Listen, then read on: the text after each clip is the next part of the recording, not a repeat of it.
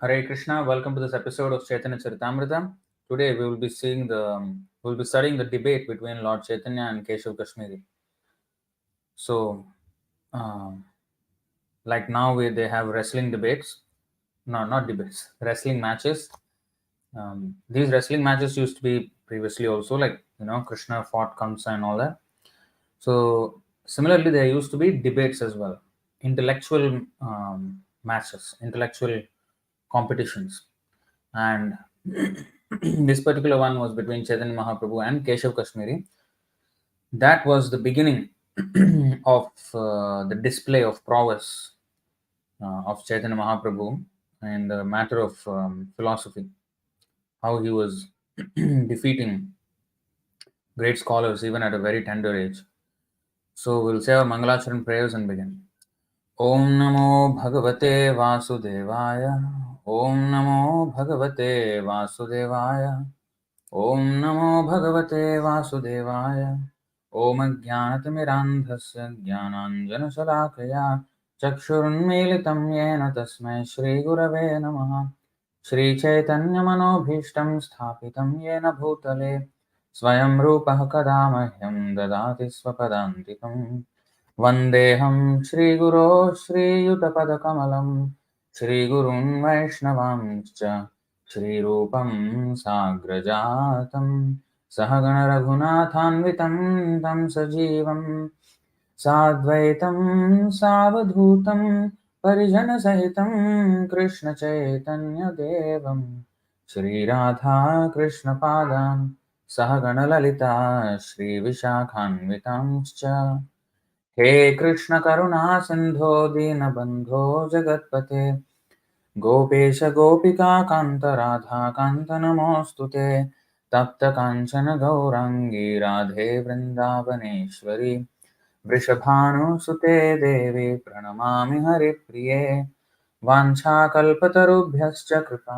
Sindhubhya eva cha Patitanam Pavanebhyo Vaishnavebhyo Namo Namaha Namo Vishnupadaya Krishna Presthaya Bhutale Srimate Bhaktivedanta Swaminiti Namine Namaste Saraswati Deve Gauravani Pracharine Nirvishesha Sunyavadi Paschatya Deshatarine Jaya Shri Krishna Chaitanya Prabhu Nityananda Shri Advaita Gadadhara Shri Vasadi Gaura Bhakta Vrinda Hare Krishna Krishna Krishna Hare Hare Hare Rama Rama Rama Hare Hare. So today we'll be studying Chaitanya Mahaprabhu's intellectual victory over Keśava Kāśmīrī.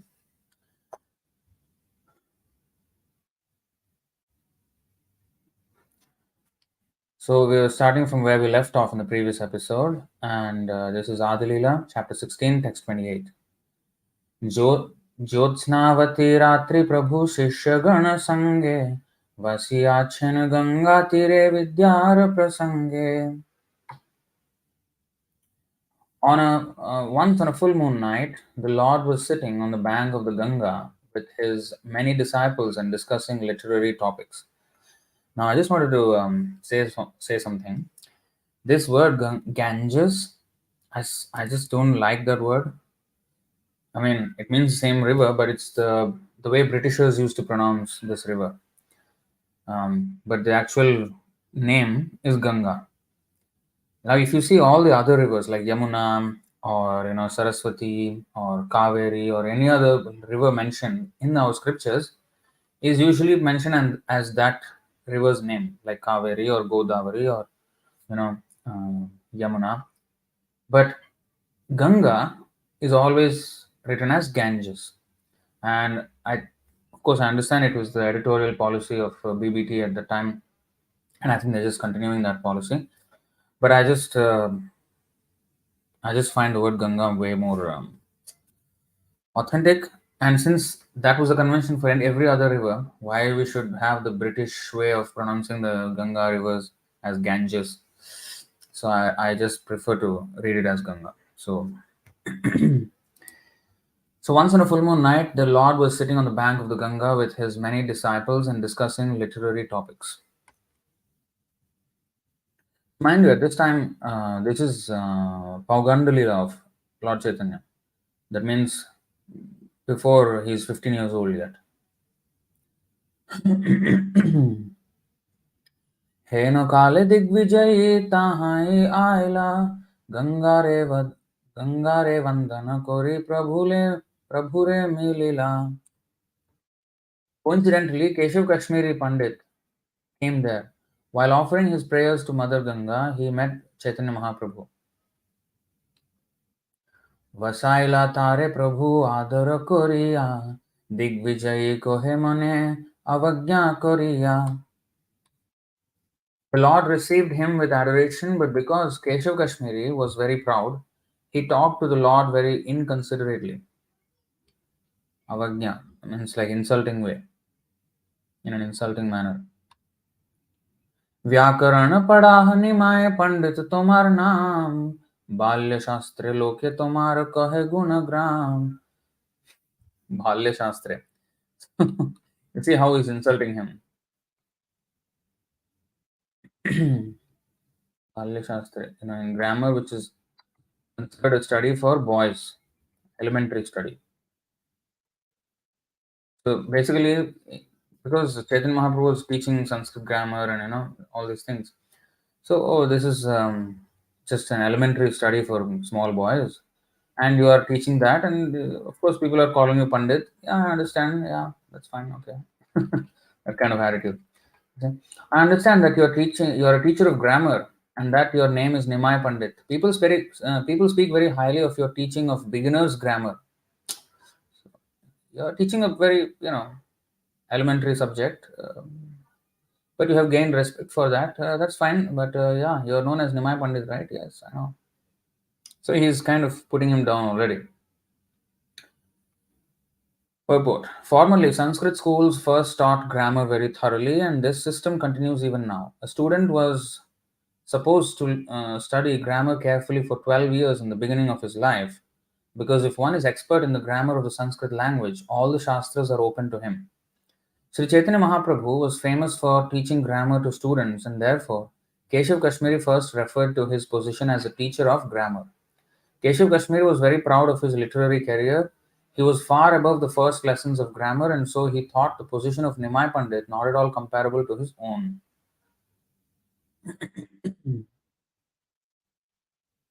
व्याकरण मध्ये जाने पढ़ा कलाप सुनिलू फाकिते तोमार शिष्य संलाप.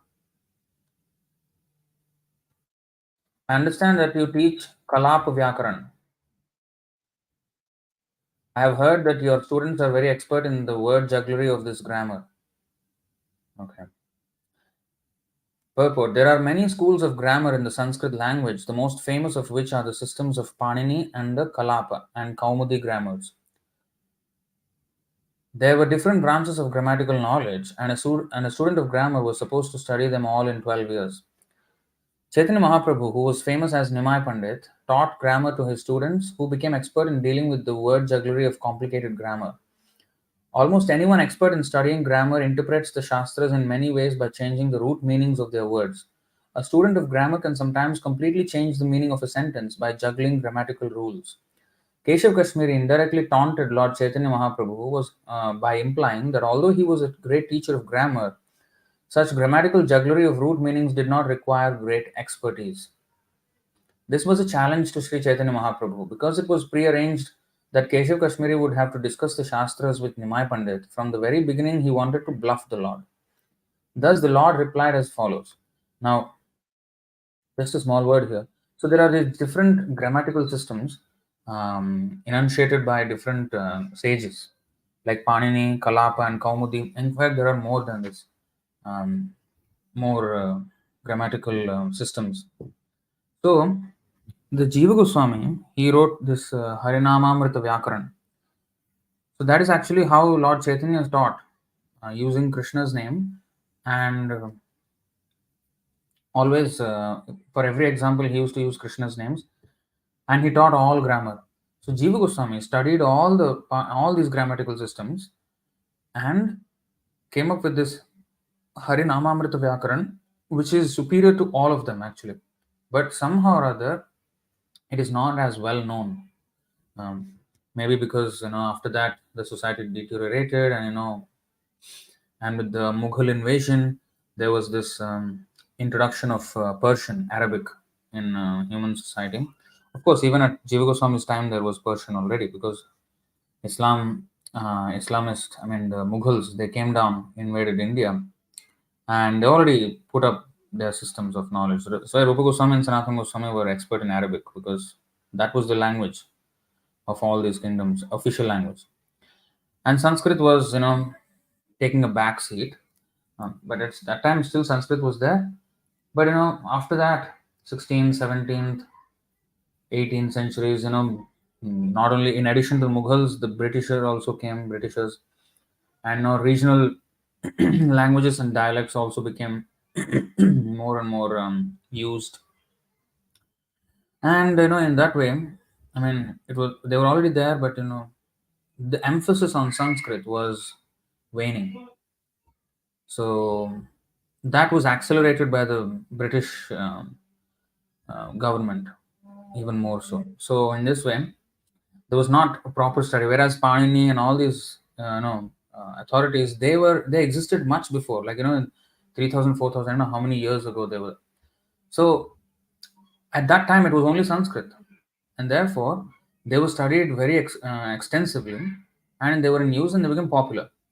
But as Jiva Goswami points out in the Harinamamrita Vyakaran, there are some things which, say for example, Panini grammar, Panini Vyakaran, that is actually the most popular system of Sanskrit grammar. But there are many parts of it which are not as straightforward. It's not easy to understand. It always, almost always required a commentary by someone, and to even decipher the rules. And sometimes the order seemed a little bit counterintuitive. So Jiva Goswami laid out the whole thing in the best possible way, but somehow or other, that is not as well known because of these societal changes, mutations that were happening in the society of Bharat historically. So anyway, Keśava Kāśmīrī, he said, he challenged Chaitanya Mahaprabhu in this way. प्रभु को है व्याकरण पढ़ाए अभिमान करे शिष्य ते ना बुझे आमे बुझाइते नारी. The Lord said, yes, I am known as a teacher of grammar, but factually I cannot impress my students with grammatical knowledge, nor can they understand me very well. Purport. Since Keśava Kāśmīrī was a little puffed up, the Lord increased his artificial pride by presenting himself as subordinate to him. Thus the Lord flattered him as follows.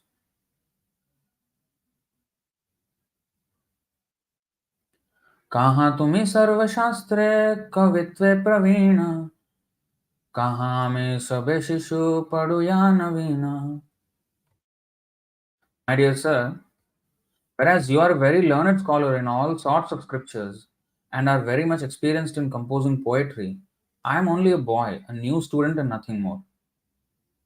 তোমার কবিত্ব কিছু শুনিতে হয় মন কৃপা করে করো যদি গঙ্গার বর্ণন.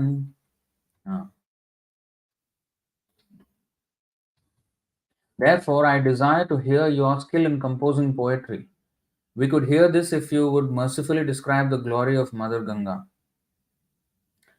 শুনিয়া ব্রাহ্মণ গর্বে বর্ণিতে লাগিলা ঘটিয়ে কে শত শ্লোক গঙ্গার বর্ণিলা. Wow, Ghati Eke in 1 hour.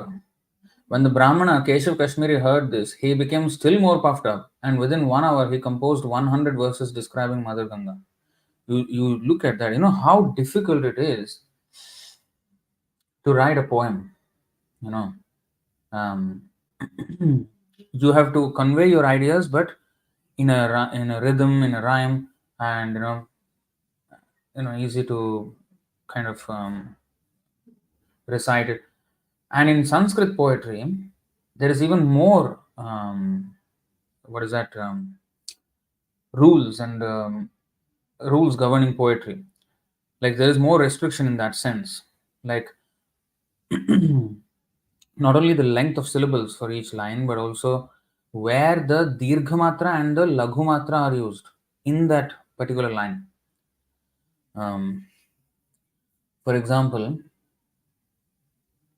okay, I'll just show you this example, which we chant every day, but we chant in a different tune. Vandeham Shri Guru.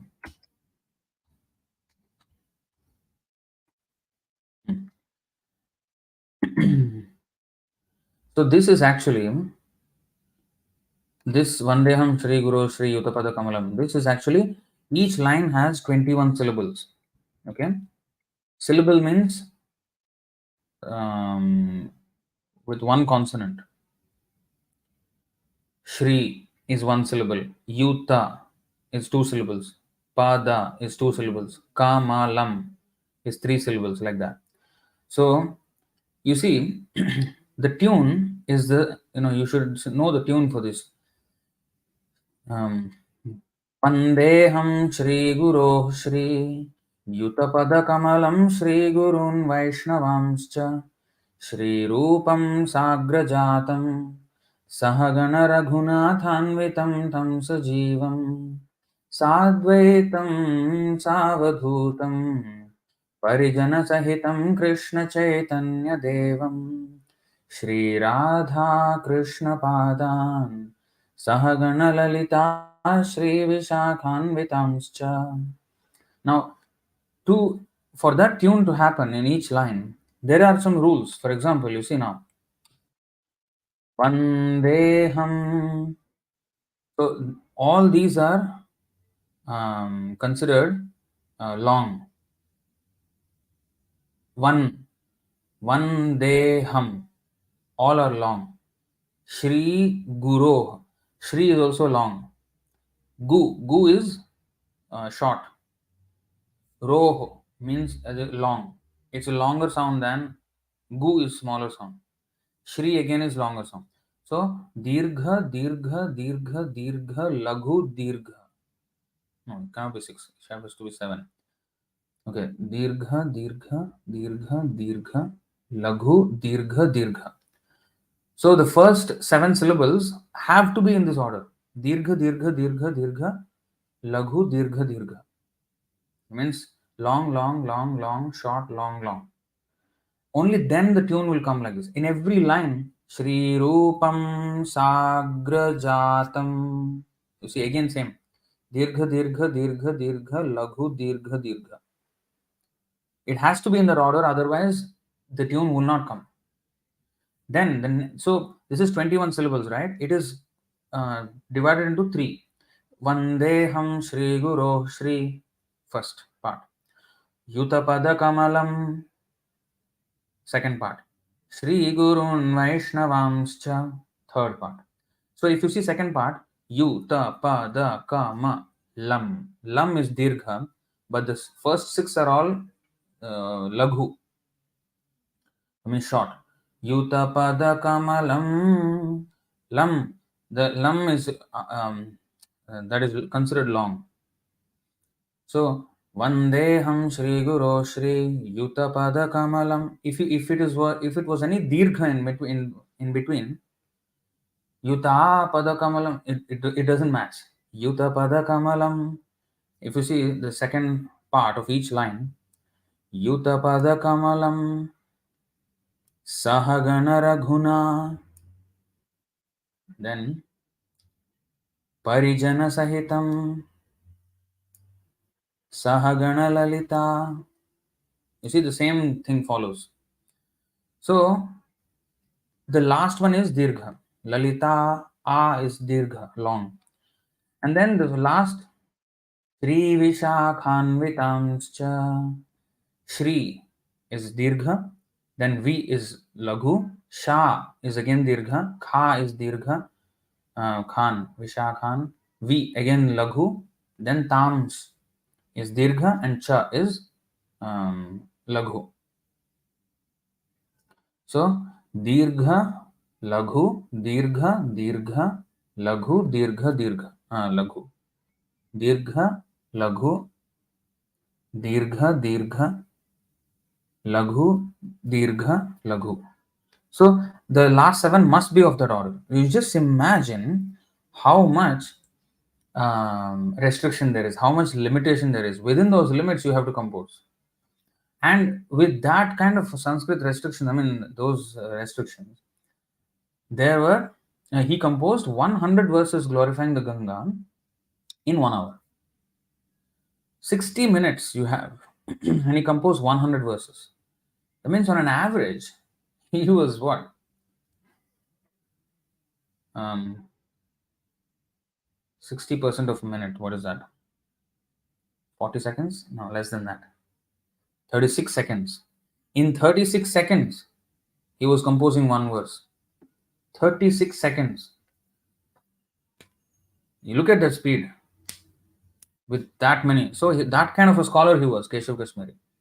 So we can just begin to appreciate, I mean, what kind of scholar Keśava Kāśmīrī was, and that kind of scholar Chaitanya Mahaprabhu defeated. Yeah.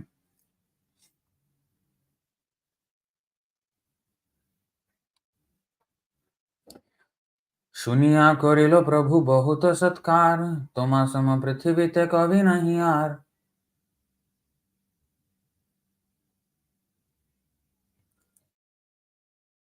You all in the comment section, you're fighting or what? You please listen to the class, okay? Translation: The Lord praised him, saying, Sir, there is no greater poet than you in the entire world. তোমার কবিতা শ্লোক বুঝিতে কার শক্তি, তুমি ভালো জানো অর্থ কিংবা Saraswati. Your poetry is so difficult that no one can understand it but you and Mother Saraswati, the goddess of learning. So he's saying only you and Mother Saraswati can understand. Your poetry is so difficult. Purport.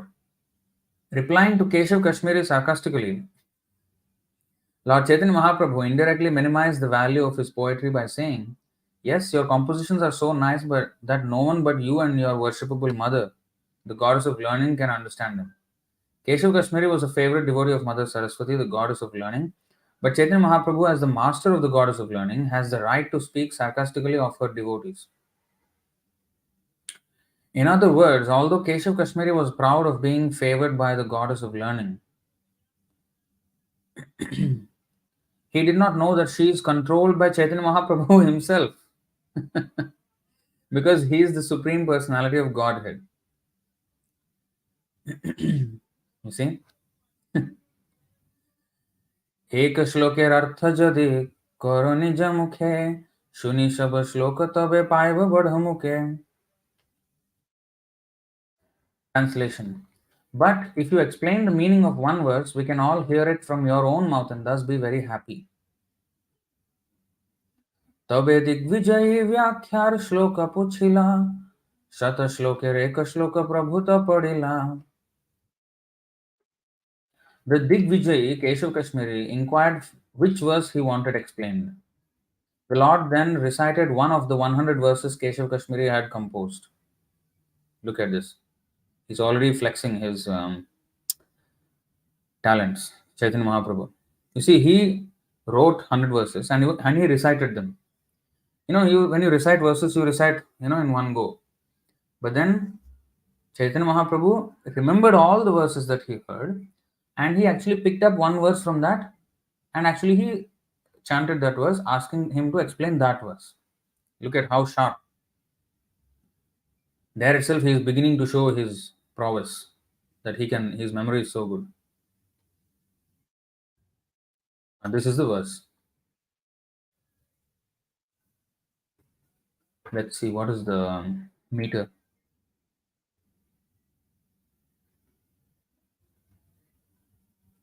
Mahatvam Gangayam Mahatvam Gangaya Satatam Idam Abhati Nitaram. 17 syllables.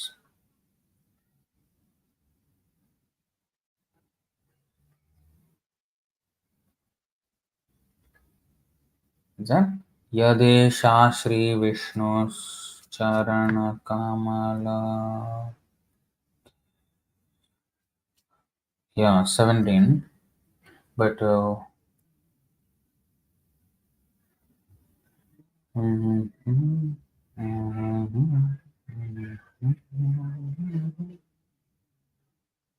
wow.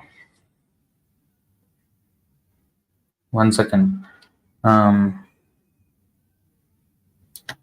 Is it this? I'm not getting the tune of this.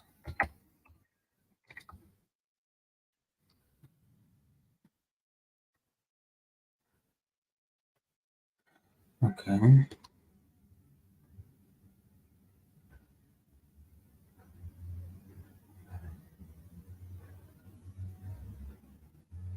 Wow.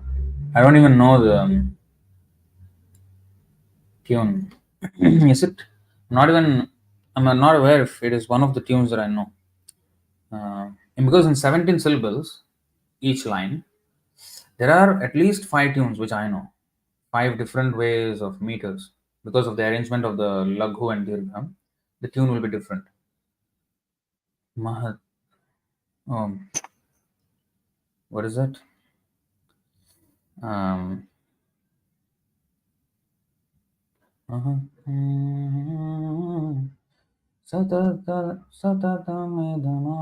oh, this is, yeah, okay. So I know this tune. Mahatvam Gangaya Satatamidamabhati Nitaram Yadesha Shri Vishnu Charana Kamalotpatti Subhaga Dvitiya Shri Lakshmi Iva Suranarairamcha Bhavani Bhartur Ya Bhavani Bhartur Ya Shirasi Vibhavatyadbhuta Guna Bhavani Bhartur Ya Shirasi Vibhavatyadbhuta Guna. Yes. So this is the same as um, even actually Jagannath Ashtaka tune will work for this. Mahatvam Gangayah Satatam Idam Abhati Nitaram Yadesha Shri Vishnu's Charana Kamalotpatti Subhaga Dvitiya Shri Lakshmīrīva Suranarair Archa Charana Bhavani Bharturya Shirasi Vibhavatyadbhuta Guna. Nityananda Ashtakam tune. Which Nityananda Ashtakam? No. That Nityananda Ashtakam is totally different. But this works. This works.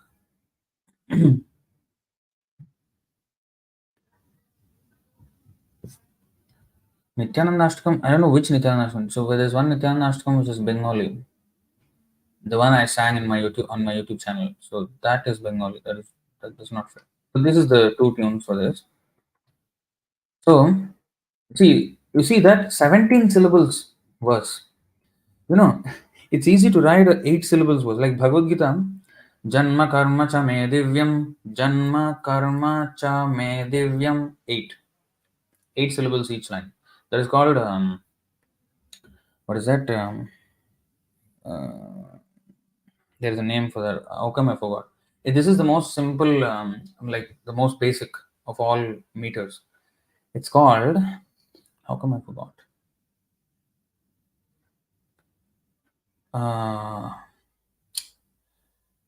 Krishna, see. Matta smritir jnanam apohanam cha. Krishna is the cause of knowledge, remembrance, and forgetfulness. Just like that, I forgot.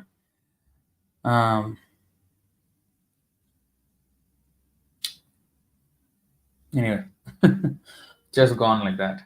So that is the most easiest, and 30 seconds, 36 seconds for each shloka. With that meter is still, I mean, it's still extremely difficult. But he composed 17 syllables each line. Wow, this is so long, I don't know if every verse is that long, or but even if one verse is that long, it cannot be finished in like 36 seconds if for a normal person. Impossible. The kind of scholarship he had, he just composed it on the fly like that. To think so many things about Mother Ganga and to put it in Sanskrit and to put it in meter in this arrangement of Laghu and Guru, Laghu and Dirgha. Aditala. Aditala? I don't know, that's maybe a Sanskrit name. So this Mataji, she said Athitala, Tala or something. So this is okay, Tamil name. Maybe I do not know Tamil because Sanskrit there is uh, Chanda. Um,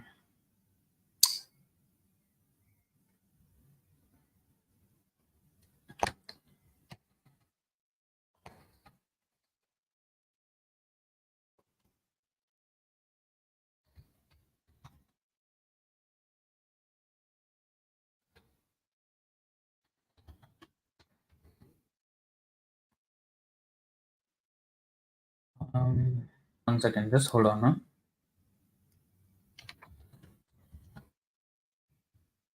Huh? Okay, here it is.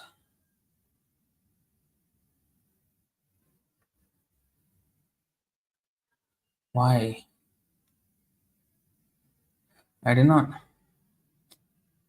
Oh my god. I did not write the name. Okay, never mind. Hmm. Anushtup. Anushtup Chanda. That is the word. Anushtup Chanda. That is the 8 syllables. And then there is Trishtup Chanda. Trishtup is actually the length. I don't know. I'm actually maybe a little bit wrong here. Trishtup. So there in Trishtup there are different also. There are different types. Um, there is Upajati Chanda, and there is another one also in Trishtup. But Anushtup is 8 syllables. Trishtup is 11 syllables. So like that. This Anushtup Chanda. So okay, let's read the translation. The translation. The greatness of Mother Ganga always brilliantly exists. She is the most fortunate because she emanated from the lotus feet of Sri Vishnu, the personality of Godhead. She is a second goddess of fortune, and therefore she is always worshipped both by demigods and by humanity. Endowed with all wonderful qualities, she flourishes on the head of Lord Shiva. So you see, he put so much into this one verse. But you see,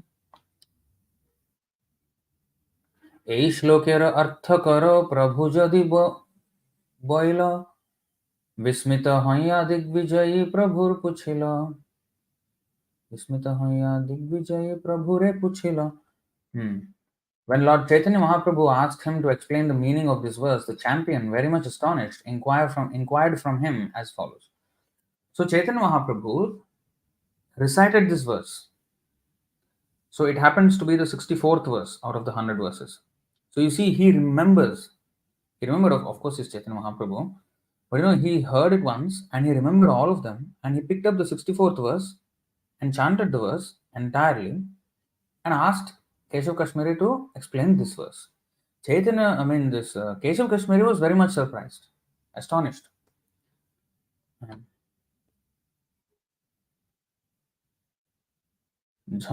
ঝঞ্ঝাওয়াত প্রায় আমি শ্লোক পড়িলা তার মধ্যে শ্লোক তুমি কইছ কণ্ঠে কইলা ঝঞ্ঝাওয়াত, the strong wind of a storm. Jhanjhavat, Jhanjhavat, Jhanjhavat. I recited all the verses like the blowing wind. How could you completely learn by heart even one among those verses? So he was astonished. I chanted it so fast, like a storm. How could you completely learn by heart even one among those verses?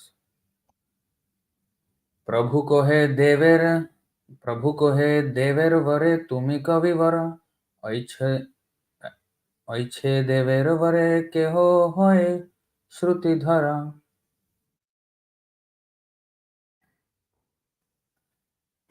Lord replied, by the grace of the Lord, someone may become a great poet. And similarly, By his grace, someone else may become a great Shrutidhara who can memorize anything immediately.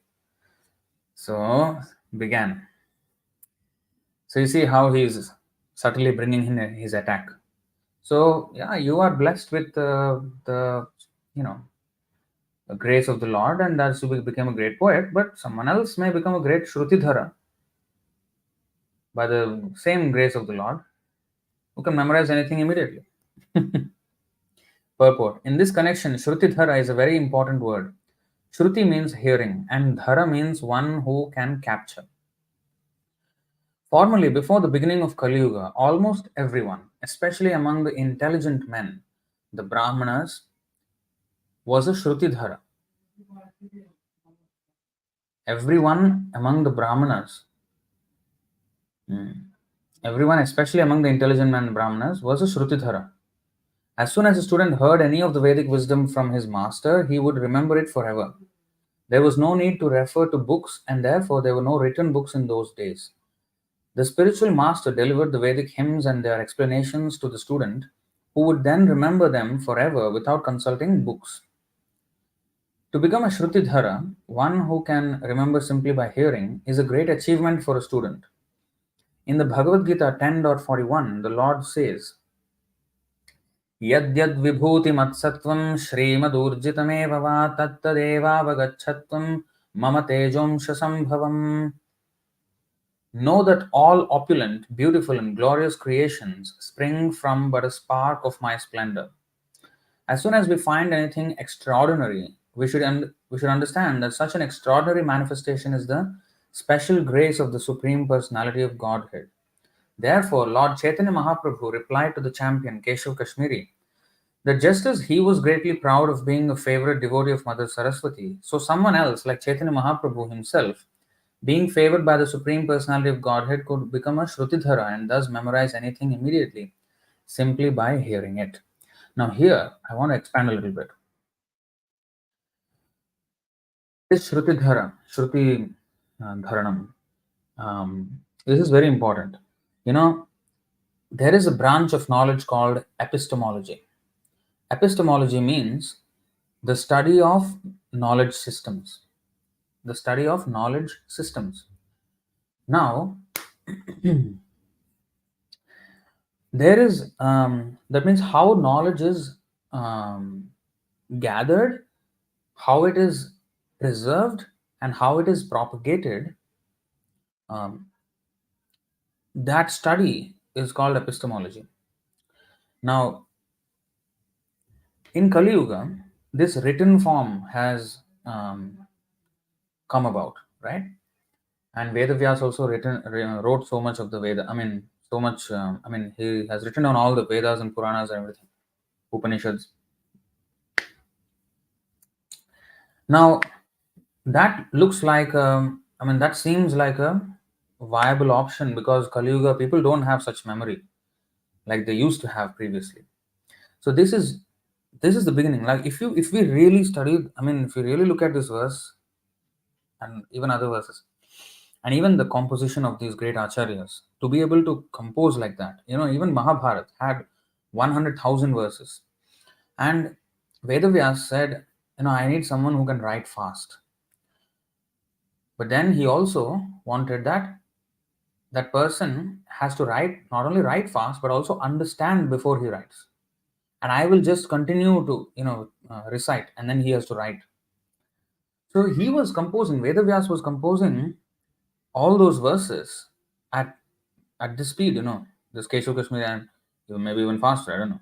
So as he was composing and reciting, Ganesh was the one who was writing the whole Mahabharata. So Ganesh had to understand everything as he was saying it, and then Ganesh wrote down. So imagine, how much of a preservation technique that is. I'll give you the whole context. So in writing, what happens is, Jiva Goswami wrote the Shat Sandarbhas. In that Shat Sandarbhas, he wrote that out of all the Vedic literature that Vedavyas actually wrote down, only 7% of it is remaining. The rest 93% is lost. You see, even for Kali Yuga, he wrote it down. And even from that, what he has written, 93% is lost. 7% is remain. Part of it, of course, I think the leaves on which they've written, decay over time. So usually they are copied, and that's how they were preserved, by copying on a new piece of leaf, a new kind of writing. Because the paper will, I mean, it's not exactly paper at those days, palm leaves, so they will deteriorate over time. Of course, they will be preserved for very long because they'll be dry. But even then, I mean, everything has deterioration, right? So even pages, they will deteriorate, isn't it? You may think, oh, online copies, they will not, e-copies, they will not deteriorate. They will also deteriorate. Hard disks, I mean, all these memory chips, they will deteriorate over time. So, what to speak of these palm leaves? So, it can deteriorate. So, therefore, they used to copy and copy and copy. That's how they used to maintain. If you ever want a copy of a book, somebody with a good handwriting, they're called scribes. So, these scribes, they used to write everything and make a copy. Now, when you do that, there can be mistakes introduced. Mistakes can be introduced, like something wrong, the human error. So a copy cannot be considered a complete replica. Maybe there is some missing, some word is missing. When you see the word, say, the Supreme Personality of Godhead, and then after that something, and then again Supreme Personality of Godhead comes. Now, when I pause there, the first Supreme Personality of Godhead, and if I'm copying and if I'm distracted a little bit and then come back to the point, then I look at the Supreme Person. Okay, from there I start. But actually, I'm looking at the second one instead of the first one. So the text between, I missed out. So these things are possible. And Jiva Goswami, he also noted this point, that all these mistakes that can be introduced into the text can. That's why even in Srimad Bhagavatam, there are instances. If you have ever read Bhagavatam, you will see this. Prabhupada's Bhagavatam.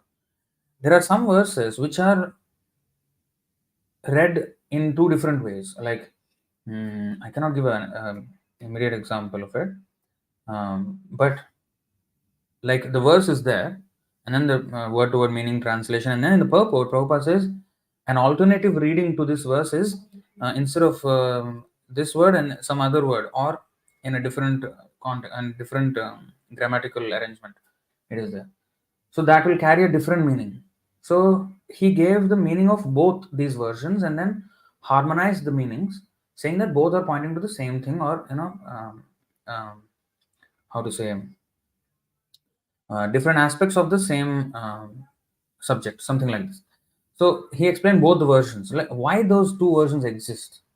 So because of these kind of stuff, this kind of change of hands, when it's different people writing, and then if another scribe copies from the copied text, and if the copied text already had a mistake, then the mistakes will come into this, and maybe more mistakes will be introduced by this scribe. That's why scribes had to be very accurate when they write, when they should not make any mistakes. So they of course tried for no mistakes, but human error, somewhere something may be introduced. Somebody had to check it, whether everything was done properly. So how much that checking is done, all this is um, it's subjective, right? We can't be sure of how much. So in this way, and also what happened when Mughal invasion, the Takshashila University in Pakistan and what is that, Nalanda University in India, they were both burned, and apparently the fire was so big that the books in those universities burned for 8 months continuously without stop. 8 months. That much material was lost.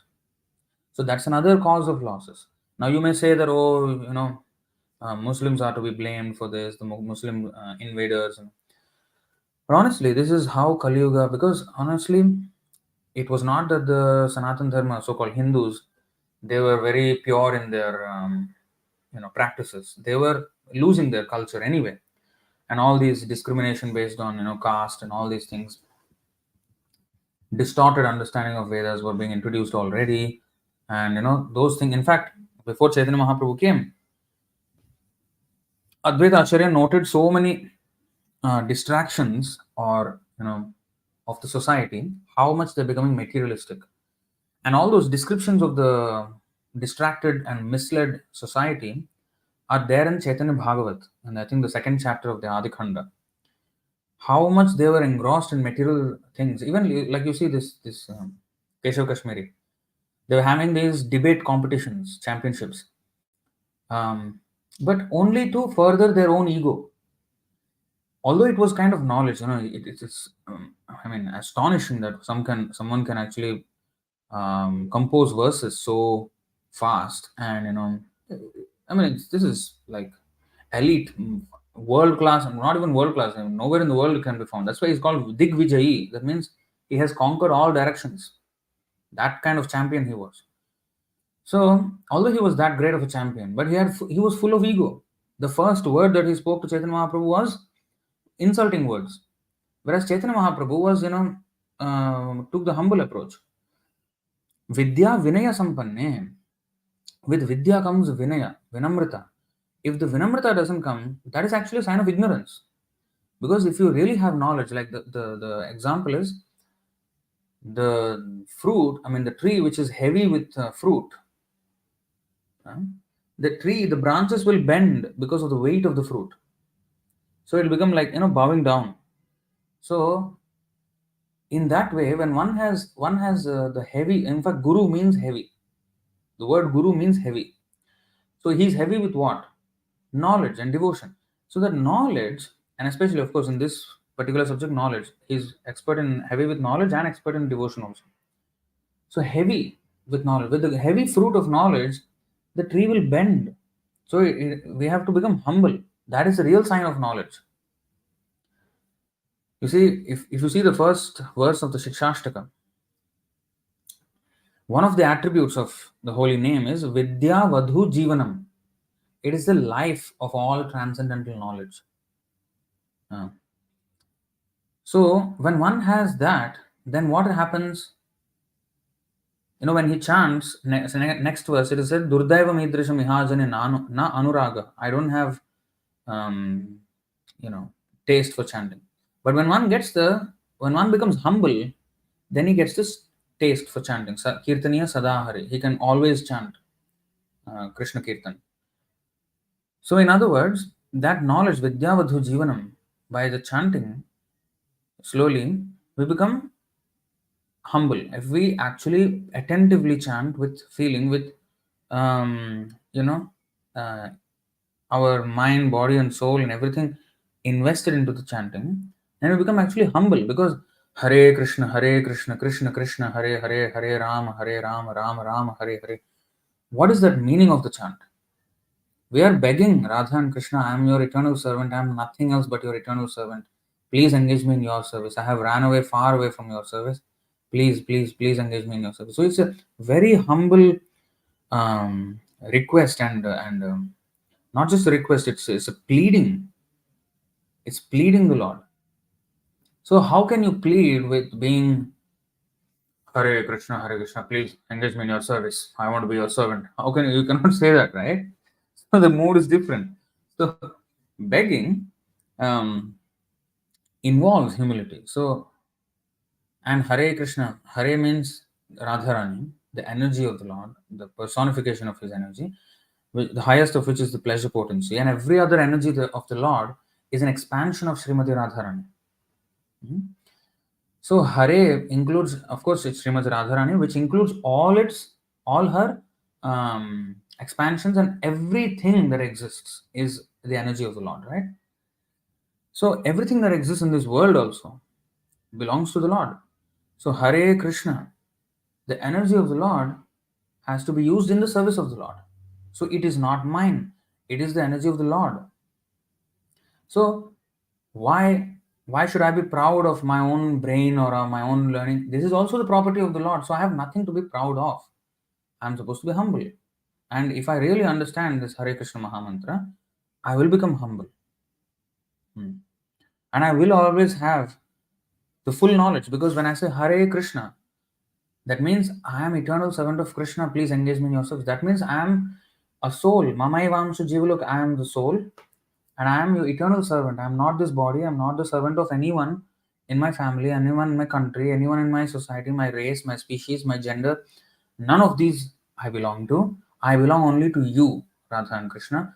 Please engage me in your service exclusively. So the entire knowledge of I am not the body, I am the soul, I am the servant of the Supreme Personality of Godhead, and everything that exists is the energy of the Lord.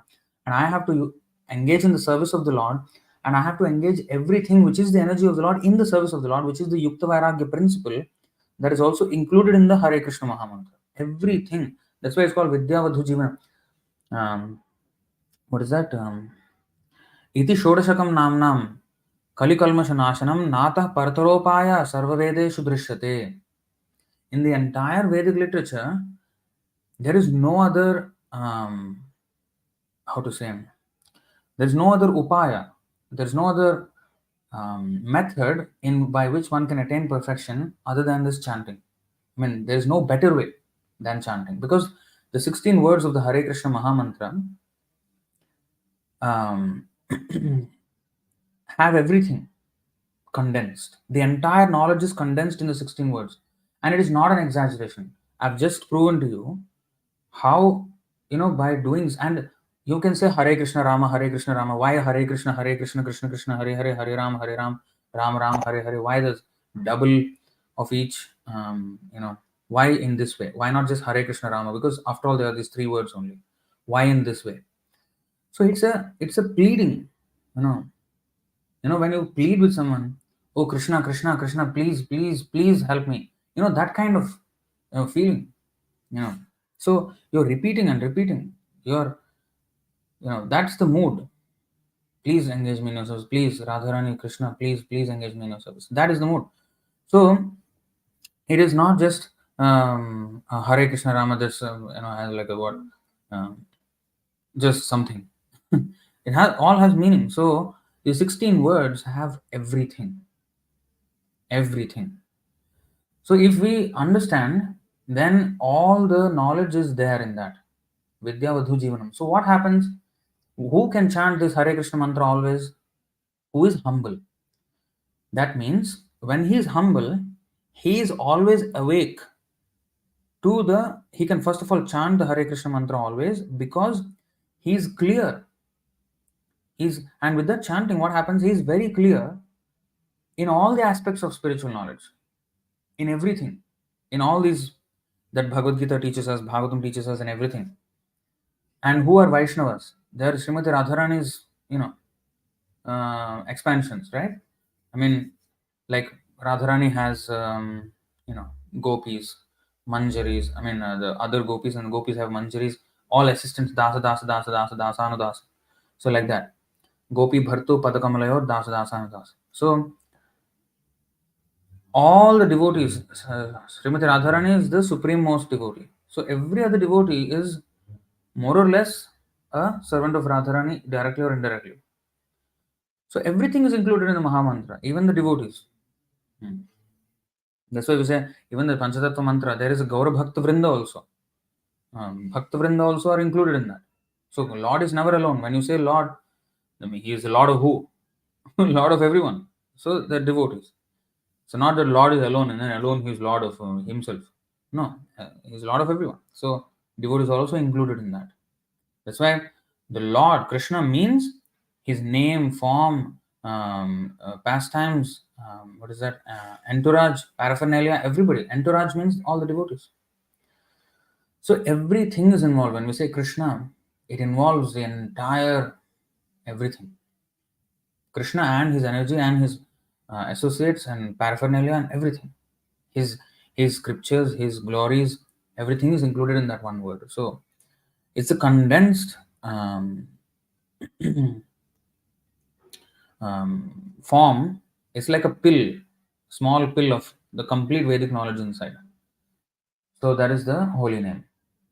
So anyway, the point is, Trinadapi Sunichena Tarorapi Sahishnuna Amanena Manadena Kirtaniya Sadahi. So one has to be humble. Guru, the knowledge, Vidya Vinaya Sampanne Brahmane Gavihastane Shunichaiva Swapakecha Panditah Samadarshina.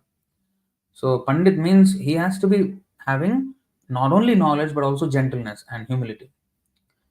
But you see, people were so materialistic back then, even though they had knowledge and everything to the extent of what Keśava Kāśmīrī had, still pride, huge pride, massive pride. And so now coming back to the point of Shrutidhara. So these scribes, when they write, there are all these mistakes that can be. We were talking about epistemology, the systems of knowledge, and the not just creation. I mean the gathering of knowledge, the preservation of knowledge, and the propagation of the knowledge. With propagation happens preservation. That also will come to. It's actually a very big subject, very important subject as well for all devotees to understand how actually knowledge is coming down in the parampara system. So in parampara system, Krishna already said this in the 4th chapter of Bhagavad Gita. Imam vivasvate yogam proktavan aham avyayam vivasvan manave praha manurikshvakave bravit. Now in this verse there are three times the word spoken is repeated. Imam vivasvate yogam proktavan. Proktavan means spoke. Aham avyam vivasvan manave praha, again spoken. Then abravit, again spoken. All these words are same thing, means spoken. That's why you see, I instructed, proktavan. This imperishable science of yoga to the sun god, Vivasvan, and Vivasvan instructed it, praha. Vivasvan manave praha. And the father of man, Manu, the father of mankind, and Manu in turn instructed it to Ikshvaku. Manu Ikshvakave abravit. Abravit means spoken. So it was spoken in this way, and it was handed down. Evam parampara praptam imam rajarsho viduhu sakaya neha mahata yogo nashtaha parantapa. Now, even with that spoken knowledge, it was lost somewhere. And usually Kali Yuga accelerates such loss or destruction of knowledge. Yogo nashtaha is accelerated in Kali Yuga because of these systems of writing. Writing is actually inferior to speaking.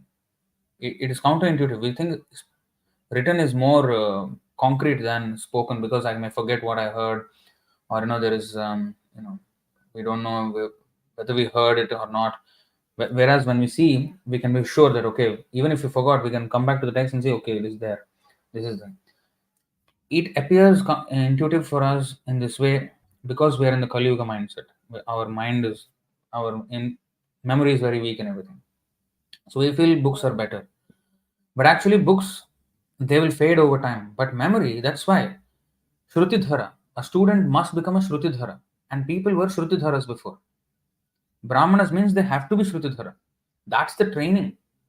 The reason is not just to mug up things and just remember and by rote, just repeat, vomit everything that you have learned. No.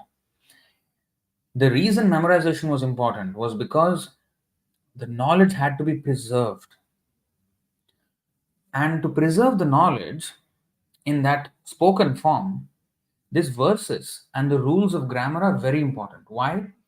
Just now we have heard the structure of the verses, right? Each line where the dirgha matra and laghu matra comes, where the short and long syllables come, that structure has to be understood. So a person has to be able to recognize the structures, the patterns. And that's how I came up with when I chanted the verse just now. When you look at a verse, if you are trained, you can just see the number of syllables it has and the Laghu Guru arrangement, and you can know the tune of the verse. And that's how I chanted the tune just now, because I counted the number of syllables in each line. Of course, I confused myself a little bit. That's why it took me some time. Actually, it was easy.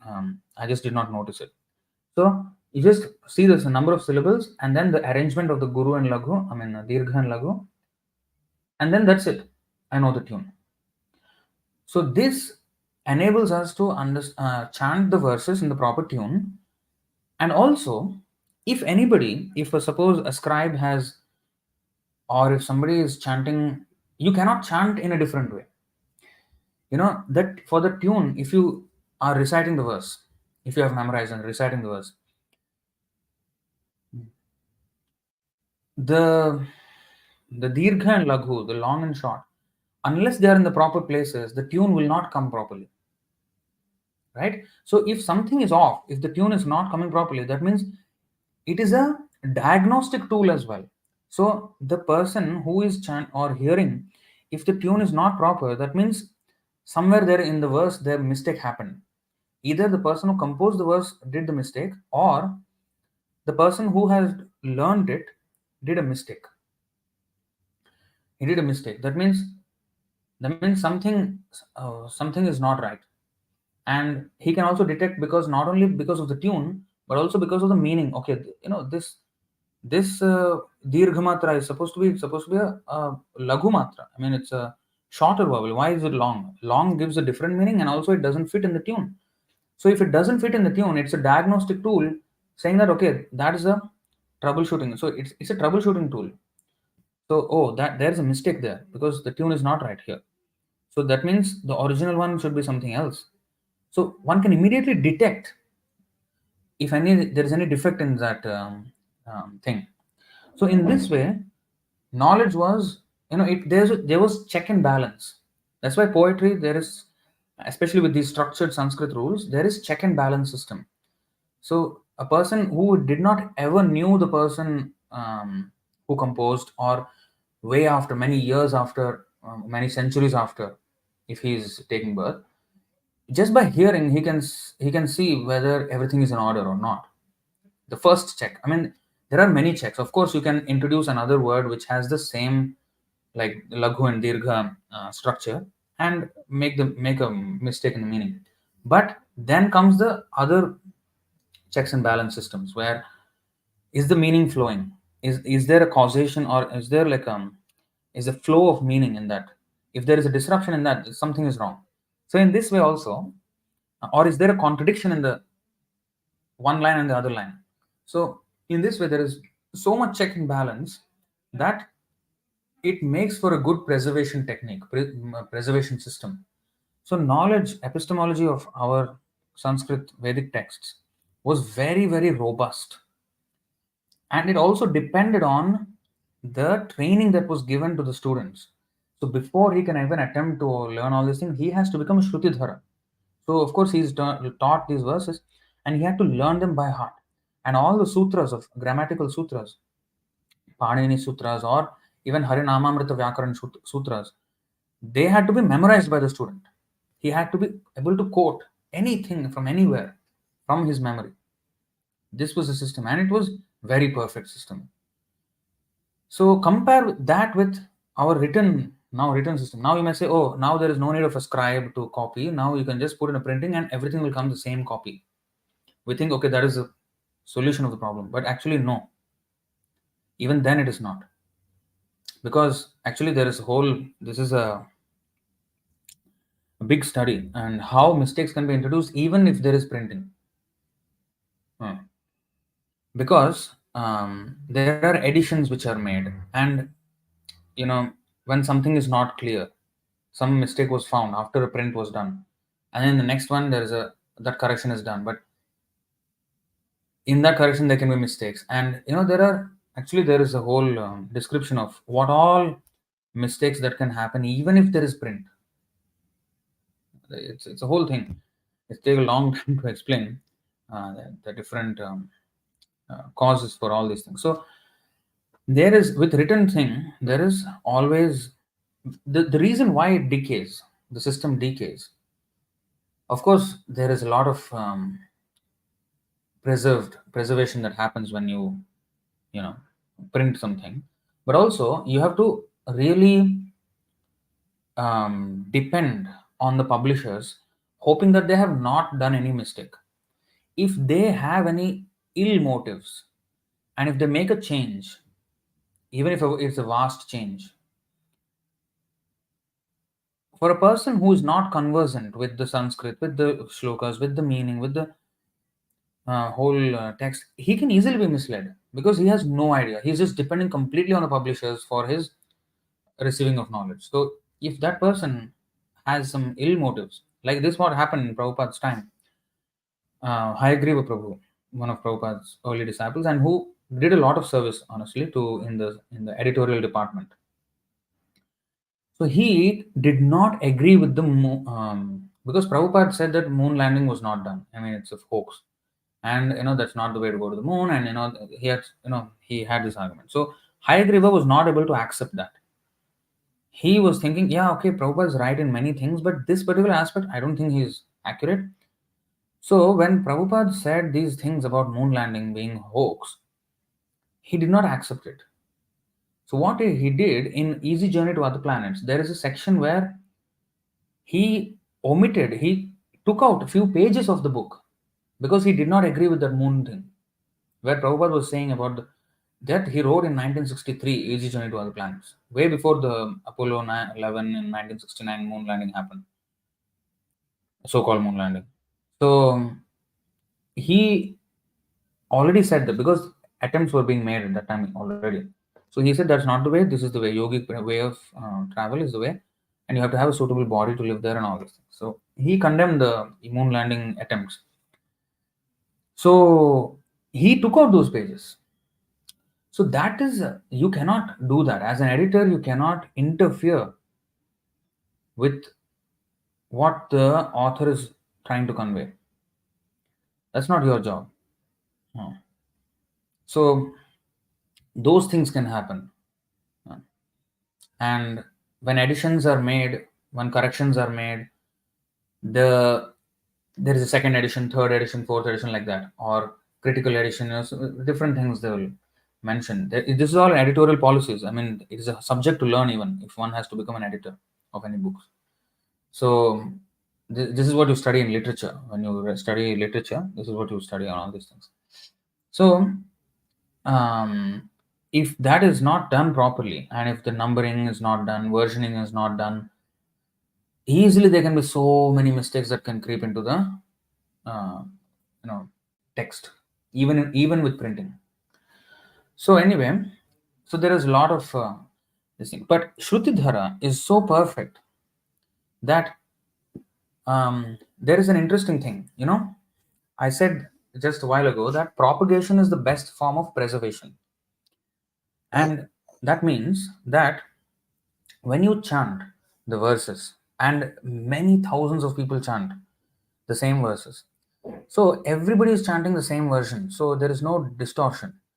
Like there is in Mahabharata, there are so many different versions. Ramayana also so many different versions, and we're not talking about different author writing their own version of the Ramayana, but even the Valmiki Ramayana itself or Mahabharata itself, it is not preserved well. There are so many mistakes, so many things that are missing, and so many things that are distorted, and so many interpolations. Interpolations means a text has been added later on, which was not part of the original text. So those things also happened, both in Ramayana and Mahabharata. Over time, these things happened. Corruption of the text. So, but those are unknown to the modern man because they're not read or recited as much. But Bhagavad Gita, although part of the Mahabharata, is intact, is almost immune from such changes. Because why? People used to chant it. People memorized the whole Bhagavad Gita. It was very common for people in India to memorize the entire Bhagavad Gita and chant every time. Even now, I mean, people chant so many stotras and shlokas, that is the way of preservation. Like if so many people chant and everybody is chanting the same thing, so in that way it is kept intact, kept alive. Whereas if it is not chanted for regularly, then eventually people will lose and people will have different versions of it, and nobody knows which is correct and which is wrong, and the whole confusion starts. So that's why by chanting over and over and over again and continuing the thing for generations together, the text is preserved. And that's why there is little to no confusion. If you see any Mayavad Bhagavad Gita, any Bhagavad Gita, the verses will be the same. Because it was preserved by the process of hearing and chanting. Not exactly by writing. Writing is there, of course, now, but all these years since 5,000 years ago, Vyasadeva wrote. But again, the original copy of those texts are completely missing. They're not even existing now. Here and there, little bit, even Jiva Goswami, even the Goswami's writings are almost gone. The original ones are almost gone. It is from the copies only that we have the text that we have now. So this is epistemology. So if we really understand how knowledge is passed down, over time, it always decays. And that's why yogo nashtaha, sa kaleneha mahata, yogo nashtaha parantapa. That means by the great influence of time, this knowledge was lost, Krishna said. And that's why Arjuna, I'm again repeating this thing to you. And he made sure that he spoke and it was recorded as well by Sanjaya. And that is propagated now today. Until today, that knowledge is still existent because everybody is chanting and discussing and quoting these verses. So when you quote, it is not that you are showing off your scholarship, you are preserving the knowledge and propagating it, and getting especially the important verses. It is even more important to at, because anyway Kali Yuga we don't have such memories, big memories, but at least whatever we do have, we have to preserve it. And for that reason, Prabhupada wanted that the devotees learn the shlokas by heart and able to quote them, and this is important. This whole thing is important. So then yoga nashta won't happen. But if you disconnect yourself from the actual verses, and then eventually we will go far, far, far, and far distant. We will lose the original purpose and meaning of the this thing. And over time, you see, classic example I'll give you. You know what happened? You know, in among the Hare Krishna devotees, I mean ISKCON and Ritvik and all this, among the descendants of Prabhupada, this way or that way, ISKCON or Ritvik, there are people who are original bookwadis. They are very much, we have to have the original books, 1972 version, and nothing else. We should not have the edited version. There are people like this. Of course, we have many times told that actually many edits were actually brought the text back to what Prabhupada intended to write, and 1972 actually kind of deviated from that thing what Prabhupada wanted to write, and 1972 version the editors deviated from there. And Prabhupada was not he did not check each and every page before being published. So he outsourced the thing to the editorial department, and mistakes were introduced even in the 1972 version itself. And they were quite serious mistakes. So those were corrected. Of course, some of the changes we also don't agree with, but many of the changes were bringing it back to the original thing. So either way, so that's why we are not into this only original books, whichever, whether it's 1983 or 1972. Of course, we don't. It is good that there is at least some body of devotees who are opposing the changes, because we cannot allow them to change everything and anything and whenever they want and whatever they want, right? That is also a serious thing. Like the other day we saw the 7.130 Madhya Leela, where that is a serious thing, where it is said that one should not become one should not think oneself a uttamadhikari, and it's best not to have disciples. And then they changed it now to say that, oh, it's best to not to be uttamadhikari and think that, oh, I don't want any disciples. That it's best not to have any disciples. We should shed that thinking and we should actually make disciples and propagate the movement, because second class devotee is the one who preaches. Uttamadhikari does not preach. So it is both are philosophically right, but the intention which Prabhupada wanted to say, because they are saying that this is actually Diksha Guru.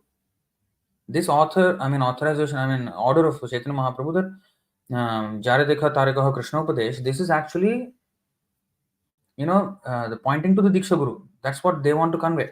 Whether the edit was made with that intention, or whether it was made honestly with what Prabhupada wanted to say, that had to be evaluated. But both the meanings apply in different contexts. But it is a complete opposite. And if we used to actually substantiate that Yaradeka Tarika Krishna Upadesh is not Diksha Guru thing, it is a Siksha Guru thing. Because anybody, if I am working in an office and everything, and I tell my colleague that chant Hare Krishna, I am not his Diksha Guru. That's not Diksha Guru. Because I may not be Uttama Adhikari, because Rupa Goswami writes in the Nectar of Devotion, Nectar of Instruction, verse 1, that one has to be a Goswami, completely able to control his senses, only then he can become a Guru. Diksha Guru, he can make Shishas. So, unless one has done that, and Nectar of Instruction 5 as well, unless one has to accept a guru who's an uttama adhikari. One cannot accept. I mean, he says madhyamadhikari, kanishtadhikari may also accept disciples, but may also accept disciples means it does not mean that okay, you may accept disciples. No, it may so happen that they also, you will find even madhyamadhikaris, kanishtadhikaris, they also may have disciples, but they will not rise to the standard more than the guru, and they will be having insufficient guidance. So, in other words, that is not what we want, because we want sufficient guidance to be able to go back to Godhead. So, it is actually discouraging a guru to be of Madhyama and Kanishtadhikari platforms. But many people, even ISKCON, so even scholars within ISKCON, they interpret it as, oh, second class and third class may also accept disciples. That's wrong. That's wrong interpretation of it. May also accept means it's not that, oh, it is a permission given to them, okay, you may also accept. No, that's not the thing. It may so happen that they may accept, but they will not advance the disciples sufficiently. And do we want to go back to Godhead? Let's answer that question first. Do I want to go back to Godhead or not? And if I do want, then I need to have sufficient guidance. How can I take someone who will insufficiently guide me? So that's not the proper way. Diksha Guru has to be Vishnupadaya, Krishna Preshthaya. Especially close to Krishna. He is a very confidential servitor of Krishna. That is what we sing in the Guru Vashtaka every morning. That he is, assistant to the gopis. I mean, he's so confidential and intimate associate of the Lord. Not anybody and everybody, not some Madhyama or Kanishtadhikari. Madhyama Adhikari, at least his preaching is coming, but he's also not on the Uttama Adhikari stage yet. So it is clear that Guru, this Yaradeka Tarika Krishna Upadesh is Shiksha Guru, which anyone can do, even a child can do. So it is debatable. I mean, I want to see what is the original, what Prabhupada said in the dictaphone, and with what intonation, with what mood, with what intonation he said it. I want to hear that. So when these changes are introduced, it vastly changes the implications.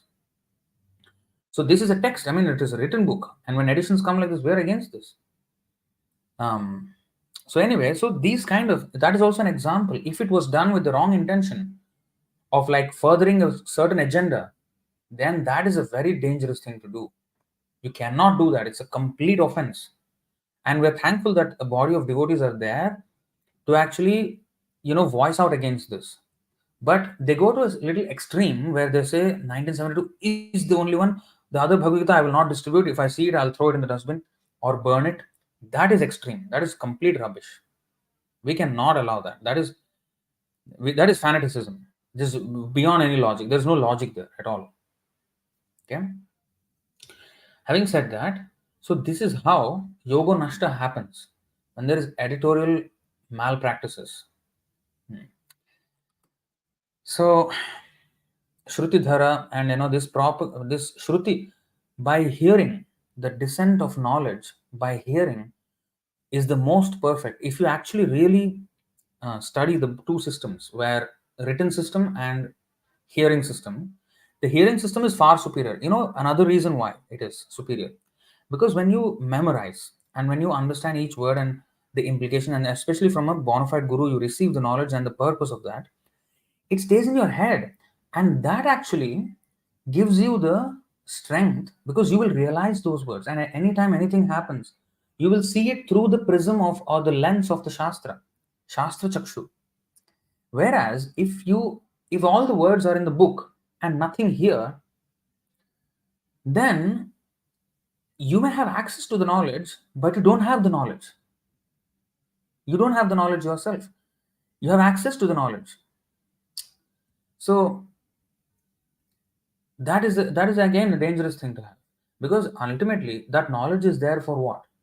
For us to apply. So if I have to apply, and if I have to apply quick, then I have to know everything. It should be in here. And therefore, whenever I have to make a decision or anything, okay, there are all these frameworks that are already there. Okay, this shloka says this way, this shloka. So these are the things that we should consider when we are taking this decision. So, but if I don't even know these shlokas exist in the first place, then if I want to take a decision, and if I want to know whether this is in accordance with Guru Sadhu Shastra, then I have to make one big research on a folio, weather base, all the words and everything, all the verses, and sometimes I may miss. How can I, maybe because different words are used in the translation, the word I am searching for may not be there in that text at all, but it is used. A different word is used to explain that, so I will not find it in my search results. So how will I know what the shastras say about the situation and what decision I can make this time? So this is why this hearing is the way of preservation by hearing and propagation by hearing and chanting is the best way actually.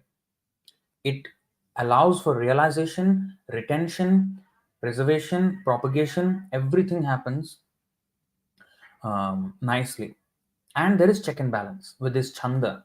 Chanda is very important. Therefore, it's not just for some nice tune. That's why we are having this chandas. Because I want to chant it melodiously, just for a musical addition to the knowledge. No, poetry makes it easier for the student to remember, easy to quote. Like um, say anything. I mean, any verse. Sarvadharman parityajya mamekam sharanam vraja.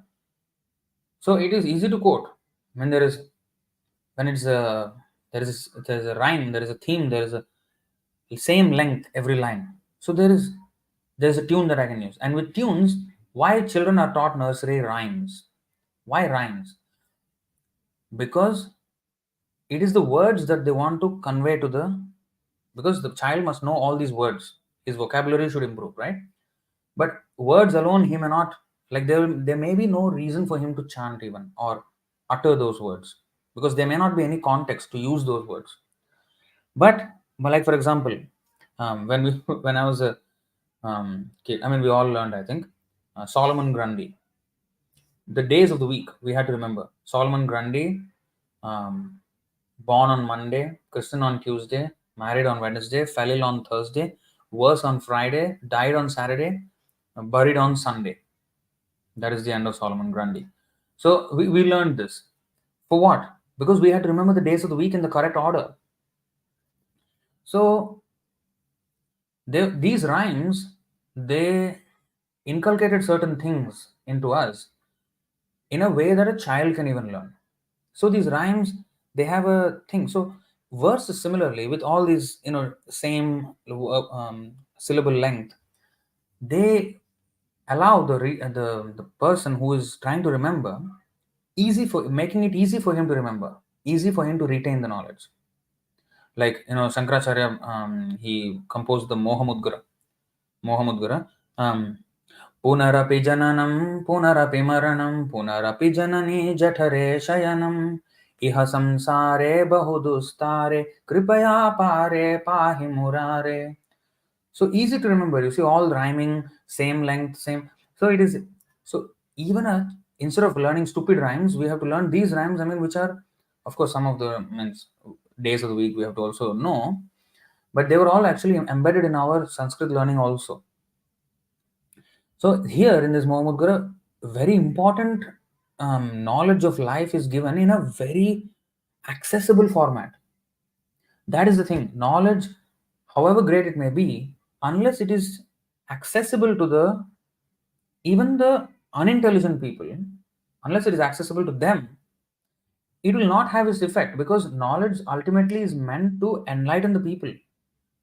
And if the people are not qualified enough to understand extensive, this high level grammar, high level Sanskrit texts, then some other device has to be done in order for it to reach them. And therefore, Narottam Das Thakur wrote songs in very simple Bengali. And Vishwanath Chakravarti Thakur, who is a great Sanskrit scholar, he said that Narottam Das Thakur's songs are as good as Vedavakya, the statements of the Vedas, because they carry as much meaning, they carry as much gravity, everything, nothing is lost. The entire Vedic knowledge is there in very simple Bengali. So even a illiterate who knows a little bit Bengali, and if he knows rhyming, like a song, people sing cinema songs. Why? Because there is a tune, there is something. It is easy to remember the lyrics, right? So to remember the lyrics of these verses, there is a tune. So it is easy for them to capture the Shrutidhara, to capture it in their memory. It is easy with a tune. At the same time, the same tune also acts as a diagnostic tool, because if anything is changed or something, okay, the tune is not coming good, so that means there is some problem, there is something that is missing here. So we can understand that also. So what was lost, the investigation can be done, and with the flow of the meaning, one can actually maybe guess and reconstruct the verse, or go back to the author and see, is this the correct version, what is wrong here, something is wrong here. So in this way, retention, gathering, retention or preservation, and propagation, and preservation by propagation. Preservation means not, retention means in myself, like I have to retain this knowledge, that's fine, but it has to be retained in society at large, not only as an individual.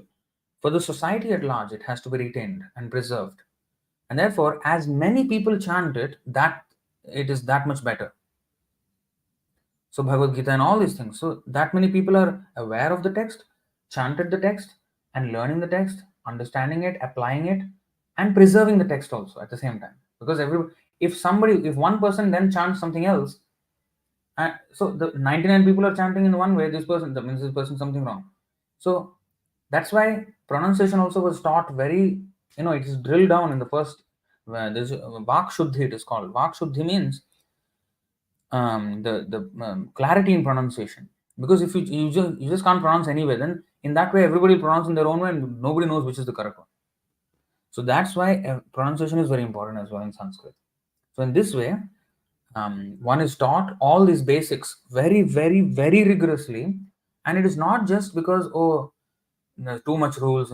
No, the rules had meaning, and this is the meaning: to preserve and propagate the knowledge intact without any change. That is the reason why such rigorous training is given in the young days, that a child who is studying this has to learn, and then he can then apply, and then he can become a scholar, and then of course. So that was the reason why it was done like that. So just I wanted to expand upon that, because this epistemology is very important for us to understand, because this knowledge of Prabhupada's books have to stay for 10,000 years, and there has to be no malpractices, and also in the editorial process there has to be no malpractices. But yoga nashta happens not because of only books being changed. Even if the books are intact, if the person is not retaining anything in his mind, in his heart, so that knowledge has to be internalized. We have to have that knowledge, not the book has to have the knowledge. I am empty, like a, what is that, shell, like empty shell. No, I have to have the knowledge. So eventually that book, I have to imbibe all that knowledge. I have to learn. That's why memorizing of verses, learning the philosophy, speaking it, chanting the verses every time, and reflecting on the meaning. And that's why we sing the songs every day in the morning. Why?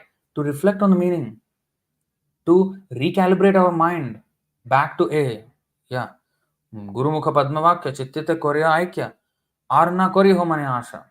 Single pointed attention, focus on the instruction of the Guru and carry out his orders. So every time recalibrate our consciousness back to serving the Guru. That is the reason why we are repeating it. We know the song. Why are we chanting every day?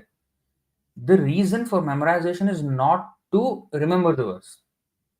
Oh, now I remember the verse, now I can stop. No. The chanting of the verse means where every time we're reflecting on the meaning of the verse, every time we chant. That means we have to know the meaning, every single word of the verse. And as we are chanting, we have to think about the meaning. Each word as we are chanting, we have to reflect on the meaning of what we are saying, to remind ourselves, oh, this is what I have to do. So this is what so always keeping our mind in Krishna consciousness. Mayarpita mano buddhir, Krishna said. Invest your mind and intelligence in thinking of me. So that's what we should do. And this helps that. These verses help that. Assist, these facilitate those remembrances. Otherwise, your mind will just going.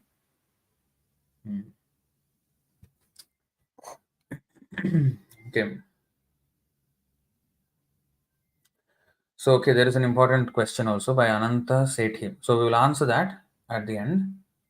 Okay. So, what about illiterate people? Yeah, that's fine. So, even if illiterate people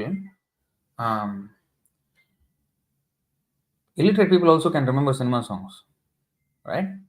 So, this is why you don't have to actually know anything. You just, even if I'm illiterate, I can just learn it by hearing, and as I hear the meaning of it, and because those words are also used in, especially in India, those words are used in their own regional languages as well. Like Punarapi Jananam. Jananam means birth in every language in India. Punarapi Maranam. Maranam is also death in every language in India, except maybe Tamil. I don't know. Maybe Tamil also has this thing. But every other language in India except Tamil is Sanskrit, derivative of Sanskrit. In fact, even Tamil, there was another language which was a mix of Sanskrit and Tamil, which is called, I forgot the name. Bhaktisiddhanta Saraswati Thakur mentions that in the book called Brahmana and Vaishnava. He mentions that language. Um, Mani Pravala, Mani something. So there is a language, Sanskrit and Tamil included. I mean, like mixture of both. That's why in Tamil also you will find some Sanskrit words. You will find Karunai. Karunai means mercy. Karuna means mercy. So like that. I mean, so there's so many actually. So anyway, um, so you will know these words. So even if one is illiterate, one is using, one speaks still. So just by this hearing, even illiterate can actually gather these and remember these in a rhyming format. Instead of learning any other rhyme, he can just learn this rhyme and then he can reflect on the meaning. So it is accessible to even illiterates. This hearing, whereas reading means you have to have literacy. So it is not accessible to them. Even a blind man can remember. I mean, hear, and if he's a deaf, yeah, then it has to be maybe braille systems or something like that has to be like devised. But yeah.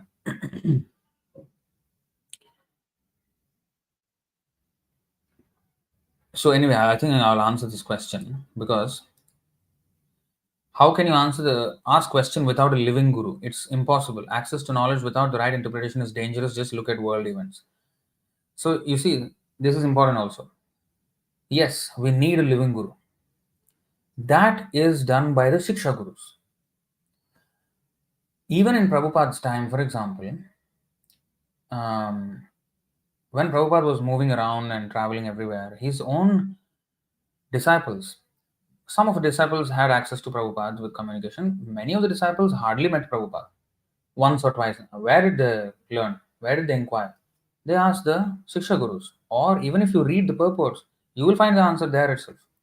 But if you want more context or something like this from different verses from different parts of Prabhupada's books, then you can always go to a learned devotee that's why senior devotees should be there and their association should be sought, because then that's how actually this is preserved. So that's why in our ISKM, we have this format of showing the screen here, because we want to show what Prabhupada said, and that's how this our preaching is going on. So we want to show what Prabhupada said. So in that way, so in this way you can have, so Prabhupada, if he's here also, he physically he will say the same thing.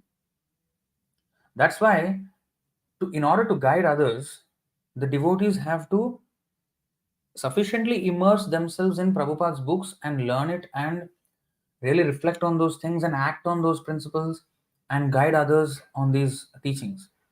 So they have to do that as well.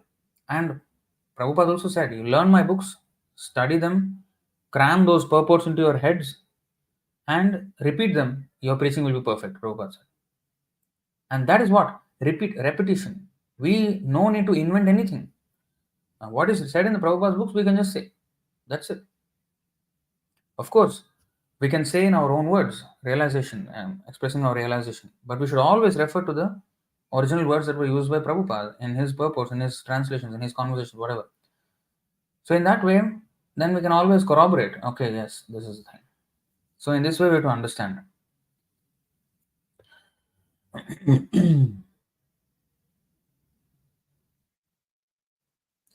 Okay, you are very much into this living guru, living guru. We are not denying. We are not denying. You have to associate. That's why we have temples, we have devotees. You have to associate with the living, because when you come, you will learn a lot of things, not only the book knowledge, but also how to practically do things, like how to do arati, how to do, even sweeping, mopping, how to even preach, how to distribute books, how to cook. All these things of different aspects of Krishna's service, you will learn in the association of devotees and physical association. I agree. So, but in the physical absence of the Diksha Guru, the Shiksha Guru does that. So, we are not this impersonal movement where, oh, Prabhupada exists only as a painting on the wall or a photo on the wall or a murti in the temple or in the books, purports of his books, but he's not existing to access. We cannot ask him anything. That's why. That's why the disciples are there who are learning everything from him verbatim. They chant the verses verbatim. So this verbatim is very important. That means as it is. So learn everything. And then speak. Exactly as what Prabhupada would say. That's the way it is done. You're saying all the paths lead to Krishna in the end, birth after birth. But yes, all paths lead to Krishna. From point A to point B, if I want to go, I can go straight like this. I can go one round like this. Two paths. I mean, there are two paths you can go. But one is a stupid path, for idiots who why do I have to waste time instead of the straight path. So straight path is bhakti. So if I go to impersonal philosophy, yes, I will ultimately reach Krishna. But after a lot of trouble and trouble and trouble, and some point in my journey, I will contact a pure devotee and my conceptions will be corrected, and then I will join. I will understand that Krishna is a supreme personality of Godhead. Why should I take that stupid path? Instead, I can accept that I can correct myself even now. Because then I can go straight, point A to point B. But if I want to face all the troubles, kleshodikatarastesham avvyakta sakta chetasam avvyakta hi gatir dukkham dehavadbhiravapyate. So if I want to do all that, then yeah, I can go ahead and do it. Klesha adhikatarastesham. Adhikatara. Extremely difficult, that path. You have to take births and that is actually suffering. Punarapi maranam, punarapi jananam, punarapi maranam, punarapi janani jathare shayanam. To lie down in the womb of mother, take birth, die, disease, old age, death, all these are painful. So why so many lives of pain and anxiety? And then even in the quest of knowledge, one suffers so much because he has to go through so many misconceptions and correct them and waste time in this way. Physical pain, intellectual pain, why? Spiritual pain, just go straight, but finish. Okay, so coming back to this. So he said, by the grace of the Lord, someone may become great Kavi, someone may become great Shrutidhara. Okay, so that's a long explanation for that verse. But it's important. We should know these things. Okay. Next. श्लोकेर अर्थ कैल विप्र पाया संतोष प्रभु कोहे कोह श्लोकेर किवा गुण दोष. Satisfied with the statement of Lord Caitanya Mahaprabhu, the Brahmana Keśava Kāśmīrī explained the quoted verse. Then the Lord said, now kindly explain the special qualities and faults in the verse. So he's actually not even explaining anything. He's asking Keśava Kāśmīrī to explain.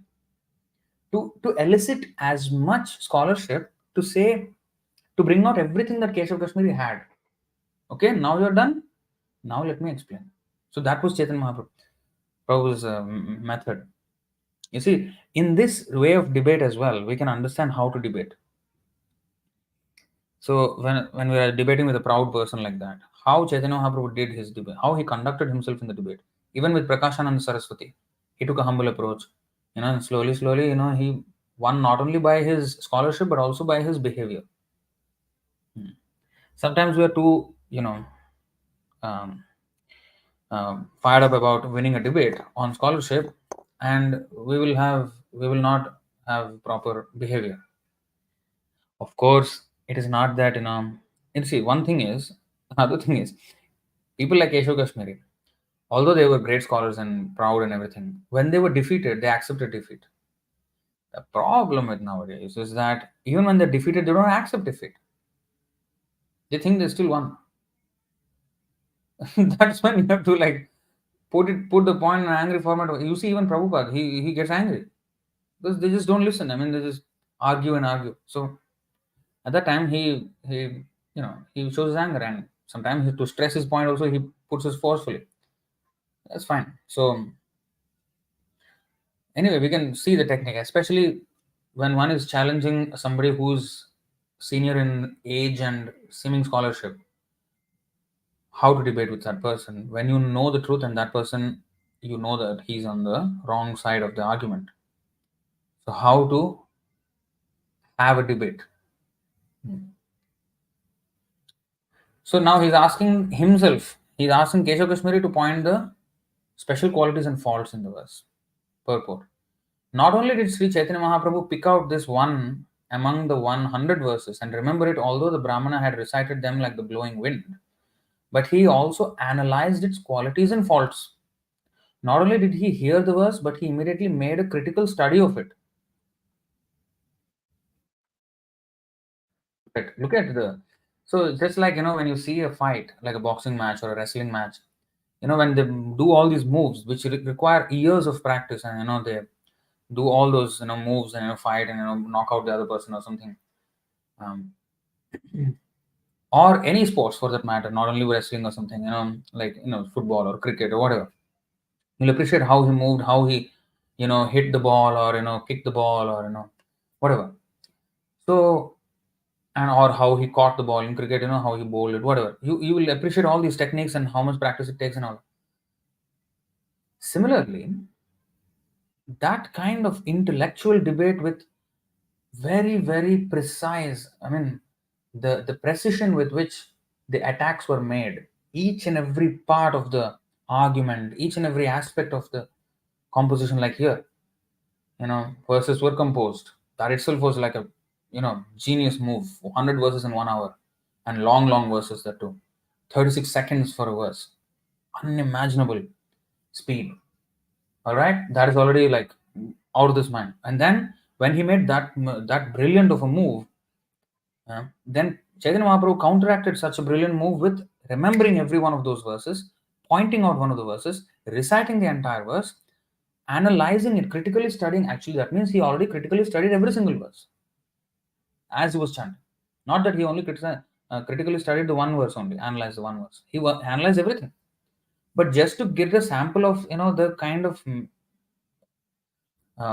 embellishments and as well as faults, he picked out one, just so a sample, and that is from the middle. That too, not the recency bias. There is recency bias. Of course, you will remember the most clarity, the most clear thing in your memory will be the most recent thing.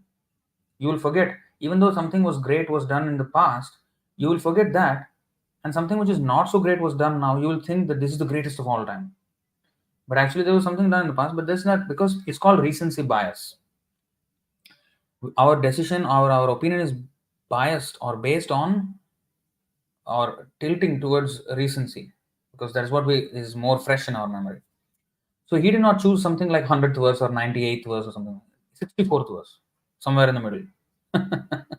So every aspect of it was such a genius, champion move. It's like a very high level combat between both of them.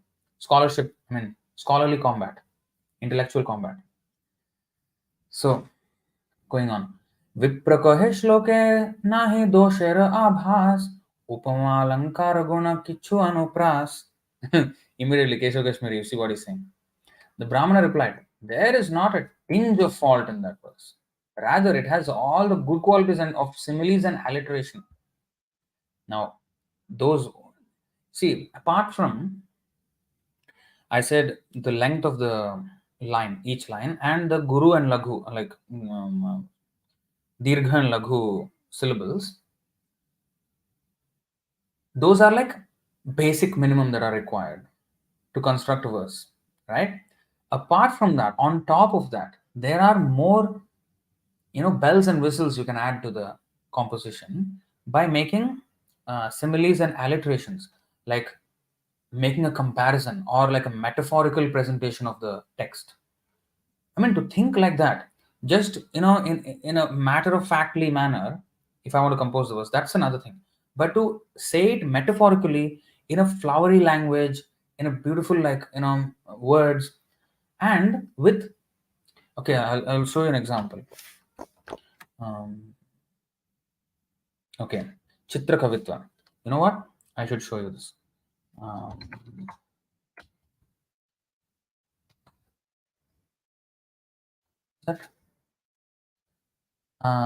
Okay, you just give me a moment. I'll show you this genius of Rupa Goswami.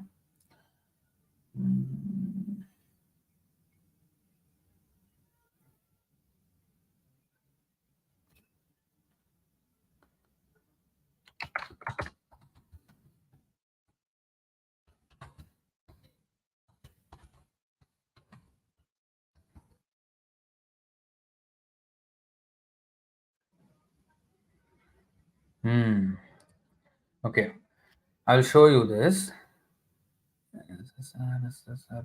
Okay.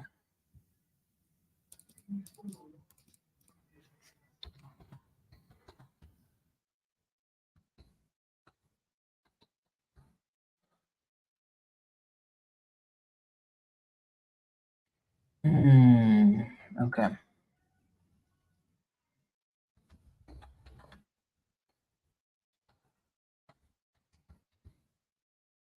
Okay, it's not here. I will just show you the screen. Okay.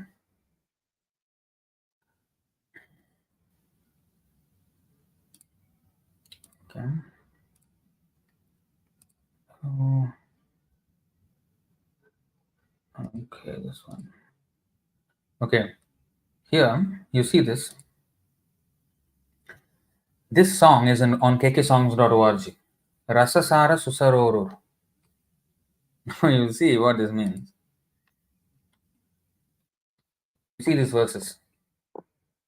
Rasasara Susarorur Asurarihi Sasarasah Samsarasira Saurase Suriramsuhu Sasarasah Charchorurochiruchoram Ruchiroram Charachare Chauracharo Chirachiram Ruchacharu Rachuchurat Hare Dharadharadharam Dharadharadhurarudham Dhira Dhirara Radhadhi Rodham Radhadhurandharam. Then Ninunnanonanam Nunam Nanunonihi Nane Nanam Ninunnenam Nanon Nananano Nanu. You know what these are? Okay, after this, these verses, they look like, okay, they are not so, but actually, these verses, even these, they are full of shapes. You know, they have shapes.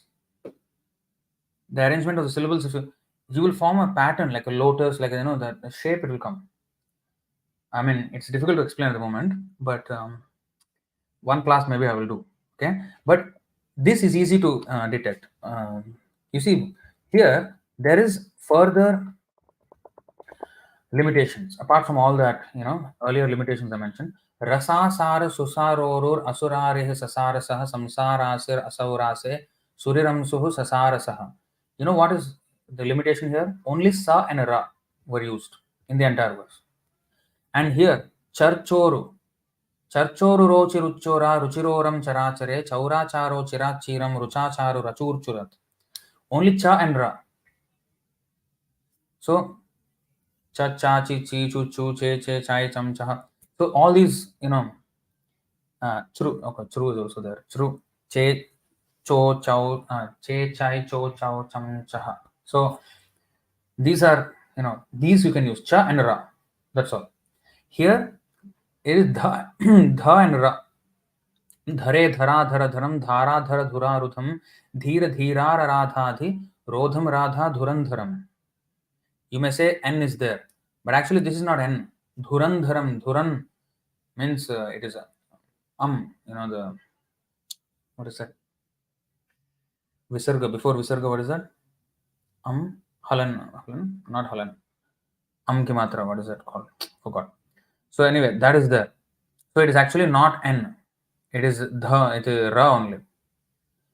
So here also M is actually not M. If you know what is Sanskrit, then you will know this is not actually M. Ram means it is Ra. Ra's another form. Ri, ru, re, rai, ro, rau, ram, raha. So all these are Ra. So in this one, fourth one, even more, only one. Ninunnanonanam nunam nanu nonnananonunihi nane nanam ninunnenam nanaun nanananonanu. Now these are not like, you know, children speaking nonsense like that. They have meaning.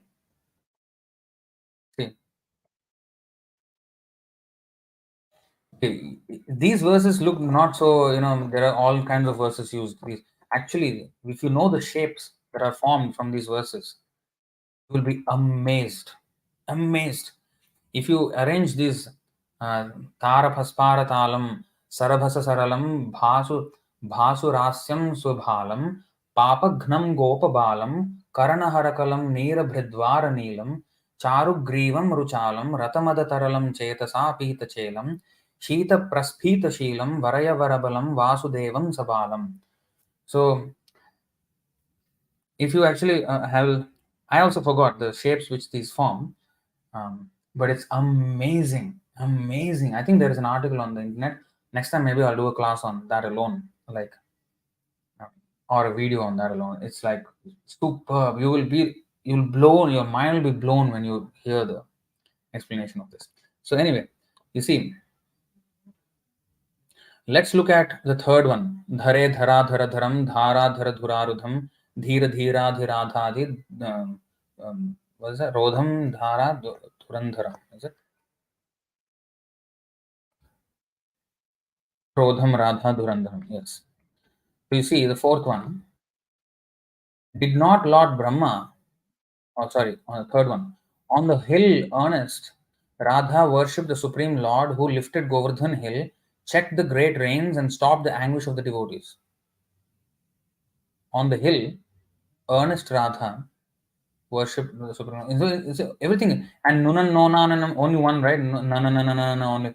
You see the meaning. Did not Lord Brahma, tears streaming down his face, recite many prayers trying to pacify Lord Krishna, the killer of Shakatasura? That is mentioned in the Ninan Nona Ninanana, all these things. look at the expertise of Rupa Goswami. This was done by Rupa Goswami. You know this? Ninun nanonanam nunam nanun nonana nonunihi nane nanam ninun nenam nanon nanana nonan. This is the meaning. Look at the so not only are the he had those limitations of Sanskrit grammar, but he limited himself further to only using one letter of the alphabet. Na. And compose the entire verse. So these are called embellishments or bells and whistles or show off of scholarship. Of course, the reason why Rupa Goswami did this is, he wanted to, it's not about only show off. When it is done for personal pride, it is show off. Like, for example, when you dress the Lord very nicely, or when you cook for the Lord very nicely for a festival or something like that, you want to make as many items for the Lord as you want to dress as beautifully. That's not to show off your skill in dressing. That's not a skill to show off that I can cook so many things. That is for the Lord to enjoy. The Lord is the King of all kings, so he should have the as much offering or as much as beautifully as possible for the Lord. So similarly, with that mood, the acharyas, they compose verses like this that are so beautiful that you will be amazed that so you'll be attracted. It is attractive for the people and for the Lord as well, because such a devotional opulent offering has been made. Like, if you can cook always like simple one rice and one yogurt and put an offer to the Lord, right? The Lord said even patram pushpam phalam, you can offer one fruit and finish offering. You can do that. But if I cook a very intricate, nice, tasty dish for the Lord, and if I do many of those, that is a display of devotion for the Lord. To Krishna, please accept. I know this is nothing. Radharani can cook way more than this. I mean, unlimitedly better than anything that can ever be cooked. But please, you accept this. This is my devotion. So, to our best capacity, we should serve the Lord. So, because Rupa Goswami was gifted with this skill of, gifted in the sense, something he also learned, right? But also you have to have the, blessings of Mother Saraswati and the Lord himself, of course, to be able to compose like this. So he used his skill, his expertise in composing the best and most choicest verses for the Lord. So that is what is meant by here. I'll show you again, go back to that.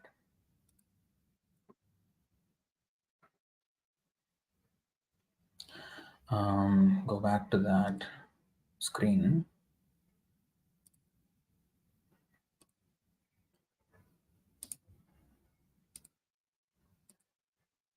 Okay. Saurav Sahu is saying, this is ultra legend. Yeah, look at the Ninun Nano is so funny. and what a meaning. Yeah, you see, Mani Pravalam, yes. Yes, Mani Pravalam. Yes. Mani Pravalam. This is what Bhaktisiddhanta Saraswati Thakur was mentioning.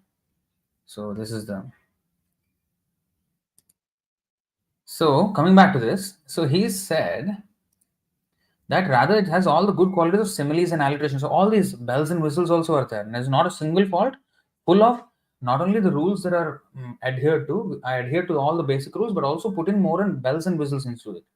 Honestly, it is a very, very impressive work, what he has done. I mean, in 36 seconds, to think of all those ideas and put it in a metaphorical, simile language, and and also with all these alliterations and embellishments, it is just, I mean, it is beyond comprehension. Even then, Chaitanya Mahaprabhu found fault. And okay, you see, dosher abhas nahi. Shloke nahi dosher abhas. Even a tinge, even a slightest shadow of a mistake is not there in these verses. Upama alankar. Upama alankar. Upama means simile or metaphor. Alankar means, when you do alankar for the Lord, decoration. So the verse is decorated with these extra things, bells and whistles. So these extra qualification, anuprasa, alliteration. Alliteration means, okay. This verse is actually a good example of alliteration. We will go to that. You see, Bhavani Bhartur, that is actually alliteration. Bha bha. I'll give you another example of alliteration in Mukundamala Stotram. Yeah.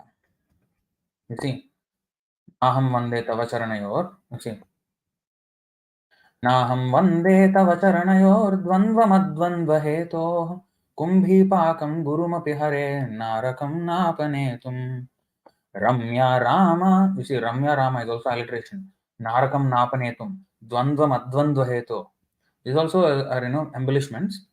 They sound nice, you see, the way they sound. Ramya Rama Mridutanulata Nandanena Pirantum. So Ra is, the word starting with Ra.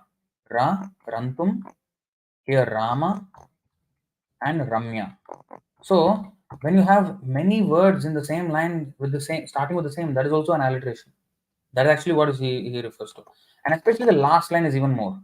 Bhave bhave hridaya bhavane bhavayeyam bhavantam. So bha. This is alliteration. This is an example of alliteration. So going back, anuprasa. This is called anuprasa.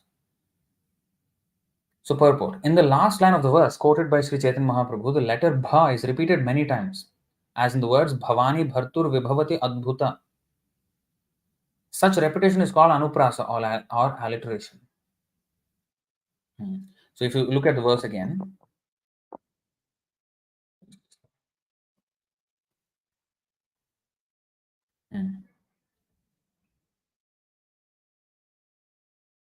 yeah. Mahatvam Gangaya Satatamidamabhati Nitaram Yadesha Sri Vishnu's Charana Kamalotpatti Shubhaga Dvitiya Sri Lakshmīrī Vasura Narairarcha Charana Bhavani Bharturya Shir Bhavani Bharturya Shirasi Vibhavati Guna. So Bhavani Bhartur Vibhavati Adbhuta. So Bha. And this is exact is in this actually the word is not starting with bha, but in the Mukundamala Sutra it is all bha, starting with bha. Bhave hridaya. Hridaya is the only one which is not starting with bha. Bhave hridaya bhavane bhavayeyam bhavantam. So like that. So go all the way down. So such repetition is called anuprasa or alliteration. The words Lakshmi Riva and Vishnu's Charana Kamalotpatti are instances of Upama Alankar, but they exhibit metaphorical beauty. The Ganga is water and Lakshmi is the goddess of fortune. Since water and a person are not actually similar, the comparison is metaphorical. So if you see the word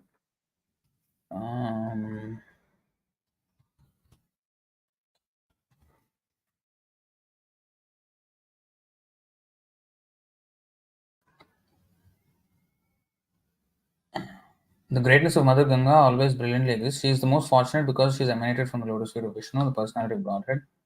She is the second goddess of fortune, and therefore she is always worshipped both by demigods and by humanity. Endowed with all wonderful qualities, she flourishes on the head of Lord Shiva. Of course, with English, you will lose a lot of that poetic beauty. The meaning is retained, but the poetic beauty, and of course, even the meaning. Sometimes there are multiple meanings for the same word, so they are also sometimes lost in the translation. But in the Sanskrit, all these things are kept intact. So okay, so going back.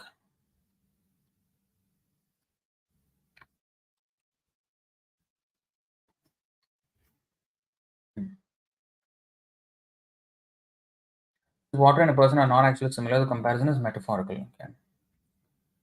प्रभु कोहे न कही जदे प्रभु कोहे न कही जदे न करह रोष कह तुम्हार এই শ্লোকে কিবা আছে দোষ. Rosh means anger. Na karaho rosh. Don't be angry. I will say something. If you don't become angry,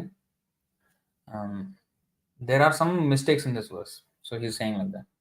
The Lord said, my dear sir, I may say something to you if you will not become angry. Can you explain the faults in this verse? He's asking, can you explain the faults in this? Because just now he said there are no faults. Dosher abhasanahi. I mean, even the shadow of a mistake is not there in this verse, fully perfect. And in fact, better because all decorations. And if you don't become angry, can you explain the faults in this verse? He's pushing now. He's still not started telling anything. He's just asking him. प्रतिभार काव्य तोमार देवता संतोषे भाले मते विचारिले जानी गुण दोषे. There is no doubt that your poetry is full of ingenuity, and certainly it has satisfied the Supreme Lord. Yet, if we scrutinizingly consider it, we can find both good qualities and faults. ताते भाल करि श्लोक करह विचार कवि कहे जे कहिले সেই वेद सार. Lord concluded, now therefore let us carefully scrutinize this verse. The poet replied, yes, the verse you have recited is perfectly correct. He's still not giving up. So, व्याकरणीया व्याकरणीया तुम्ही नाही पडो अलंकार तुम्ही की जानिबे ए कवित्वे रसार. He's insulting. You are an ordinary student of grammar. What do you know about literary embellishments? All these decorations and all these extra things. What do you know? No, you're just a student of ordinary grammar. You cannot review this poetry because you do not know anything about it. So instead of he's jumping to conclusions. He's giving conclusive statements that you do not know anything without even testing or seeing whether he knows anything. Just because he was a young boy, just because he was teaching grammar to his students, you have not heard what Chaitanya Mahaprabhu has said. So without hearing, how can you conclude about something about somebody? That itself is a sign of ignorance. Because there is a format of debate in Vedic times. Purva Paksha. Purva Paksha means before even debating with that person, a person studies that person's philosophy and whatever the person had to say, so that he is better equipped at what kind of arguments and what kind of understanding that what kind of thinking went behind those arguments and everything. He tries to understand the person by studying his work first before even meeting him. So he does a thorough study and prepares himself. Okay, this is where he's coming from. This is what his philosophy is. This is what his. So this is called Purva Paksha. To study him first, and then um, giving the replies. But here he has not done any study of Chaitanya Mahaprabhu, and he's concluding that you do not know anything. You cannot review this poetry because you don't have the sufficient expertise to do it. You don't know anything about it. You're just a ordinary grammar you're teaching, but nothing more than that. Yeah, you have now. I see that you also have some memory, which is quite good. I'm astonishing, but those memory, all these things are the basic things only. They don't allow you to really review poetry of my standard. That's what he was saying. Purport. Keśava Kāśmīrī. This is another thing. Kāśmīrī. So he was from Kashmir. He was a Kashmiri Pandit. Now I heard Kashmiri Pandits, they all eat fish. He was not that kind of a low class pandit. Keśava Kāśmīrī, actually Kashmir was a seat of knowledge. You know, Kashmiri Pandit means that's it. He is top of the top, cream of the cream.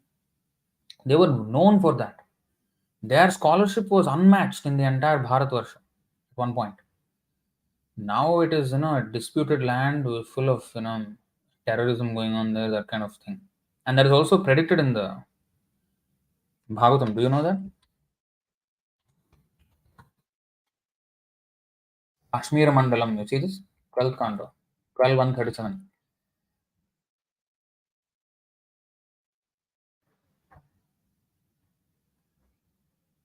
What is this?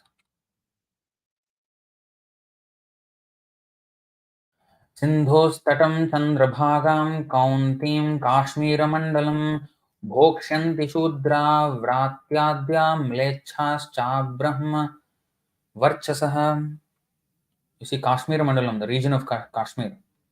This is the prediction of Bhagavatam for Kali Yuga. Kashmir, Kaunti, the land along the Chandrabhaga river and the land along the Sindhu river, which is the Sindh river in Pakistan, will all be ruled by Shudras, fallen Brahmanas, and meat eaters, Mlechas. And Vratya. Vratya means fallen Brahmanas. And Shudras, fallen Brahmanas, and meat eaters. Having given up the path of Vedic civilization, they will have lost all spiritual strength. At the time that this Bhagavatam was written, this was unimaginable. How come? Kashmir was, the place of Pandits. And even until Chaitanya Mahaprabhu's time, it was full of Pandits. Keśava Kāśmīrī came from Kashmir. And he traveled all the way to Navadvip to meet him, this Chaitanya Mahaprabhu. So he was going everywhere and defeating all scholars. And in that way, he came to Navadvip as well. Navadvip was another great center of learning at those times. Great scholars used to, if you want to, like Harvard, now everybody Harvard, MIT. That like that, it was like the Harvard came once much recently. Navadvip and Kashmir, these were centers of learning. That's why Shankaracharya also set up his mutt in Sringeri Mutt, Kashmir, because he wants to conquer those places of learning and establish his philosophy there, and thus he will have authority then. So that was the whole point. So it had great scholarly and literary and historical and spiritual significance. Now, as this verse points out the prediction of Kali Yuga. Bhagavatam cannot be wrong. Islam, remember this whole Muslim invasion, the whole religion of Islam itself started only like in 700 AD, 7th century AD. This was written 5,000 years ago, and they already know Mlechas and all these meat eaters will come and they will occupy this thing and completely gone. Look at the standard of our Vedic scriptures. This much knowledge is there in our scriptures. Not was, is there. Yeah? Coming back. So, Keśava Kāśmīrī first wanted to bluff Sri Chaitanya Mahaprabhu by saying that since he was not an advanced student in literary style, he could not review a verse full of metaphors and literary ornaments. This argument has some basis in fact. Unless one is a medical man, he cannot criticize a medical man, and unless one is a lawyer, he cannot criticize a lawyer. Therefore, Keśava Kāśmīrī first depreciated the Lord's position. Because Sri Chaitanya Mahaprabhu was to the champion student of grammar, how could he dare criticize a great poet like him? So this is actually Maryada Vyatikrama. When we are junior, when we are even in Vaishnava dealings, this is when we are lower, we cannot criticize somebody who's higher. If we find a fault also, there has to be other ways of correction. We cannot immediately go and challenge. That is actually a wrong way to do it. So that is called Maryada Vyatikrama. And recently also the thing was quoted. The quote of Prabhupada was shared, right? So what to do if the temple president has a fault or something like that? No. You are not to judge, Prabhupada said. You have to follow. That is a disciple. Disciple means discipline. You follow first. You are not to judge whether the authority is doing mistake or not. That your opinion doesn't count. You follow.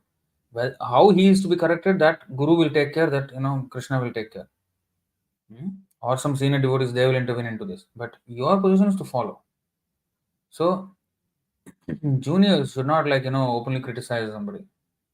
Unless one is sufficiently advanced in their knowledge and if he's representing someone, like for example, we criticize these ISKCON gurus and all this, but honestly, they are way more senior, right? At least in the number of years that they served Prabhupada, they were there during Prabhupada's time.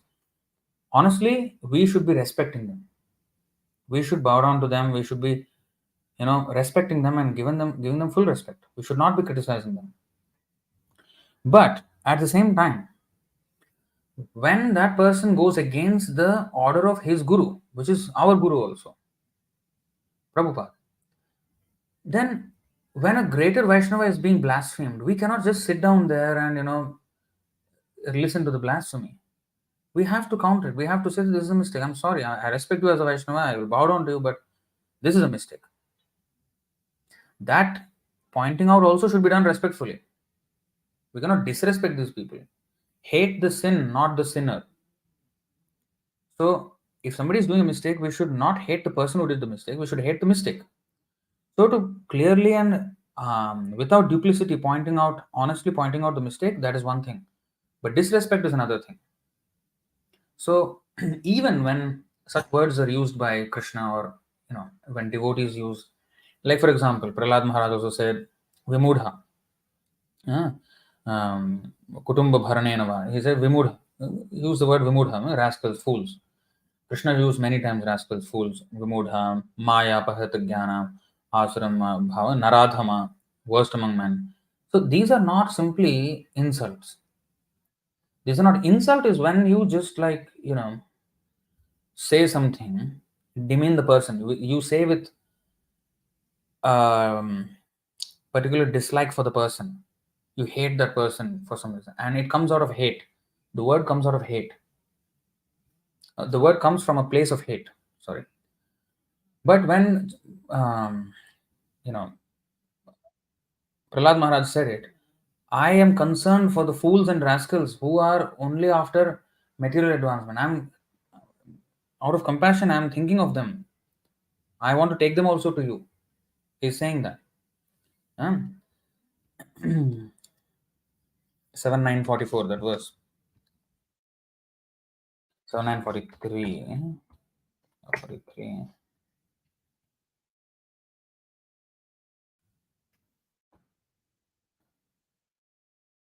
सोचे ततो विमुख चेतसा इंद्रियार्थ माया सुखाय भरम उद्वातो विमूढ़ान.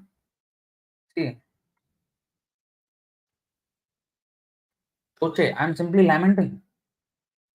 Vimukha chetasa, the fools and rascals who are bereft of Krishna consciousness. Vimukha means vimudha or naradham. These are uttered by devotees in Krishna out of compassion, actually, to point out to them, you are a fool and rascal. And it is not coming from a place of hate, it is coming from a place of, it may be even anger, but not hate.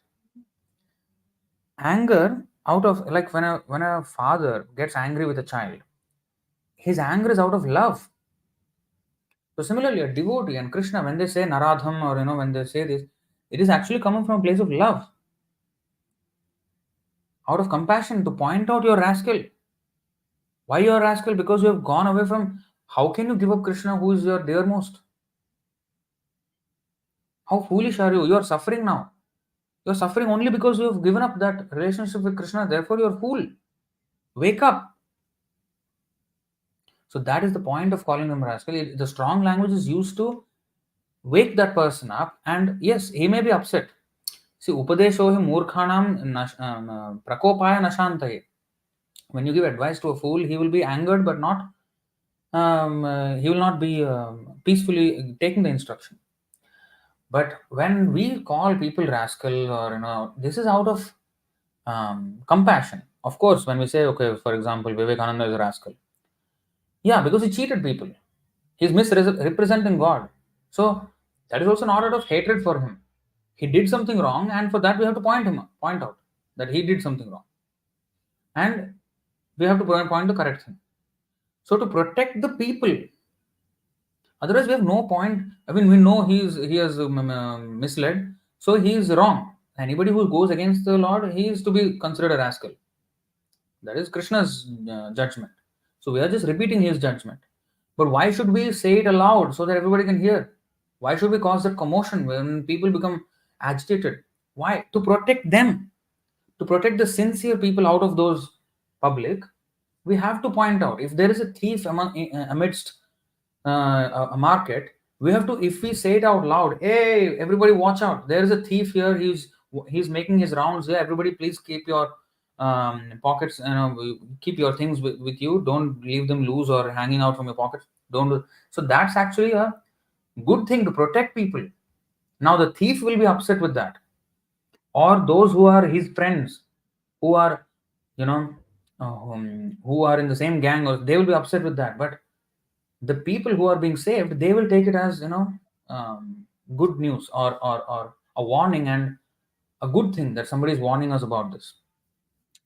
So that forewarning is better. So yeah, it may cause some agitation when we use these kind of words and point out people who are doing wrong, but that's not coming from a place of hatred. That's not coming from a place of protecting the people who are doing the mistake, or protecting oneself from being influenced by that fool who is doing that misleading, or to protect the people in general from the misleading or misrepresentation caused by that particular pseudo guru, pseudo master, pseudo spiritual master, whatever, cheater.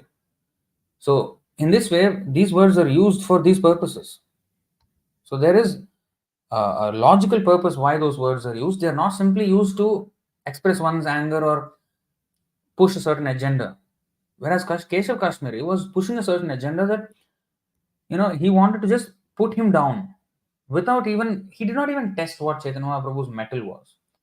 Like, mettle means, his capacity was his resilience, his capacity, or his, prowess. He did not even test his power yet. Whereas Chaitanya Mahaprabhu, on the other hand, look at how he handled it. Show me all the power that you have. Show me everything. Yes, you are actually very powerful. I must admit that. Even the Lord is very, satisfied with your prayer. Yes. Because actually, bhavagrahi janardana, right? The Lord accepts the bhava, not exactly like Duryodhan. He put a big feast, but Krishna did not eat. He ate in the house of Vidura, where he's banana skins he was eating. Out of devotion, out of ecstasy, he did not know what he was doing. He was throwing the banana, giving the skin, and Krishna was eating the banana skin like a cow or like a goat, like that. Like a goat he was eating. But out of devotion, therefore, he was eating. So he did not see the fault. And in fact, let's go to that famous verse. तद्वाग्विसर्गो जनताघ विप्लवो यस्मिन् प्रतिश्लोकमबद्धवत्यपि नामान्यनन्तस्य यशोऽङ्कितानि यत् शृण्वन्ति गायन्ति गृह्णन्ति साधवः. What is that? On the other hand, that literature, which is full of descriptions of the transcendental glories of the name, fame, forms, pastimes, etc. of the unlimited Supreme Lord, is a different creation, full of transcendental words directed toward bringing about a revolution in the impious lives of this world's misdirected civilization. Such transcendental literatures, even though imperfectly composed, yasmin pratishlokam abadhavati api. Pratishlokam means every single shloka, if it is full of faults. But if it is glorifying the Lord, they are heard, sung, and accepted by purified men who are thoroughly honest. That means not only these people accept it, but Lord, of course, accepts it. That glorification, even if it is done in imperfect language, imperfect grammatical rules. There is another similar verse which is Murkho vadati Vishnaya, Dhiro vadati Vishnave, Ubhayostu samam punyam bhavagrahi janardana. So Murkho vadati Vishnaya, when we say Om Keshavaya Namaha, Om Narayanaya Namaha, Om Madhavaya Namaha, Om Govindaya Namaha, Om Vishnave Namaha. We don't say Om Vishnaya Namaha. No. Vishnave Namaha. That is correct grammar. Because Vishnu, it ends with U. So when it is said into the vocative, it becomes, or two. Okay. Om Keshavaya Namaha means, Keshavaya means to Keśava Namaha. My respects. My respects to Keśava. My respects to Narayana. My respects to, or my obeisances to Narayana. My obeisances to Madhava. Like that we put the tilak also, right? That's why it is called Namam. Another word for this tilaka is also called Namam, especially in South India. Namam, they call it Namam. Why Namam? Where is Nama? Nama means name. Why this shape is Nama? Because while you're putting it, you're chanting the name. So, um, so when we're doing that, so Vishnu, when it comes to Vishnu, we don't say Om Vishnaya Namaha, but Om Keshavaya Namaha, Om Narayanaya Namaha, Om Madhavaya Namaha, Om Govindaya Namaha, Om Vishnave Namaha. So this is correct grammar. But Murkho Vadati Vishnaya. Now a person, Murkha, fool, who doesn't know proper grammar, illiterate, he may say Om Vishnaya Namaha by mistake. He does not know. But Dhiro Vadati Vishnave. Those who are aware of the rules, they will say Om Vishnave Namaha. But Krishna, the verse says, Ubhayostu samam punyam. Ubhayostu means both of them get the same punya. Why? Because Bhavagrahi Janardana. The Janardana, Krishna, he accepts the bhava in which it was chanted, not the exact words themselves.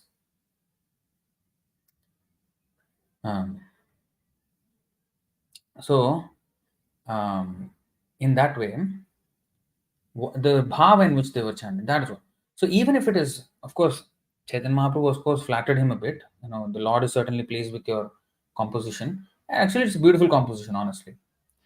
But if it is done with pride, the Lord actually is not so satisfied because he is not satisfied with pride. That's why Chaitanya Mahaprabhu is the Lord. The lotus feet, Ganga, comes from the lotus feet of the Lord. He's writing the shloka. That Lord from whose lotus feet the Ganga is coming, that Lord is now Chaitanya Mahaprabhu. So, Chaitanya Mahaprabhu himself is not satisfied with that. Although he's saying, yes, the Supreme Lord is satisfied. But then there are faults.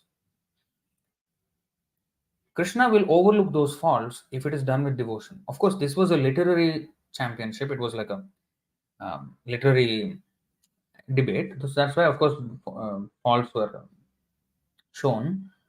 But beyond that, beyond the literary construction of the verse, with what bhava he constructed these verses to show off his scholarship. Of course, he was devoted to Mother Ganga, but also he's proud of his scholarship. And the Lord wants to put down that pride. And that's the reason why he pointed out that verse. If a devotee would have composed a verse, he would not have pointed out a mistake if he is glorifying the Lord out of pure devotion. Because, he is bhavagrahi. But he pointed out the verse to make him, why? Because he wanted his pride to come down. Because he was not satisfied with his pride. He wanted to bring it down. And eventually Keśava Kāśmīrī becomes a student of Chaitanya Mahaprabhu. So, becomes a great devotee. Same.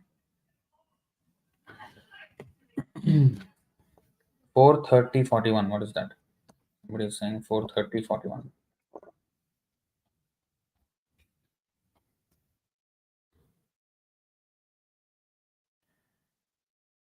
Dear Lord, even great yogis and mystics who are very much advanced by virtue of austerities and knowledge and who have completely situated themselves in pure existence, as well as great personalities like Manu, Lord Brahma, and Lord Shiva cannot fully understand your glories and potencies. Nonetheless, they have offered their prayers according to their own capacities. In the same way, we, although much lower than these personalities, also offer our prayers according to our own capability. Yes, this is very nice. So, but the Lord accepts all of them same because they are all offered with devotion, and that's what the Lord accepts. The reason why he pointed out a mistake is because he wanted to actually not only point out the mistake, but point out the pride, and he wanted to humble him. And think about it for a moment.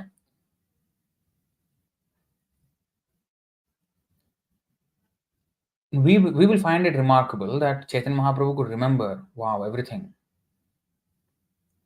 He is the one who inspired Keśava Kāśmīrī to write those verses.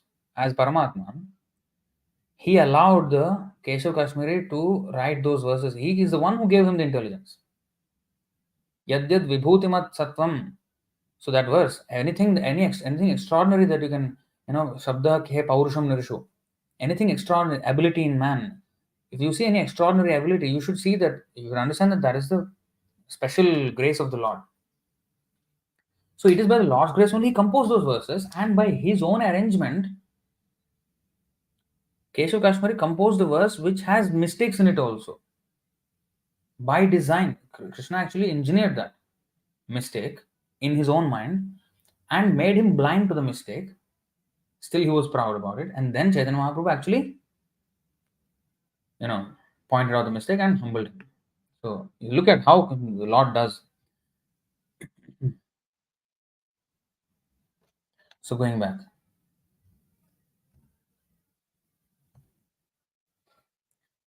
Therefore, Keśava Kāśmīrī first depreciated the Lord's position. So this is actually manipulation. He is not seeking the truth. When you don't seek the truth, okay, when Chaitanya Mahaprabhu said, point out some faults, then he should, if he was humble, then he said, faults. Okay, I have to really re-examine this. That means he is actually trying to review his own work and see if there are really any faults. Why is he saying fault? Is there any fault on my part? So let me check it out again. That is a humble way to do it. And if you still cannot find, okay, I am unable to find anything. You are saying point out some faults. That means it looks like you might have noticed something. I am interested to hear what you have to say. That is the proper way to have entered the discussion. But he was manipulating and kind of psychologically bullying Chaitanya Mahaprabhu. See, first depreciated the Lord's position. You are only a teacher of grammar. What do you know about all this, high level stuff? You are just a low class Sanskrit grammar teacher only. That's all you are. So he wanted to always put him down. So that manipulation is actually a sign of pride, hubris, conceit. Because Chaitanya Mahaprabhu was to champion a student of grammar, how could he dare criticize a great poet like him? So this dare, how could you dare criticize me? He's so puffed up. He's puffed up. Lord Chaitanya therefore criticized the poet in a different way. He said that although he was certainly not advanced in a literary career, he had heard from others how to criticize such poetry. You see?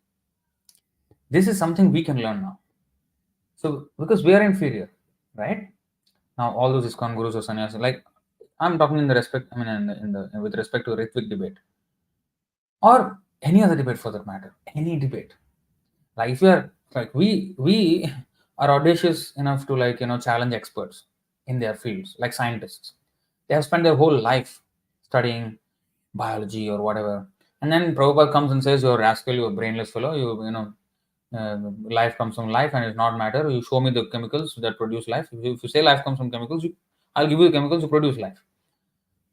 So he's challenging those who are, of course, he's challenging them from a very superior authority. But even if suppose we actually meet them face to face, and you can see Prabhupada when he meets these people face to face, he will start in a humble way. Okay, what is your philosophy? And he asks, and then he will wait for them to make the mistake. Once they make the mistake, chop, give a karate chop, Prabhupada said. So he waits for them to make the mistake and then makes the move. Okay, starts to attack them one by one their points. So that's how he puts them down eventually. So here, he instead of saying, "Oh, I'll criticize you, you're wrong here, wrong," instead of showing himself pride, he was showing him how he defeated him with humility. So he said, although he was certainly not advanced in literary career, he had heard from others how to criticize such poetry. Similarly, we are not claiming that we are more advanced or more learned or more accomplished than many of the senior devotees of Prabhupada. We're not saying that. We are criticizing them only because Prabhupada has said something. On his authority, we're criticizing. Because he did the same thing with his god brothers, because this is the point, and the same thing is repeating in ISKCON. So on his authority, on his words, we're criticizing. Not that from our own estimation or our own opinion we're criticizing. No. That is something we should be very clear about. We cannot criticize anyone with our own opinion. We have to criticize them on the basis of Krishna's judgment. What Krishna said. From that we have to decipher and we have to judge. And if it is wrong, we have to mention it is wrong. How much ever people may or may not like it, it doesn't matter. Truth is truth. People will not like the truth. No, many people won't, because they want to live in the lie.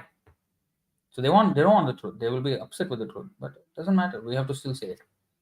So anyway, coming back, he had heard from others how to criticize such poetry, and as a Shrutidhara, possessing a complete memory, he could understand the process for such a review, So he is positioning himself as a person capable of performing such a review of the poetry because he is a Shrutidhara. And yeah, maybe in your estimation, I'm not advanced. Okay, I will accept that. Even then, I have heard from others how to criticize such poetry, and because I have heard and I am a Shrutidhara, I remember all the techniques that they have passed down to me, and using those techniques on their authority, I will still criticize. So you see, he is doing it with humility. At the same time, although he is actually way more qualified than Keśava Kāśmīrī, he is a supreme personality of Godhead. He is just like a infinitesimal soul, insignificant completely.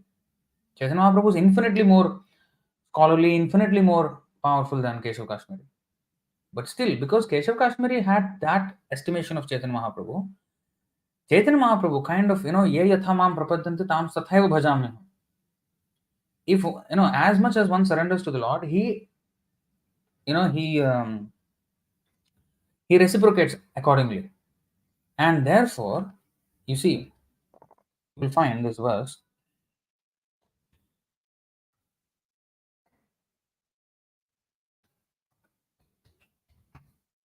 See this verse.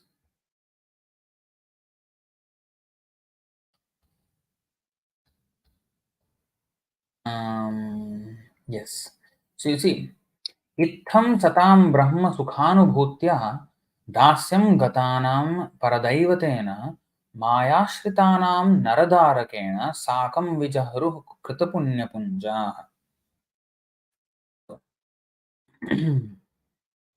All the boys, okay, this is how all the boys played with Krishna. You see, they played with the Lord as their equal. So in this way, all the cowherd boys used to play with Krishna, who is the source of the Brahman effulgence for Jnanis. So each, for Jnanis, he is the source of Brahman effulgence. They Jnana, Jyoti, Brahma Jyoti. So for them, he is the source of Brahman effulgence. For Jnanis desiring to merge into that effulgence.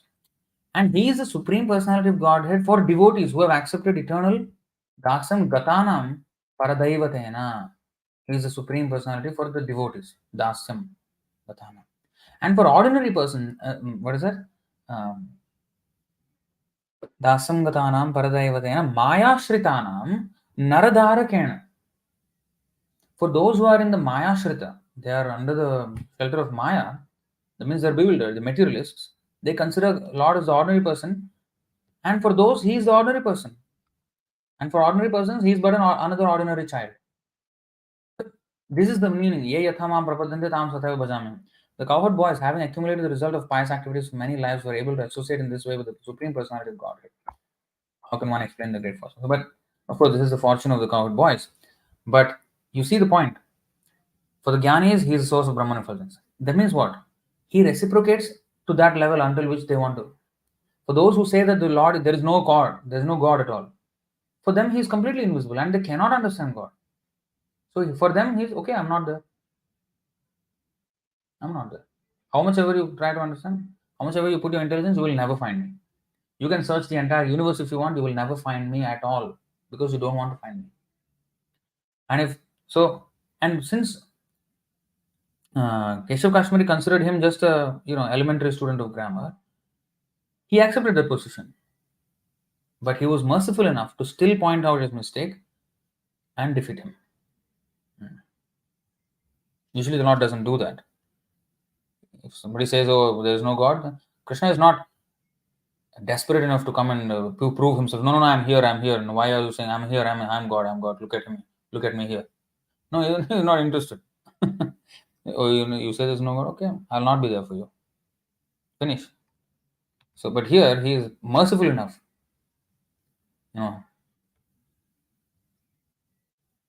So he's positioning himself to be capable of the reviewing the poetry. प्रभु को है न अतएव पूछिए तो मारे विचार्य गुण दोष बुझा हो हमारे. Taking a humble position, Sri Chaitanya Mahaprabhu said, because I am not on your level, I have asked you to teach me by explaining the faults and good qualities in your poetry. You will notice the same format Chaitanya Mahaprabhu used with Prakashananda Saraswati. Prabhu more murkho dekhi korilo शासन. Guru more murkho dekhi korilo शासन. So he said, I am a fool. My guru saw that I was a great fool, and therefore he asked me to chant Harinam because you cannot understand the Vedas. You just chant Harinam, you will have all the effect of the Vedas, studying Vedas. So, in other words, he's actually teaching us that in Kali Yuga, everybody is a fool. And speaking to Chaitanya, Prakashanand Saraswati also, you are thinking you're a big scholar. You don't know even the Vedanta, the actual result of knowledge, which is to actually surrender to Krishna. You don't even know. So actually, you're not a scholar. You think you're a big scholar. But he is not saying that you are a fool. He's saying, I am a fool. But then he defeated Prakashanand Saraswati. That means he's not a fool. That means, oh, now I am fool actually. If he is fool, then I am inferior to him. I am a greater fool. That means he's not fool. So he's this thing in this way. So now, taking a humble position, Sri Chaitanya Mahaprabhu said, because I am not on your level, I have asked you to teach me by explaining the faults and good qualities in your poetry. You know what? The same format he used with Sarvabhauma Bhattacharya as well. He first listened. 7 days he listened without speaking a single word. Then when he asked, are you listening? Do you understand? You're not asking any questions. Is anything going into your head? Are you attentive?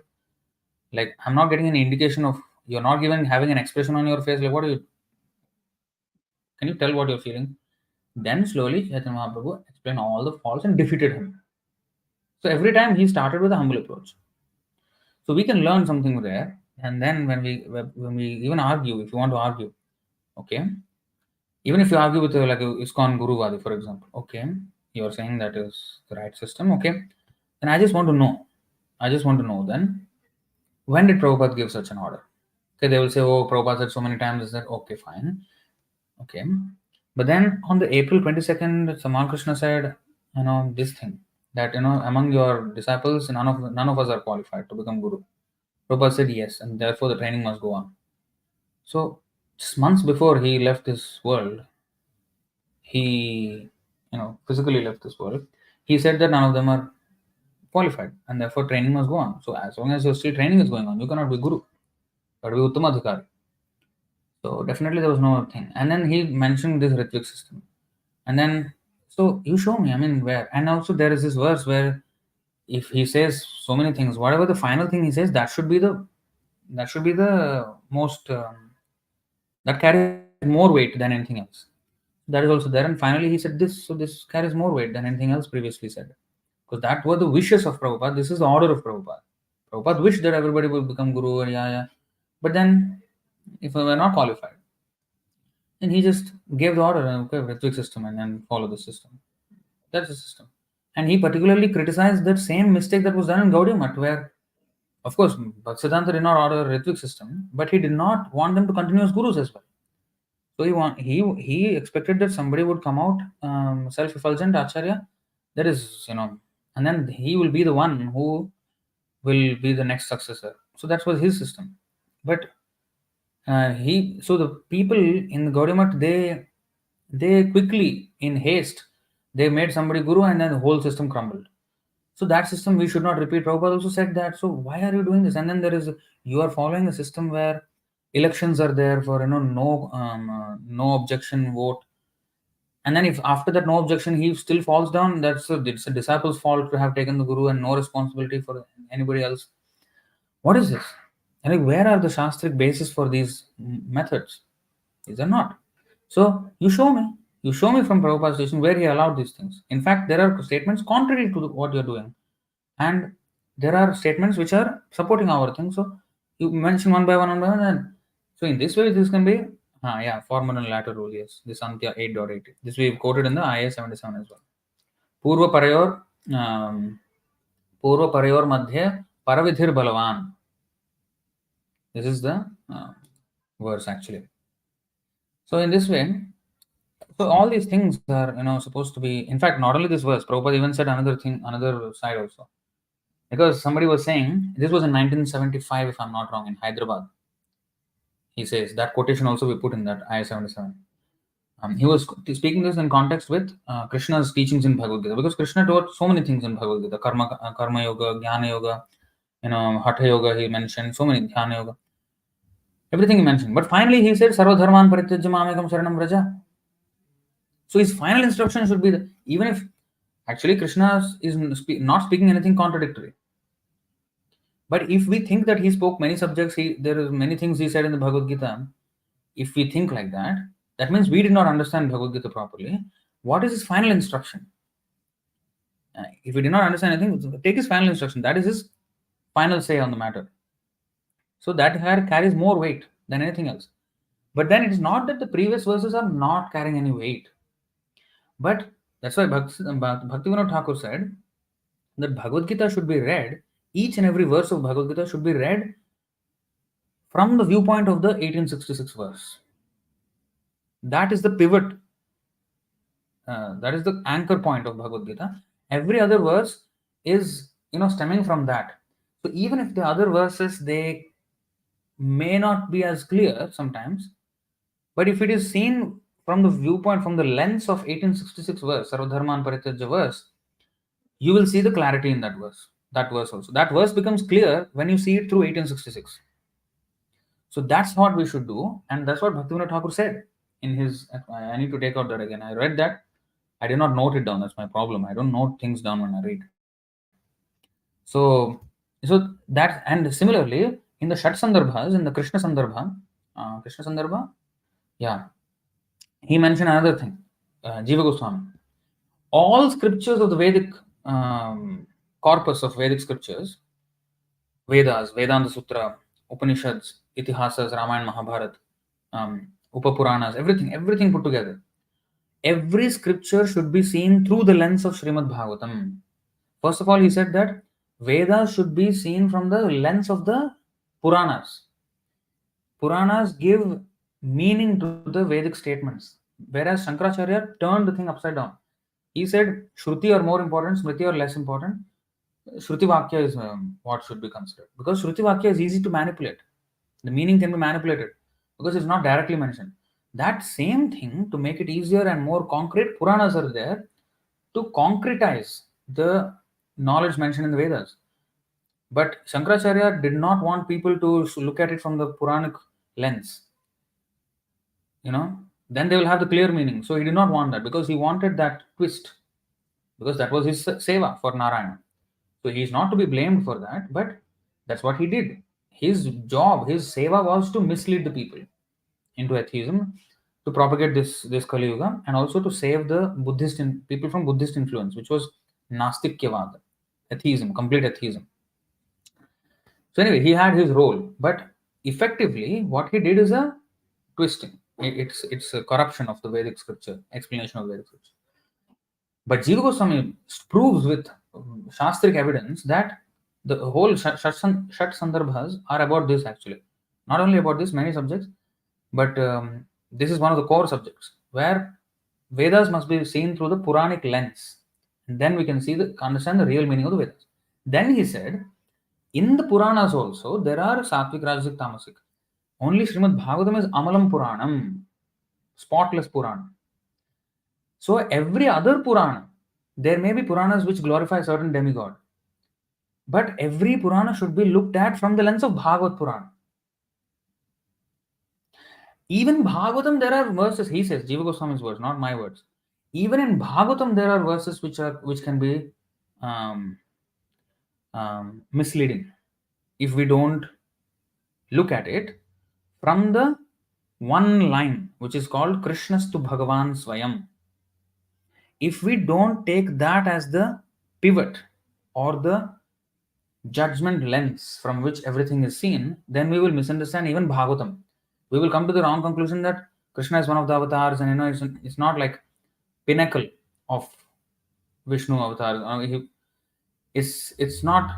It doesn't have the like, for example, you see the order of the Bhagavatam, right? The way the cantos are structured. The 10th canto is Mukharavindam Dashamah Prapullam. The smiling face of the Lord is the 10th canto, which is all Krishna Leela. The greatness of Krishna can be understood if we read the previous 9 cantos, and those are his expansions, all those Mahavishnu and all these Vishnu forms and all the other avatars of Krishna. But Krishna's to Bhagavan Swayam, and his pastimes are the sweetest of all. Dashama Prapullam, that means it is the smiling face of the Lord.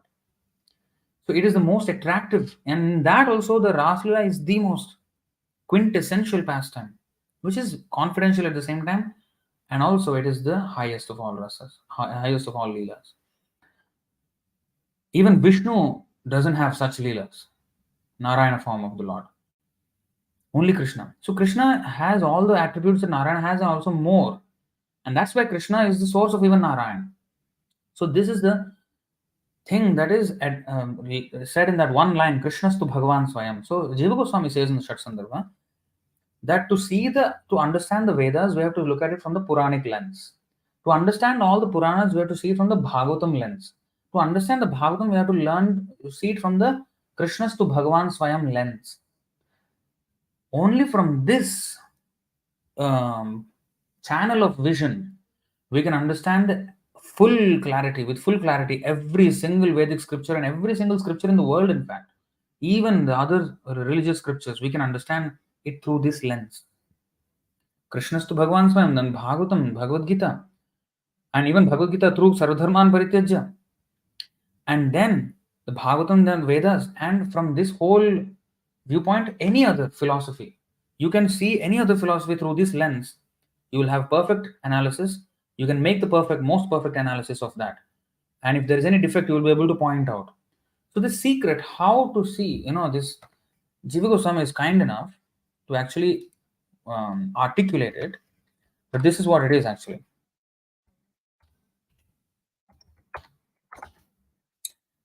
So, Mahajano yena gatah sa panthaha tarko pratishtha shrutayo vibhinna nasa vrishiryasya matam na bhinnam dharmasya tattvam nihitam guhayam mahajano yena gatah sa panthaha.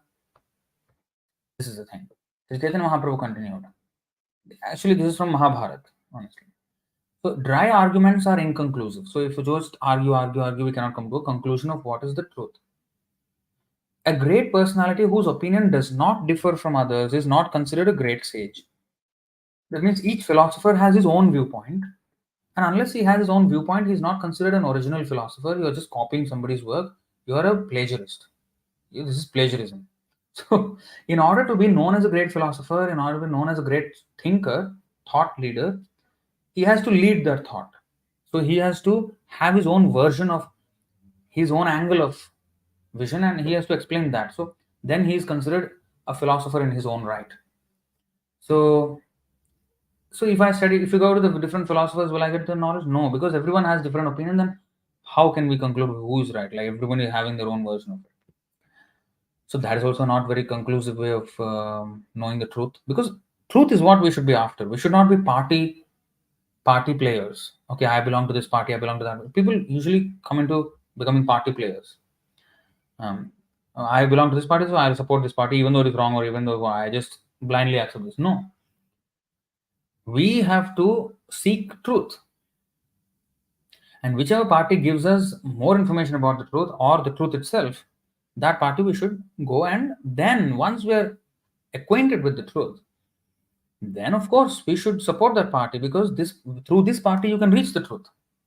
People accuse us, oh, you are just Vaishnavas, you are only seeing from your point, you are just one sect of Hinduism, which is a broad religion, and you are just worshippers of one of the many gods, Vishnu and this Vaishnava. Therefore, you always support this. This is a very party spirit. You are belonging to Vaishnava party of Hinduism. Therefore, you only say that this is correct. That is like a party spirit. Actually, it's not.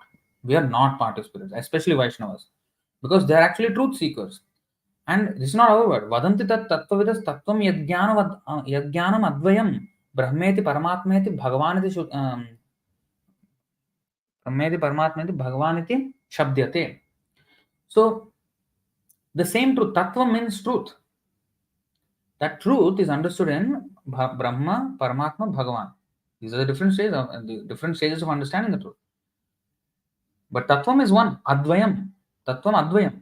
There is no different truth. There is one truth, Krishna. He is understood in these different phases of understanding according to the advancement of the practitioner. So it is one. So we have to seek the truth. And one who has understood the highest of it, the Bhagavan realization, he is called a Vaishnava. Those who have understood the Brahman realization, he is called a Jnani. He is called a yogi who understands the Paramatma realization. And the Bhagavan realization is called Bhakta or Vaishnava. Some people say that Vaishnava word is not used in Bhagavad Gita. How come this Vaishnava you are using? Your party name is also not there. Well, that word is there in other places. Everywhere Lord Shiva uses, even Krishna uses. Vishnu Dharmottar Puran, you will find this verse. Madbhaktopina Vaishnavaha. He says. Shruta, what is that? I'll show you that verse. Where he actually says Vaishnava. Not that he did not say it. Bhagavad Gita, yes, he did not say. But he used the word Bhakta. Bhakta means devotee. Vishnu means the Lord, right? Vaishnava means the servant of Vishnu. That is Bhakta. What is different? This is a crazy, stupid argument to make. That, Vaishnava word is not used in Bhagavad Gita, therefore you cannot.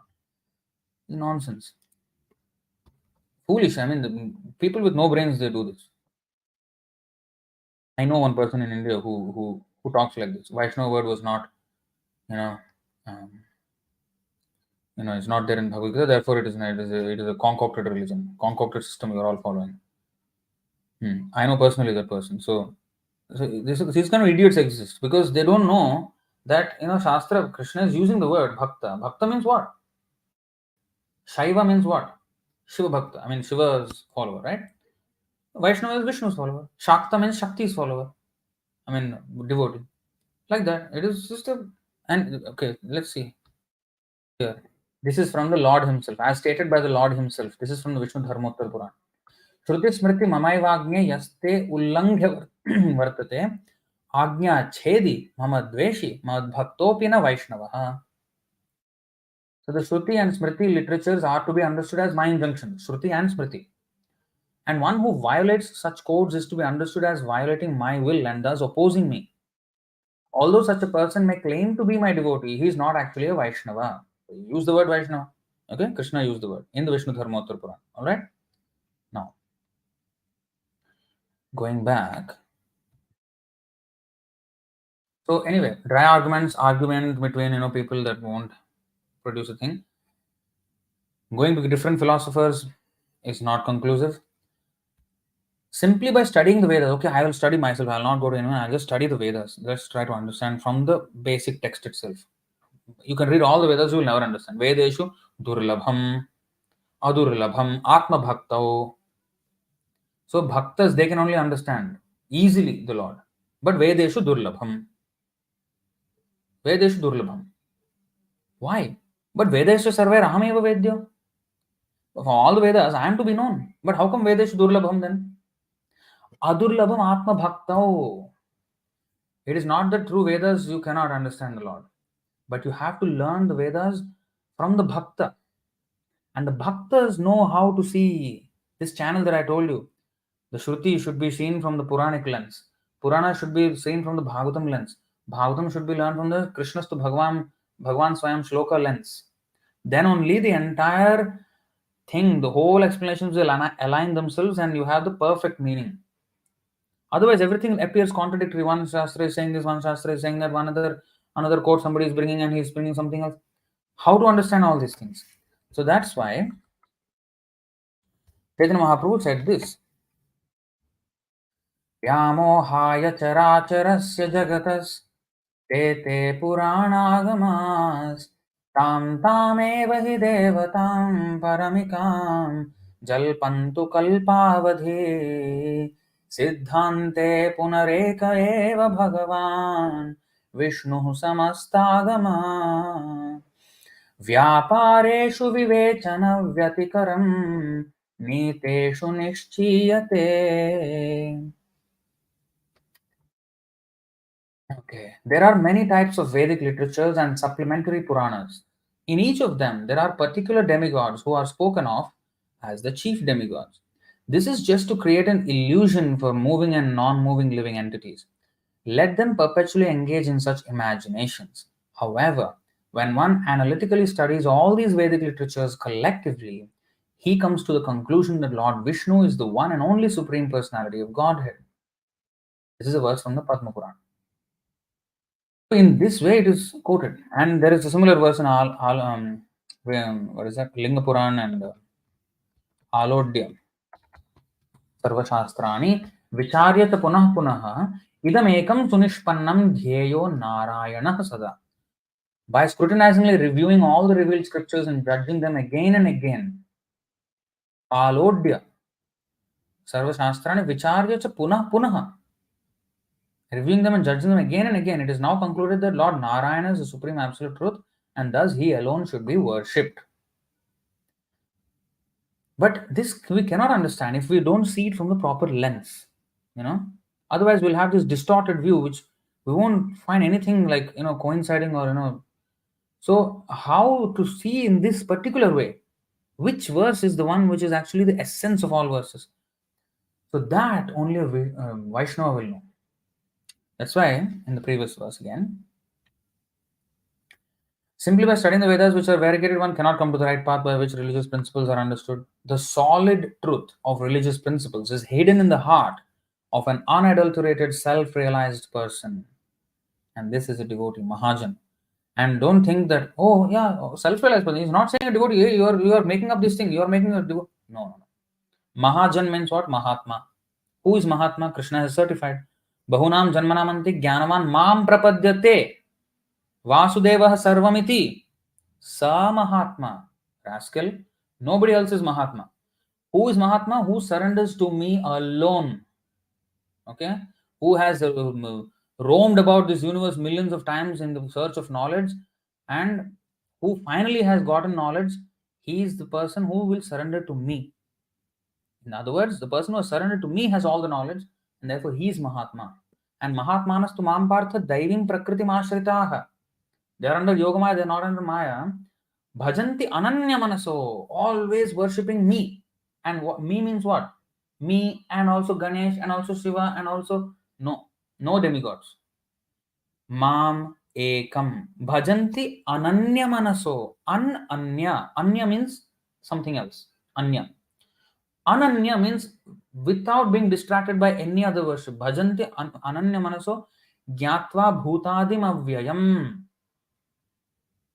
Mahatmanastu mam partha bhajanti. Mam bhajanti ananya manaso. They worship me without deviation. Very clear. Only that is a Mahatma, only that is a Mahajan. Mahajano yena gatah sapantha. Consequently, as the Shastras confirm, one should accept whatever progressive path the Mahajans advocate. It is watertight. You cannot prove to me where it is something else. You see? It is not something else. So, okay, there is some war going on in the comment section. Okay, we will get to that. First, I want to finish the topic. So, going back.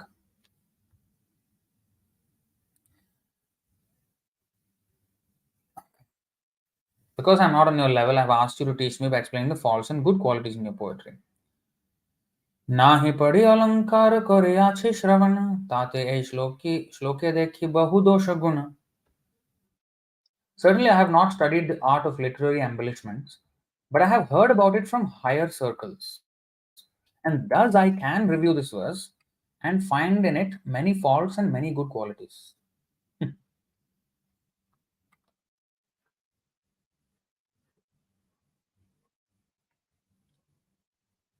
Bahudosha guna. Purport. The statement Koryachi Shravan, I have heard it, is very important in the sense that hearing is more important than directly studying or perceiving. If one is expert in hearing and hears from the right source, his knowledge is immediately perfect. This process is called Shrauta Pantha, or the acquisition of knowledge by hearing from authorities. All Vedic knowledge is based on the principle that one must approach a bona fide spiritual master and hear from him the authoritative statements of the Vedas.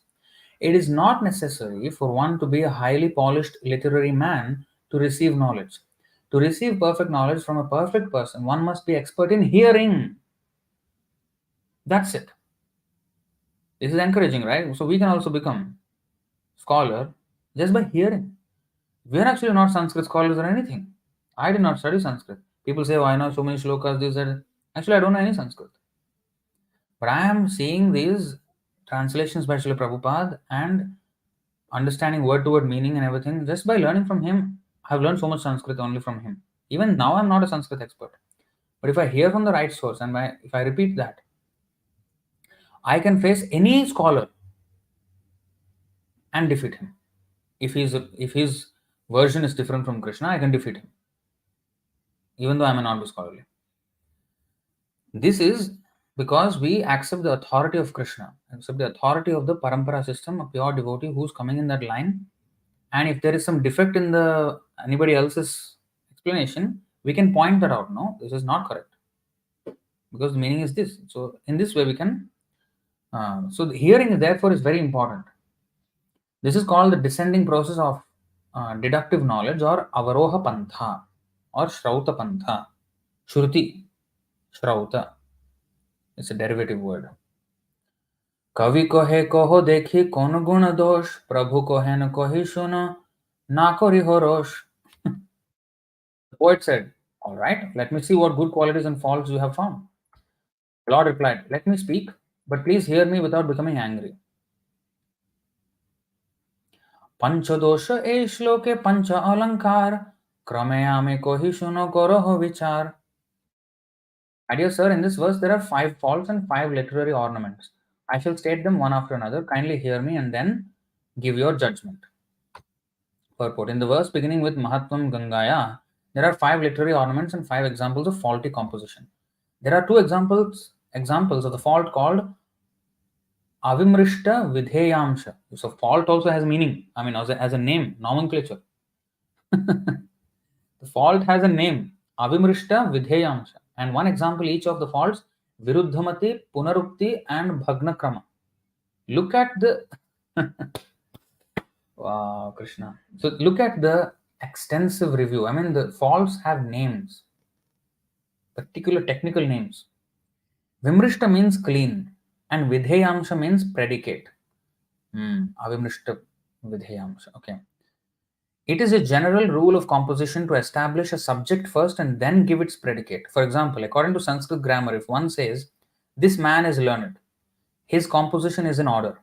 But if one says, learned is this man, the composition is not in order. Such a flaw is called Avimrishta Vidheyamsha dosha, or the fault of unclean composition. The subject matter to be known of the verse is the glorification of the Ganga. And therefore the word idam, this, or what is known, should have been placed before instead of after the glorification. The subject matter already known should be placed before the unknown so that its meaning will not be misconstrued. You look at the detail of composition, you see how well it should be done and the reasons why it should be done like that, because the meaning should not be misunderstood. So subject should always precede the predicate. The second instance of Avimrishta Vidheyamsha dosha occurs in the words Dvitiya Shri Lakshmīriva. In this composition, the word Dvitiya, second, is Vidheya or unknown. Placing the unknown first to make the compound word Dvitiya Shri Lakshmīr is another fault. The words Dvitiya Shri Lakshmīriva were intended to compare Ganga to the goddess of fortune. But because of this fault, the meaning of the compound word was bewildering. The third fault is that of Viruddhamati, or contradictory conception. In the words Bhavani Bhartuhu, the word Bhavani refers to the wife of Bhava, Lord Shiva. But since Bhavani is already known as the wife of Lord Shiva, to add the word Bharta, husband, thus forming a compound meaning, the husband of the wife of Lord Shiva, is contradictory, for thus it appears as if the wife of Lord Shiva had another husband. This is an even more serious fault. Bhavani means Bhava's wife. Bhavani Bhartuhu, the husband of the wife of Bhava. Means what? Does she have another husband, or is she referring? So there's a ambiguity, and it is pointing to a possibility that she has another husband, which means that she's unchaste when she's actually the most chaste, one of the most chaste women. So that becomes a very big problem. So this is the thing. The fourth fault is punarukti, or redundancy, which occurs when the verb vibhavati flourishes, which should have ended the composition, is further qualified by the unnecessary adjective Adbhuta Guna, endowed with wonderful qualities. The fifth fault is Bhagna Krama, which means broken order. In the first, third, and fourth lines, there is Anuprasa or alliteration created by the sounds Ta, Ra, and Bha. But in the second line, there is no such Anuprasa, and therefore the order is broken. Wow. To do this kind of analysis at lightning speed, as if in real time, as the verse was being chanted, and actually remember this and give the kind of feedback. Just imagine the level at which this debate was going. To notice that many things in one thing. So then he says, Avimrishta vidheyamsha dvai chihna viruddhamati bhagna krama punaratta doshatina.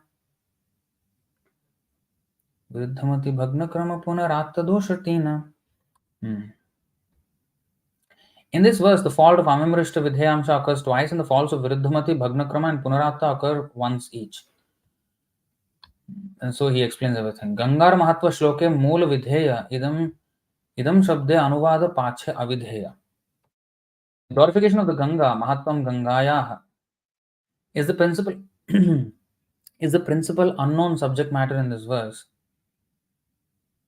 And the known subject matter is indicated by the word idam, which has been placed after the unknown. Vidheya Age Kohe Pache Kohele Anuvad Elagi Shloker Artha Koreache Badha. Because you have placed the known subject at the end and that which is unknown at the beginning, the composition is faulty and the meaning of the words has become doubtful. Anuvadam anuktva navidheyam mudirayet nahyalabdhaspadam kinchit kutrachit pratitishthati. You see, this is the grammatical rule which is composed in a verse itself. Without first mentioning what is known, one should not introduce the unknown. For that which has no solid basis can never be established anywhere. Wow. This is so meaningful, right? This is so meaningful analysis. This is a verse from the Ekadashi Tattva. द्वितीय श्री लक्ष्मी रिहा द्वितीयत्व विधेय समासे गौण होइल शब्दार्थ गे Lakshay. In the word Dvitiya Sri Lakshmi, a second all opulent goddess of fortune, the quality of being a second Lakshmi is the unknown. In making this compound word, the meaning became secondary and the originally intended meaning was lost. द्वितीय शब्द विधेयता पड़िलो समासे लक्ष्मीर समता अर्थ करिलो विनाशे. Because the word Dvitiya, second, is the unknown, in its combination in this compound word, the intended meaning of equality with Lakshmi is lost. So he wanted to say that Ganga is so exalted that she is equal to Lakshmi. Dvitiya Lakshmi means she's almost like a second Lakshmi. But Dvitiya Lakshmi means another Lakshmi. So it is the sense of Ganga being equal to Lakshmi, that meaning is lost. It's like Dvitiya Lakshmi, second Lakshmi. So it has become ambiguous. What is the meaning? That she is another Lakshmi, she's another wife, or what exactly? So that is what he pointed out. You see, the amount of clarity that is needed in the composition also matters, you see. So, wow. Avimrishta vidheyangsha e dosheranam arveka doshache shuno savadhan. Not only is there the fault Avimrishta vidheyangsha, but there is also another fault which I shall point out to you. Kindly hear me with great attention. Bhavani bhartra shabde dile paya santosh viruddhamati kritnama ei mahadosh. Mahadosh. Here is another great fault. You have arranged the word Bhavani Bhartra to your great satisfaction, but this betrays the fault of contradiction. Bhavani shabde kohe Mahadever grihini, tar bharta kohile dvitiya bharta jani. Dvitiya bharta jani. The word Bhavani means the wife of Lord Shiva. But when we mention her husband, one might conclude that she has another husband. Shiva patnir bharta iha shunite viruddha viruddhamati krit shabda shastrina hai shuddha. It's contradictory to hear that Lord Shiva's wife has another husband. The use of such words in literature creates a fault called viruddhamati krit. So vriddhamatikrit means it will cause a opposite meaning. Creates an opposite, a um, very opposite meaning. In fact, he wanted to show that, the wife of, husband of goddess of fortune. Husband of Parvati or Bhavani. But he made a huge fault there. ब्राह्मण पत्नीर भर्तार हस्ते देहोदान ब्राह्मण पत्नीर भर्तार हस्ते देहोदान शब्द सुनिते होय द्वितीय भर्ता ज्ञान. If someone says, place this charity in the hand of the husband of the wife of the Brahmana, place this charity in the hand of the husband of the wife of the Brahmana. When we hear these contradictory words, we immediately understand that the Brahmana's wife has another husband. He is giving an example. विभवति क्रियाय वाक्य सांग पुनः विशेषण अद्भुत गुणा ए पुनरात्त दूषण. The statement by the word vibhavati, flourishes, is complete. Qualifying it with the adjective adbhuta guna, wonderful qualities, creates the fault of redundancy. तीन पादे अनुप्रास देखी अनुपमा एक पादे नाही ए दोष भग्न क्रम. There is extraordinary alliteration in 3 lines of the verse, but in 1 line there is no such alliteration. This is the fault of deviation. यद्यपि ए श्लोके आछे पंच अलंकार ए पंच दोषे श्लोक कोइलो छार खार. यद्यपि ए श्लोके आछे पंच अलंकार ए पंच दोषे श्लोक कोइलो छारा खार. Chara khar means, although it has full of embellishments, it has become wasted, spoiled. You see, chara khar. Although there are 5 literary ornaments decorating this verse, the entire verse has been spoiled by these 5 most faulty presentations. And the biggest one was especially the Bhavani Bhartu. He wanted to glorify Ganga. He ended up offending Parvati. Look at how, if you make a single mistake like that in Sanskrit, it goes way somewhere else, you see. He wanted to glorify Ganga, he ended up offending Parvati Devi.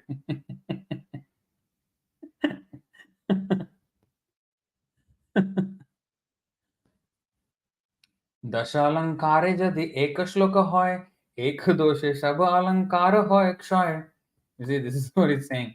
If there are 10 literary ornaments in a verse, but even one faulty expression, the entire verse is nullified. सुंदर शरीर जय छे भूषणे भूषित एक श्वेत कुष्ठे जय छे करोय विगीत. One's beautiful body may be decorated with jewels, but one spot of white leprosy makes the entire body abominable. Purport. The great sage Bharat Muni, an authority on poetic metaphor, has given his opinion in this connection as follows.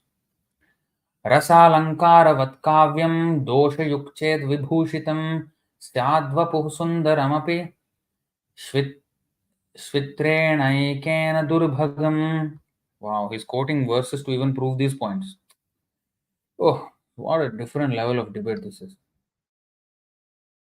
Masterful debate. As one's body, although well decorated with ornaments, is made unfortunate by even one spot of white leprosy, so an entire poem is made useless by a fault, despite alliterations, similes, and metaphors. But even then, pratishlokam abadhavattavi namanyanantani yashonkitani vat shrinvanti gayanti grananti sadhava. If it is glorifying the Lord, then all this can be overlooked. Even if there is faults in the verse, fault in the way of expression, if it is glorifying the Lord, it is pure and honest. That glorification of the Lord is what purifies the thing. But of course, here it is especially a literary debate, so these faults are there and was pointed out. And especially his bhav also was not proper, so he actually wanted to humble him down. पंच अलंकारेर एवे शुनोह विचार दुई शब्द अलंकार तीन अर्थ अलंकार. Now here, the description of the 5 literary embellishments, there are 2 ornaments of sound and 3 ornaments of meaning. You see, even he categorized those embellishments, categorized the faults, named those technical names, and quoted shlokas to prove the gunas and the faults. It is just masterful. complete decimation of Keśava Kāśmīrī's ego. He did. So he already said, anyway, your shloka is gone now. It is a wasteful composition. Anyway, still we will consider the embellishments. Here are the 2 ornaments of sound and 3 ornaments of meaning. Beautiful, but as I already told you, it is gone. Your shloka has gone to the dogs. You have offended Parvati Devi like anything in this verse, and all these faults are there. So already gone. But let us discuss. He's now humiliating him actually in a humble way. In a humble way, he's humiliating him. शब्दालंकार तेन पादे आचयनुप्रास श्री लक्ष्मी शब्दे पुनरुक्तवद आभास. There is a sound ornament of alliteration in 3 lines, and in the combination of the words Shri and Lakshmi, there is the ornament of a tinge of redundancy. Shri and Lakshmi. Okay, both are the same. Tinge of redundancy. That is considered ornament for whatever reason, I don't know. प्रथम चरणे पंच तकारेर पांति तृतीय चरणे होय पंच रेफ स्थिति. Pancharefa. Okay. Translation. In the arrangement of the first line, the letter ta occurs 5 times. And the arrangement of the third line repeats the letter ra 5 times. Wow. चतुर्थ चरणे चारे भकार प्रकाश अतएव शब्दालंकार अनुप्रास. In the 4th line, the letter bha occurs 4 times. This arrangement of alliteration is a pleasing ornamental use of sounds. Shri शब्दे लक्ष्मी शब्दे एक वस्तु उक्त पुनरुक्त प्राय भासे न है पुनरुक्त. Although the words Shri and Lakshmi convey the same meaning and therefore almost redundant, they are nevertheless not redundant. Wow. Shri युक्त लक्ष्मी अर्थे अर्थेर विभेद पुनरुक्त वदाभास शब्दालंकार भेद. Describing Lakshmi as possessed of Shri, opulence, offers a difference in meaning with a tinge of repetition. This is the second ornamental use of words. Because she possesses Shri, she possesses opulence. Shri Lakshmi. Lakshmi riva arthalankar upama prakash आर अर्थालंकाराचे नाम विरोधाभास.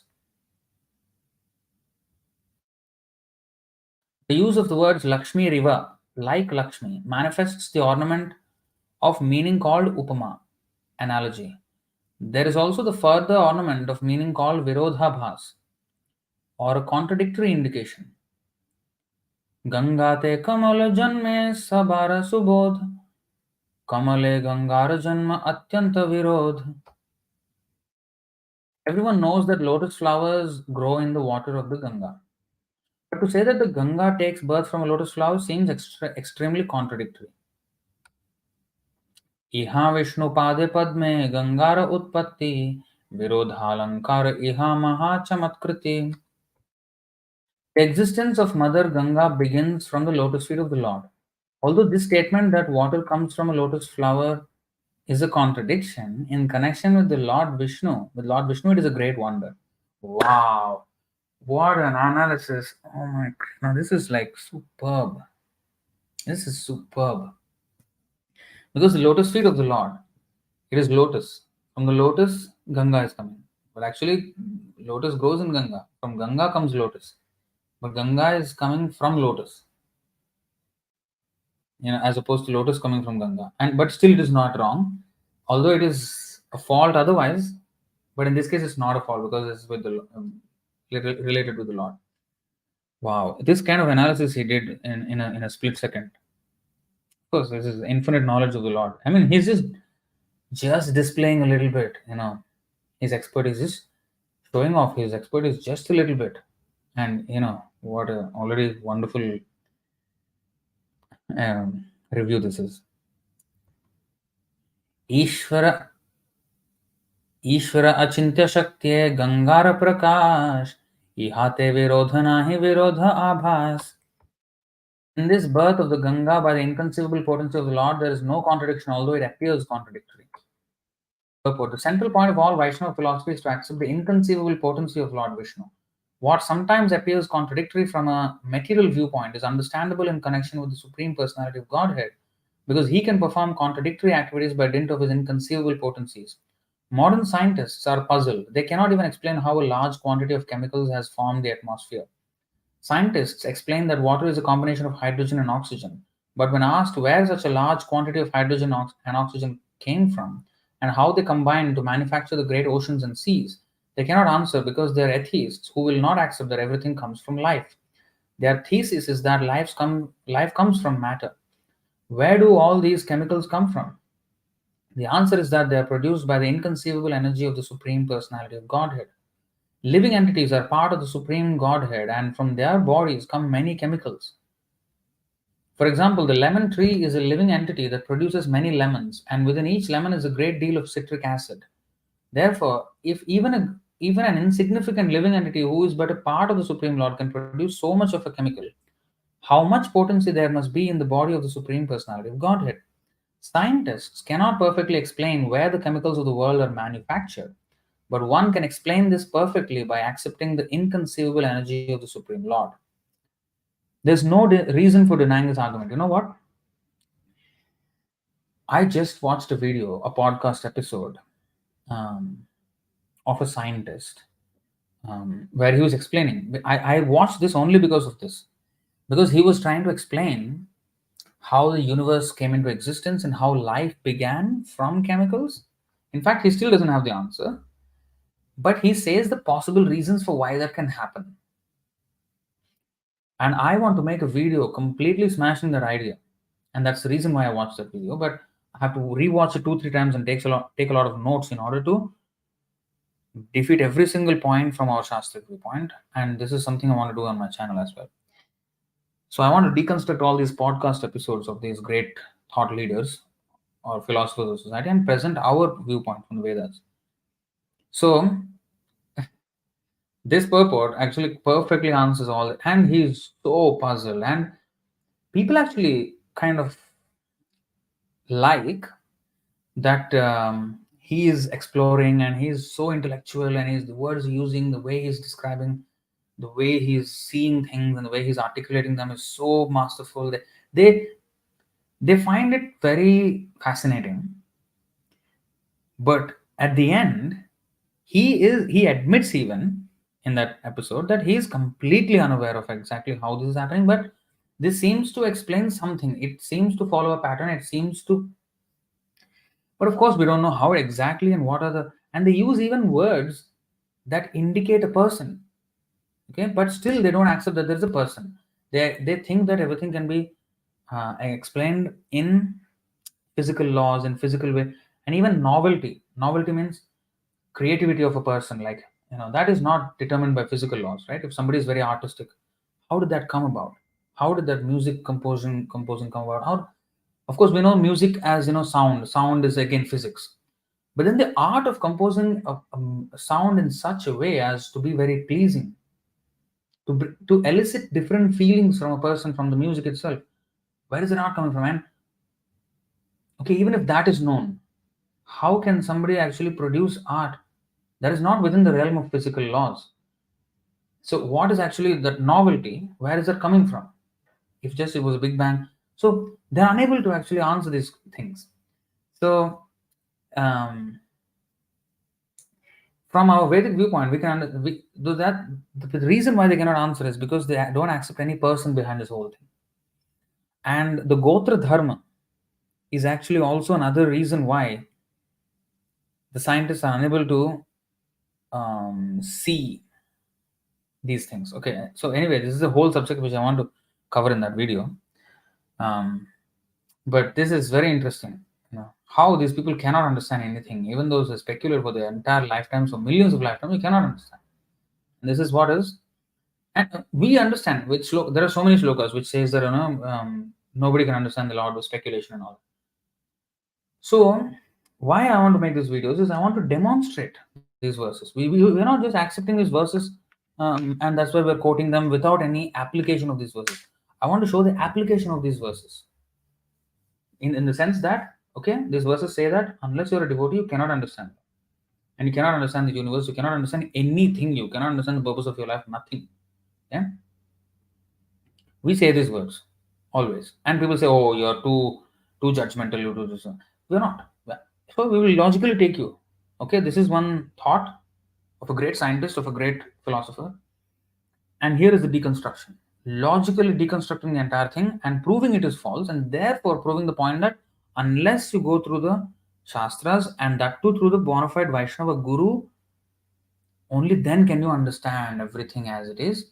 So we want to prove that point. We want to unpack it for them. Unpack it and show them, okay, here it is. Here it, elaborate. Show it. So there is foolproof argument. Give them something like that. So that's what we have to do. We have to push whatever statements of the Shastras are there, they are solid. Okay, you cannot defeat them. But we have to prove to them that they're undefeatable. So we have to prove their own philosophies as completely fallible and defective philosophies from the rock solid philosophy of our Vaishnava philosophy. So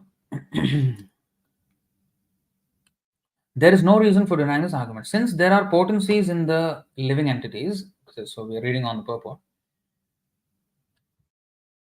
Since there are potencies in the living entities who are samples of the personality of Godhead, only samples, how much potency there must be in the Supreme Godhead Himself, as described in the Vedas, Nityo Nityanam, Chetanas Chetananam. He is the chief eternal of all eternals and the chief living entity among all living entities. Katha Upanishad.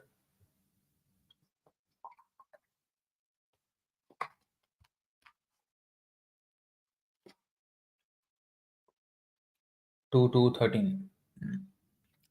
Unfortunately, atheistic science will not accept that matter comes from life. This is the problem. That's why they cannot understand anything. Scientists insist upon their most illogical and foolish theory that life comes from matter, although this is quite impossible. They cannot prove in their laboratories that matter can produce life, yet there are thousands and thousands of examples illustrating that matter comes from life. Therefore, in Sri Chaitanya Charitamrita, Krishnadas Kaviraj Goswami says that as soon as one accepts the inconceivable potency of the Supreme Personality of Godhead, no great philosopher or scientist can put forward any thesis to contradict the Lord's power. This is expressed in the following Sanskrit verse. Wow.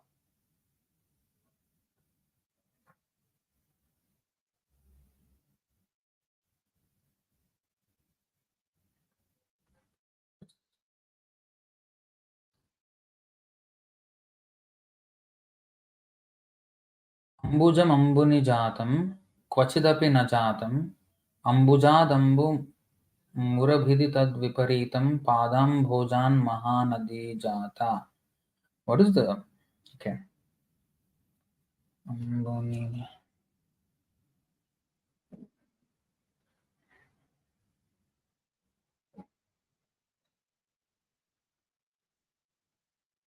Ambujam ambuni jatam kvachid api na jatam ambujadambu. I don't know what is the meter of this. Let me just try something. So it is 2 lines.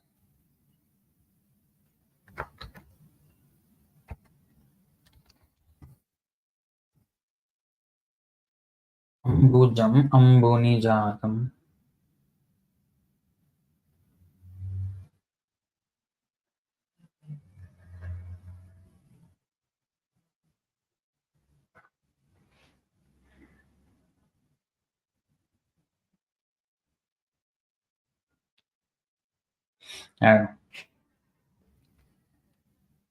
Anyway, I have to decipher. I don't want to waste your time now. Everyone knows that lotus flowers grow in the water, but water never grows from a lotus. Although all such contradictions, however, are wonderfully possible in Krishna. The great river Ganga has grown from his lotus feet. Oh, so there is a verse for that. Wow. It would have been good if you can chant it properly.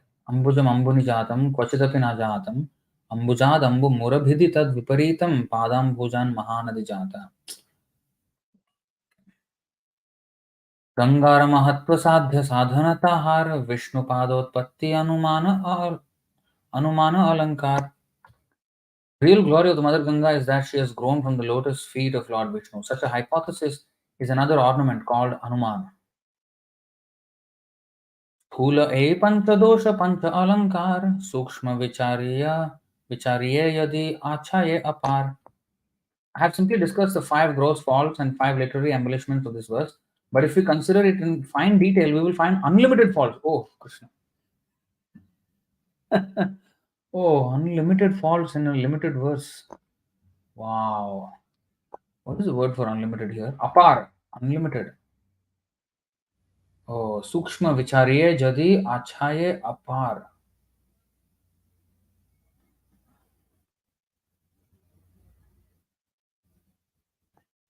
Maybe even unlimited. I mean, there are many more ornaments as well, maybe, but faults as well. प्रतिभा कवित्व तोमार देवता प्रसादे अविचार काव्य अवश्य पड़े दोष बाधे. You have achieved poetic imagination and ingenuity by the grace of your worshipable demigod. But poetry not well reviewed is certainly subject to criticism. विचारी कवित्व कइले হয় সুনির্মল সালঙ্কার হইলে अर्थ करे झलमल. Poetic skill used with due consideration is very pure, and with metaphors and analogies it is dazzling. शुनिया प्रभुर व्याख्या दिग्विजयी विस्मित मुखेनानि सरे वाक्य प्रतिभा स्तंभित. After hearing the explanation of Lord Chaitanya Mahaprabhu, the champion poet was struck with wonder. His cleverness stunned, he could not say anything. कहिते चाहे किछु ना आइसे उत्तर तबे तबे विचारये मन हय फाफर. He wanted to say something, but no reply would come from his mouth. He then began to consider this puzzle within his mind. पड़ुया बालक कोइलो मोर बुद्धि लोप जानी सरस्वती मोरे करे आछन कोप. This mere boy has blocked my intelligence. I can therefore understand that Mother Saraswati has become angry with me. Purport. You see, at least, he accepted defeat. Not only that, he was repenting. Okay, Saraswati, Saraswati must be angry with me. This small boy has defeated me. That means I have done some offense somewhere. So he's introspecting immediately. That is another quality of Pandit. You know, that is actual scholarship. I mean, if there is a mistake and is thoroughly pointed out like that, wow, I have no answer for this, honestly. Then he actually started reflecting on his own now. So purport. In the Bhagavad Gita, it is clearly said that all intelligence comes from the Supreme Personality of Godhead, who is situated in everyone's heart as the Paramatma. The Paramatma gave the Pandit the intelligence to understand that because he was proud of his learning and wanted to defeat even the Supreme Lord by the will of the Lord and through the agency of Mother Saraswati, he had been defeated. One should not therefore be too proud of one's position. Even if one is a learned scholar, if he commits an offense to the lotus feet of the Lord, he will not be able to speak properly. Wow. In spite of his learning. Very important. Even if one is a greatly learned scholar, if he commits an offense to the lotus feet of the Lord, let's actually highlight that.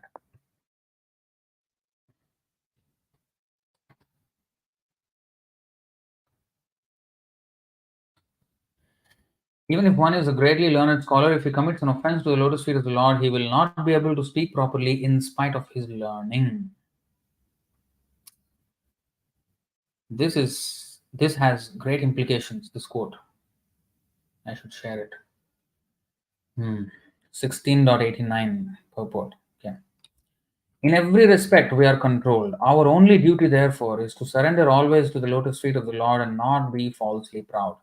Mother Saraswati created the situation to favor the champion Pandit so that he might surrender unto Lord Chaitanya Mahaprabhu. So look at Saraswati Devi.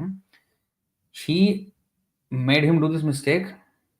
And of course, Saraswati acts on the order of the Lord. So the Lord is the one playing the whole drama. He's pulling the strings. So Saraswati wanted to make him a devotee.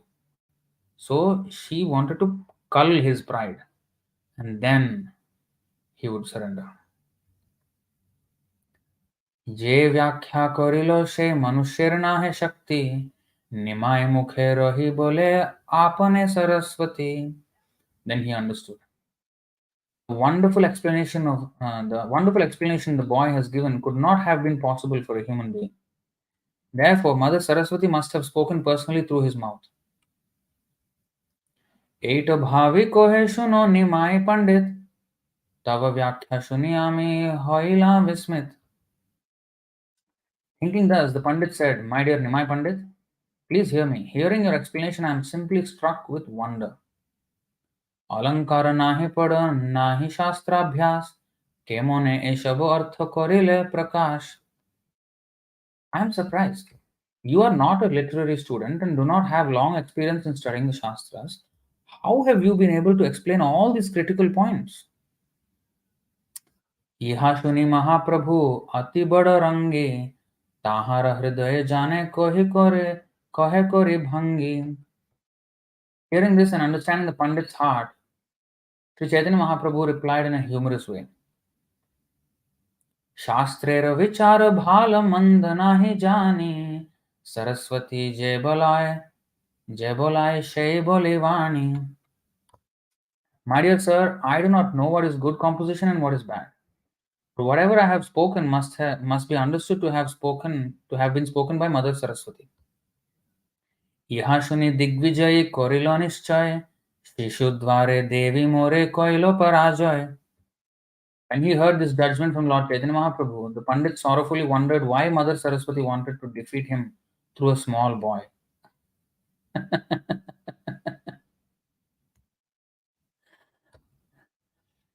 আজি তারে নিবেদিব করি জপ ধ্যান শিশু দ্বারে কইল মোরে এটো অপমান.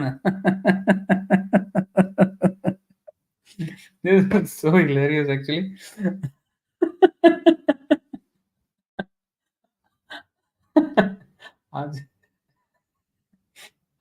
You see the translation, so you will understand then. Okay, actually the verse is also nice. আজি তারে নিবেদিব করি জপ ধ্যান শিশু দ্বারে কইল মোরে এটো অপমান. I shall offer prayers and meditation to the goddess of learning, the champion concluded, and ask her why she has insulted me so greatly through this boy.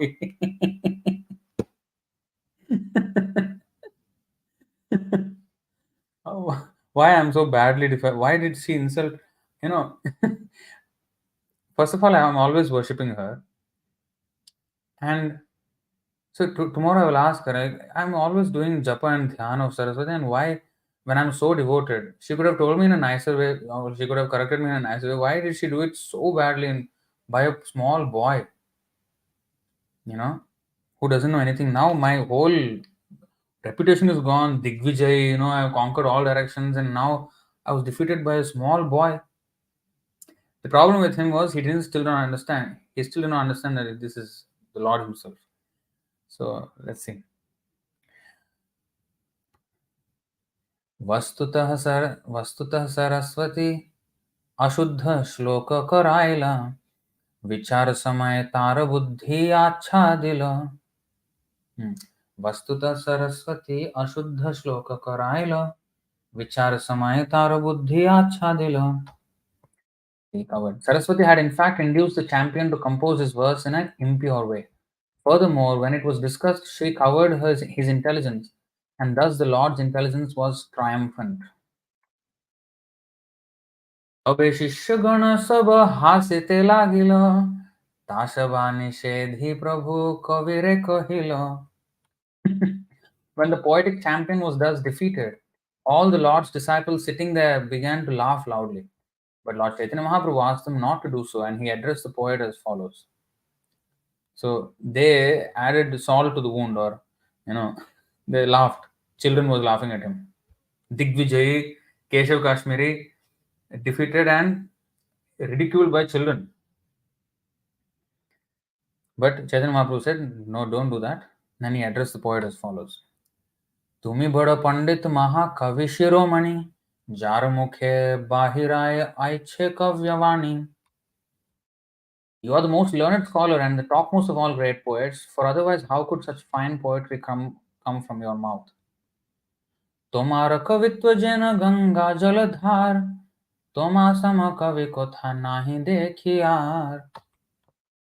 Your poetic skill is like the constant flow of the waters of the Ganga. I find no one in the world who can compete with you. Bhavabhuti Jayadeva Ara Kalidas, Tasabara Kavitve Ache Doshera Prakash.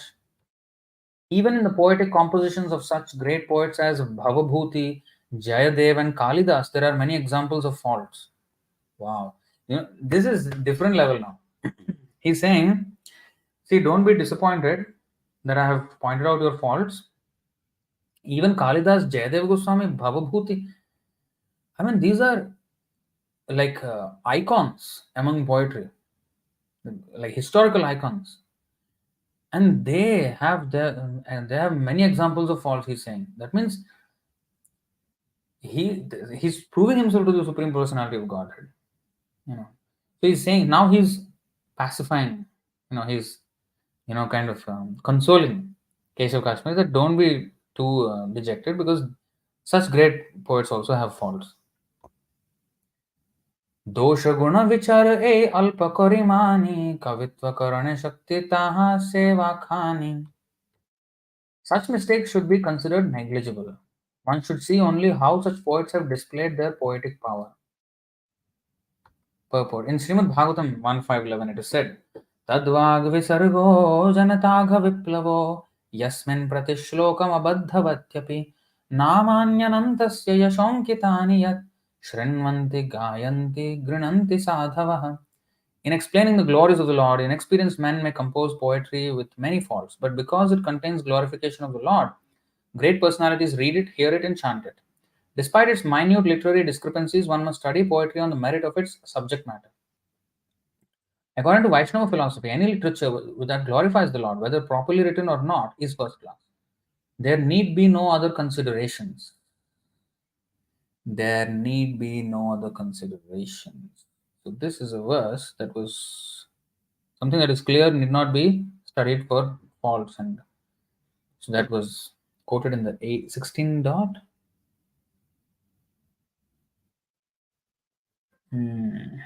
Last class we did that. Sputa nahi kore dosha gunero vichar. Yes. Sputa nahi kore dosha gunero vichar. Sputa dosha 16.26. Yes. Let's just go back and come here. There need be no other considerations. If he's glorifying the Lord, it's perfect. So that is what is mentioned in this. Sputa nahi kore dosha gunero vichar. Vrindavana dasiha kore yachana vistar. The first two lines is different. First line is different. Second line. That which is clear need not be scrutinized for good qualities and faults. If the meaning is clear, then although there may be good qualities and faults, no need to be scrutinized. No need to scrutinize it, because the meaning is clear. So, of course, Bhavani Bhartu is quite bad, but after the analysis, but rest of it, is kind of negligible. Of course, he also meant, Shiva only, but it created ambiguity. But it was done with a mood of glorifying Lord Shiva and Ganga itself. But for the matter of pointing out the faults, so Chaitanya Mahaprabhu is doing this. So what he's doing is he's pointing out all the faults, and many great poets also have faults, but the devotional attitude is what makes it acceptable. That which is clear. Sputanahi kore dosha gunera vichar. This is a good line to actually remember anywhere, in any analysis. It's a good framework. Okay, go back. Okay. The poetic compositions of Bhavabhuti or Shrikantha include Malati Madhav, Uttar Charita, Veer Charita, and many similar Sanskrit dramas. This great poet was born during the time of Bhojaraj as the son of Nilakantha, a Brahmin. Kalidas flourished during the time of Maharaj Vikramaditya, and he became the state poet. He composed some 30 or 40 Sanskrit dramas, including Kumar Sambhav, Abhigyana Shakuntala, and Meghaduta. His drama Raghuvamsha is especially famous. We have already described Jayadev in chapter 13 of Ādi Jayadev Goswami. So Raghuvamsha, one verse of Raghuvamsha was quoted in our Chaitanya Charitamrita, Madhya Leela chapter 10 text 145. Let's see.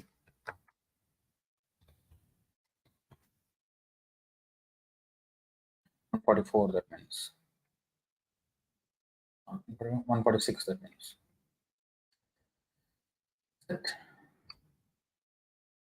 Where is the verse here? Oh, this is Adi, that's why. Madhya. Yes.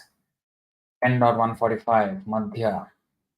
प्रशुश्रुवान्मातरिभार्गवेण पितुर्नियोगात् प्रहृतं द्विषद्वत् प्रत्यग्रहीद् अग्रजशासनं तद् आज्ञा गुरूणां हि अविचारणीया. So we should follow the order of the guru without any vichar. So of course vichar was done in this case. He the only vichar he did was, okay, there is precedence in this. Okay, there is, okay. So it's the principle is not being compromised. So in that way he went about. So anyway, this is from Raghuvamsha. I think here it is mentioned. The quotation from Raghuvamsha 14.46. And I did not understand the meaning of and the context of this verse. And I went and searched Raghuvamsha. I found it in Wikipedia. I found an authorized translation of it. And I went to this 14th chapter, 46th verse, and I read the previous verse, 45. That made everything clear. So it is in the context of Lord Ram asking Lakshman to take Sita and leave her in the forest, Valmiki ashram. When she was banished again when she was pregnant. So Lakshman was not able to understand how to do such a thing. Women should be protected, Shastra says, and she's pregnant on top of that. She's a queen, she's Ram's wife, and she's why? So then how women should be protected and how this is against Shastra now. Then he remembered that, Parshuram's father, what is his name? I forget that. Jamadagni, yes. Being ordered by his father, Jamadagni, Parshuram killed his mother, Renuka, just as if she were an enemy. So actually you cannot kill your mother, but Parshuram did it on the order of his father. So when Lakshmana, the younger brother of Lord Ramchandra, heard of this, he immediately engaged himself in the service of his elder brother and accepted his orders. The order of the spiritual master must be obeyed without consultation. So I did not understand the context. What did Lakshman do? What is the service of the elder brother that he did? That he had to remember this Renuka, killing of Renuka by Parshuram. Then I had to understand the context. So that's why I searched for the Raghuvamsha and I found it. Wow. Even if it appears against Shastra, of course, against Vishnu is different. Against Vishnu, like Shukracharya was instructing Bali Maharaj against Vishnu, offering to Vishnu, then Bali Maharaj rejected. But if in other details, some subsidiary details, if there is seeming contradiction from Shastric this thing, but if the powerful Guru, he gave that order, then we have to follow. So then Lakshman considered, how can Ram give this kind of order? Then he thought of, Jamadagni gave to Parshuram. Parshuram just executed the order without even considering that it is his mother. So I should also similarly execute myself. And he did that. And this was quoted by Sarvabhauma Bhattacharya to Chaitanya Mahaprabhu, because Chaitanya Mahaprabhu was ordered by his Guru Ishwar Puri to engage Govinda Das, Brahmachari, in his service. And Govinda Das was, in his Govinda, he was actually god brother of Ishwar Puri. That means he is like a guru for Chaitanya Mahaprabhu. It's a god brother of Chaitanya Mahaprabhu's guru. But Ishwar Puri asked that Govinda to serve Chaitanya Mahaprabhu as a personal servant. So Chaitanya Mahaprabhu was in this dharma sankat. That means he was in a dilemma. What should I do? Should I follow the order of the guru? I should actually, but on the other hand, he's asking me to engage his own god brother in my service, which is not correct to do according to, etiquette. Maryada Vyatikrama it becomes. How can I engage somebody superior in my service? So what to do now? Since Harvam Bhattacharya said this, even if it appears different, like there is a contradiction in the instruction according to Shastra, but whatever the Guru says, we have to do. And so this example was given that even if it appears like there is no precedence or there is no Shastric reference to such a point, just because the Guru has ordered, we have to do. So three instances. That means Parshuram displayed that Supreme Personality of Godhead followed the order of his Guru, Jamadagni, who happened to be his father also. So Parshuram executed the order without considering Shastric thing, just because it's the Guru's order. Lakshman, who is also Supreme Personality of Godhead, followed the order of Ramchandra Bhagwan when his order was seemingly against Shastric principles. Chaitanya Mahaprabhu followed, again Supreme Personality of Godhead, followed his Guru's order, even though seemingly against Shastric principles. Three incarnations of the Supreme Personality of Godhead say this point, establish this fact emphatically, that we should follow the Guru's order even though they may, in our view, appear to be contradictory to Shastric statements. Therefore, now ISKCON, we have put this argument in our IS 77 paper, Initiations After 1977, that even if the Ritvik system, they ISKCON say, oh, this is never done, there's no precedence, no Acharya has ever done this, there's no example in Shastra, this and that. But if the Guru has ordered it, just do it. Nike. Like that. Just do it. Don't question anymore. There are three examples of the Supreme Personality of Godhead following the orders of the Guru without. And even Ramachandra Bhagwan, that verse. Yes, now here we are, right? The one before this as well. After. Next one, you see. This is Raghuvamsha, right? Then this is from Ramayana. Nirvicharam guroragnam maya karya mahatmanah shreyo hyevam bhavatyascha mama chaiva visheshatah. Lord Ramchandra Bhagwan is saying this. The order of a great personality like a father or guru. Here, guru also. Actually, the word is used guru. Guru means also elders and also spiritual master. Guroho. Nirvicharam guroho. Agnya. Guroragnya.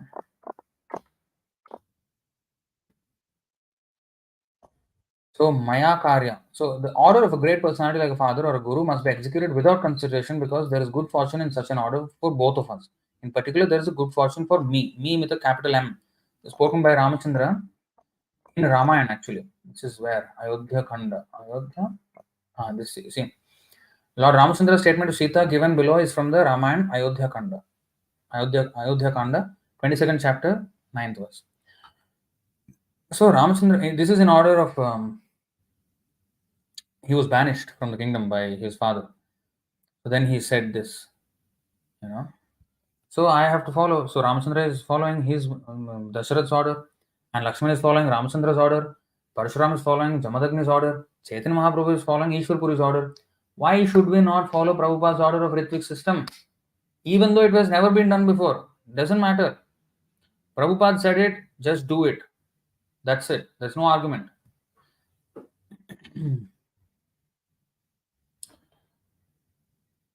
So, Raghuvamsha is especially famous. That's why I mentioned this Raghuvamsha, because it was written by Kalidas and we used this in our IS 77. So strong that was. Then I know Raghuvamsha is an authorized scripture because Chaitanya Mahaprabhu is accepting it. Sarvabhauma Bhattacharya quoted it. So Unauthorized scripture. শৈশব চাপল্য কিছু না লোভে আমার, শিষ্যের সমান মুই না হ তোমার। I am not even fit to be your disciple. Therefore, kindly do not take seriously whatever childish impudence I have shown. You see, again, he is humbly positioning himself.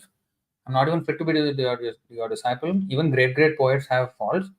So it is not that you are unaccomplished because of these faults. Your scholarship still stands, and you're still Digvijayi. I'm actually not even fit to be your disciple. So kindly don't take my words seriously. My childish impudence that I have shown. আজীবাসা যাহা কালি মিলিব আবার, শুনিব তোমার মুখে শাস্ত্রের বিচার। Please go back home and tomorrow we may meet again so that I may hear discourses on the Shastras from your mouth. এই মতে নিজ ঘরে গেলা দুইজন, কবি রাত্রে কইল Saraswati Aradhan. In this way, both the poet and Chaitanya Mahaprabhu went back to their homes, and at night the poet worshipped Mother Saraswati. Saraswati स्वप्ने तारे उपदेश कइल, साक्षात ईश्वर करे प्रभु के जानिल. In a dream, the goddess informed him of the Lord's position, and the poetic champion could understand that Lord Chaitanya Mahaprabhu is the supreme personality of Godhead himself. So he actually worshipped Saraswati Devi in the night and slept, and in the dream she informed him. प्राते आसी प्रभु पदे लइल शरण, प्रभु कृपा कइलो तार खंडिलो बंधन. The next morning the poet came to Lord Chaitanya and surrendered unto his lotus feet. The Lord bestowed his mercy upon him and cut off all his bondage to material attachment. Purport: the same process advocated by Lord Sri Krishna in his teachings of the Bhagavad Gita as it is, surrendered to me unto me in all instances, was advocated by Lord Chaitanya Mahaprabhu. The champion surrendered unto the Lord, and the Lord favored him. One who is favored by the Lord is freed from material bondage, as stated in the Bhagavad Gita 4.9. त्यक्त्वा देहं पुनर्जन्म नैति मामेति सोऽर्जुन. भाग्यवंत दिग्विजयी सफल जीवन, विद्या बले pilo महाप्रभुर चरण. The poetic champion was certainly most fortunate. His life was successful by dint of his vast learning and erudite scholarship, and thus he attained the shelter of Lord Chaitanya Mahaprabhu. See? Now his defeat was his greatest victory, because his defeat was to Chaitanya Mahaprabhu, and that's how he actually won in life. Until now he was a Digvijayi. You can conquer all directions, but you have not conquered yourself and your own senses. So he was pride and everything, so much was there. Now, taking shelter of the Lord, now he became perfect. Purport: Sri Narottam Das Thakur has sung that the best qualification for taking shelter of the lotus feet of the Lord Chaitanya is to be the most fallen, because the Lord came specifically to deliver the fallen souls. In this age, there are very few scholars. Almost everyone is a fallen meat-eater, drunkard, woman hunter, or gambler. Such persons are never considered learned scholars, even if they pose as such. Because these so-called scholars superficially see that Chaitanya Mahaprabhu associates with the fallen souls, they think that he is meant for a lower class of men, but that they do not need him. Thus, such scholars do not take to the Krishna consciousness movement. To be puffed up with false learning, therefore, is a disqualification for accepting the Krishna consciousness movement. But here is a special example, for although the poetic champion was a greatly learned scholar, the Lord also favored him because of his humble submission. And same thing with Prakashananda Saraswati and Sarvabhauma Bhattacharya as well. They were not, and Venkata Bhatta and Tattvavadis. He actually defeated all scholars everywhere. एषव लीला वर्णियाच्छेन वृंदावन दास, जे किछु विशेष यहाँ गौरिलो प्रकाश. Vrindavan Das Thakur has described all these incidents elaborately. I have only presented the specific incidents he has not described. Are we reaching the end of this chapter itself?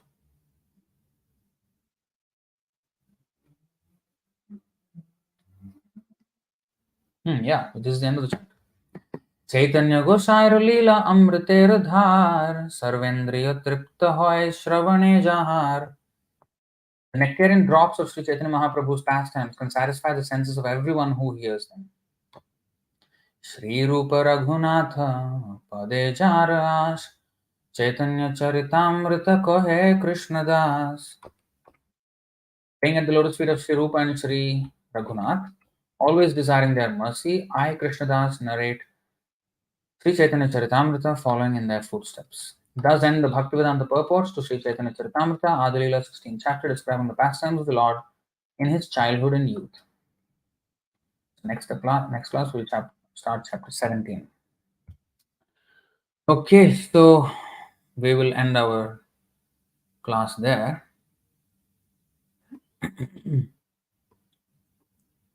And see if there are any relevant questions, because there can be many other irrelevant. So Devala is saying in Karnataka in India there is a village where they will teach you Sanskrit within 20 days. Full Sanskrit is very famous for those who know. Well, one can teach, but no, you cannot learn everything in 20 days. You may learn a bit. You may learn like surface level. You cannot learn fully. It's not possible, because you have to memorize everything. You have to memorize every single thing. How can you memorize everything in 20 days? So they may teach some elementary, like beginner, like something like crash course on beginner level or overview kind of thing, and maybe the key points, key things. Not possible otherwise.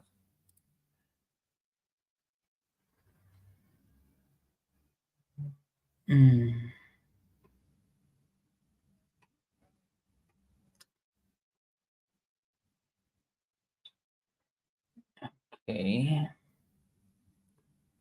What else?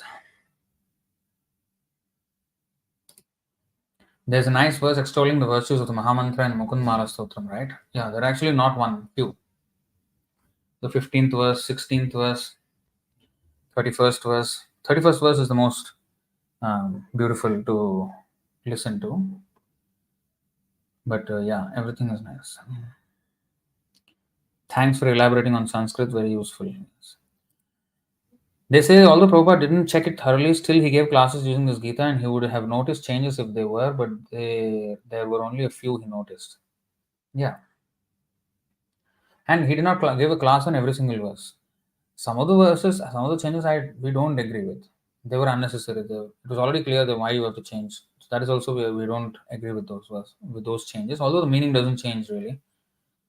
So that kind of thing.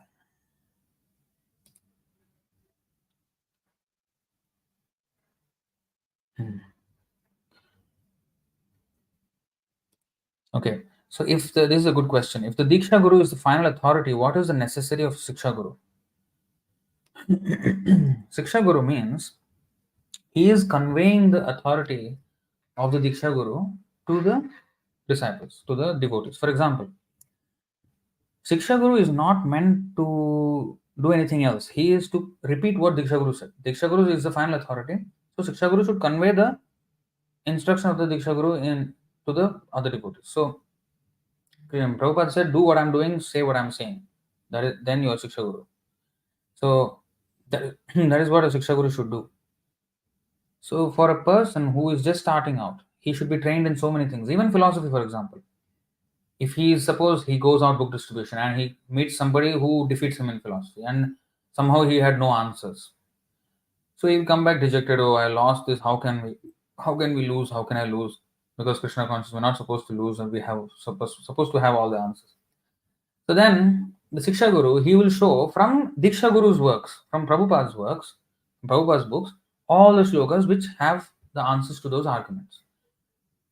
So Siksha Guru should do that, should use the Diksha Guru's teachings to assist or guide the rest of the devotees, the neophyte devotees, to become strong in devotional service. That is the role of Siksha Guru. So Siksha Guru is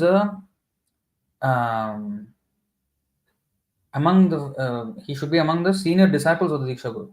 Sometimes it is not. Yes, like for example, Jiva Goswami was a Siksha Guru. Although Srinivasacharya, Shyamananda Pandit, and Narottam Das Thakur, they were already initiated by, I think, Loknath Goswami or somebody. But Jiva Goswami gave Shiksha. So another pure devotee or senior disciples of the Diksha Guru can be Shiksha Gurus for the junior devotees. They can teach others and guide them.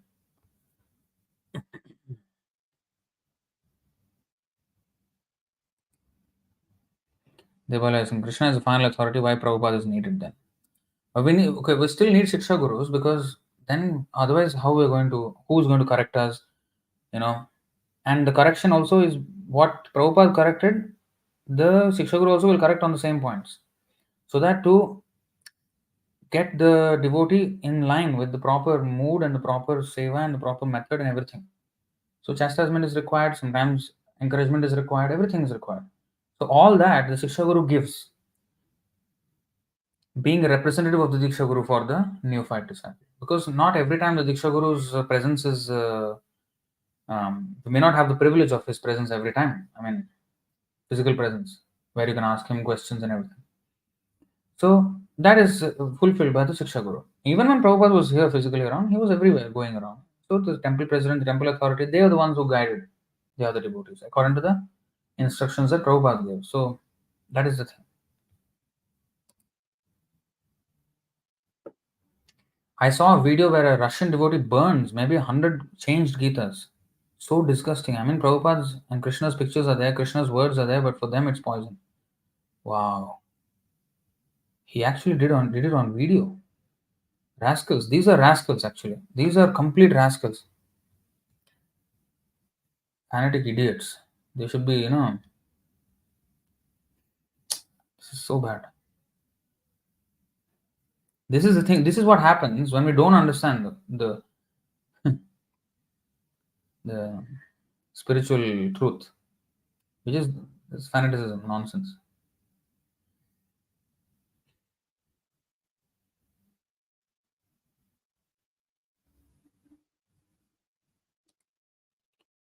So Dimitri is asking from Ādi 2.86, yes, Arshavigya Vakyana dosha esab. We know that great devotees don't commit mistakes. Does it mean those scribes who may make some errors, they don't have to be such pure devotees because they're just scribes? Yes, usually it's like that. They may not be scribes. They are just, I mean, they're not devotees. They may be just scribes. So they are professional scribes. So so they may not be a pure devotees, and most of them are not actually. Most of the time they're not. Very like only Ganesh is a devotee where Vyasadeva wrote, Vyasadeva spoke. Otherwise, usually they're not.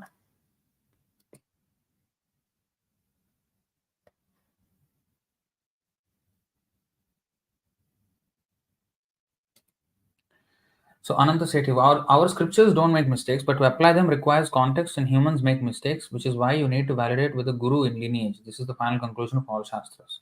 Absolutely correct. So this is the reason why we need guidance of the guru.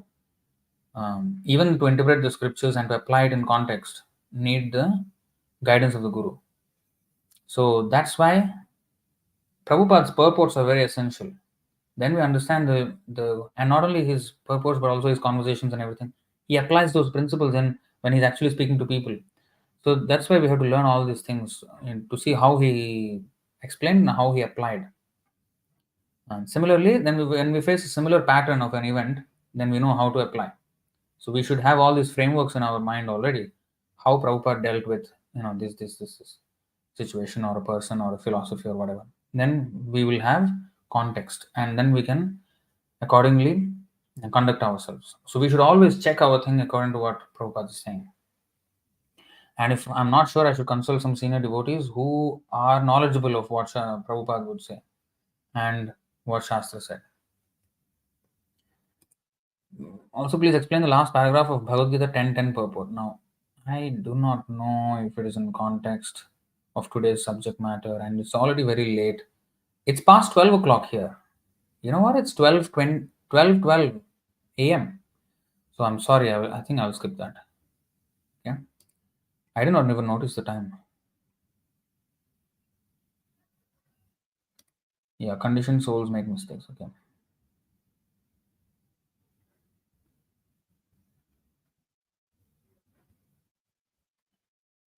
Um,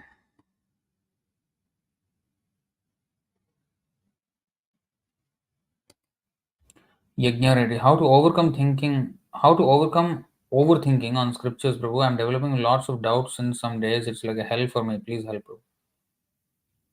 So these will be resolved when you read Prabhupada's books. Don't read scriptures. What scriptures are you reading?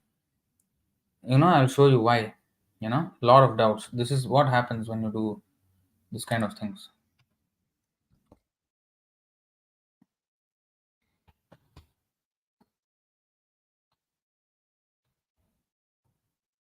बहुशास्त्रे बहुवाक्य चित्ते भ्रम होय साध्य साधन श्रेष्ठ ना होय निश्चय. If one becomes a bookworm, reading many books and scriptures and hearing many commentaries and instructions of many men, this will produce doubt within his heart. One cannot in this way ascertain the real goal of life. So you can read this purport also. It's I will not go through everything now. You please go through Ādi Chaitanya Charitamrita, Ādi 16.11. Write down. So you must read this. It's very important, this whole purport also. Prabhupada says basically 4 books are enough for us. And this Bhagavad Gita, Bhagavatam, Chaitanya Charitamrita, Nectar of Devotion, and of course all Prabhupada's books. These are enough. All the philosophy is there. We have to scrutinizingly study these things, these books. Then we will have answers to everything.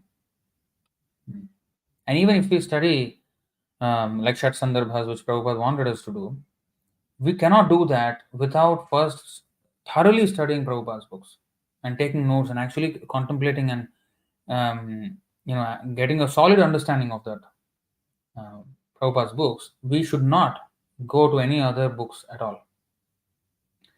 After thoroughly reading, even then, all the things that is said in the Shat Sandarbha is already mentioned by Prabhupada, but just that more details there.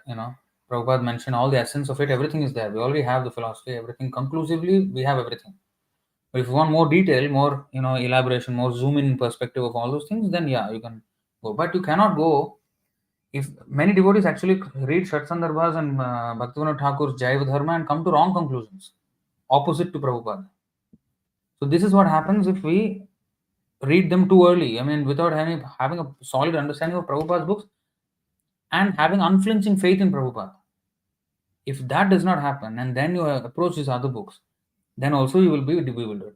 Because what is that? Shvetashvatara Upanishad. Yasya deve para bhaktir yatha deve tatha gurau tasyaite kathita hyarthaha prakashante mahatmanah. Unless we have unflinching faith in Guru and Krishna, we cannot understand the Shastra. Only then the Shastric imports will be revealed to us.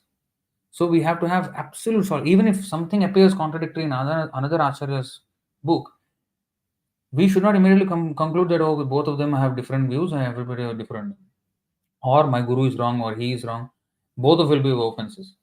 So where is the unifying factor in these things? So unless one is like very knowledgeable in Prabhupada's books and how Bhaktisiddhanta Saraswati Thakur, how the purpose of Prabhupada answer all these questions, all the nuances, we should not approach other books.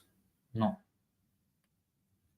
And also, even those books also, we should read only those translations by authorized devotees, at least Prabhupada's disciples, not from any Gaudiya Math or this Baba, that Baba, somewhere else. Somebody who is, Prabhupada disciple who was good, in Prabhupada's time, he was serving Prabhupada, like Gopi Pranadhana Prabhu. I think Bhanuswami is doing it, but Bhanuswami is also doing a lot of this thing.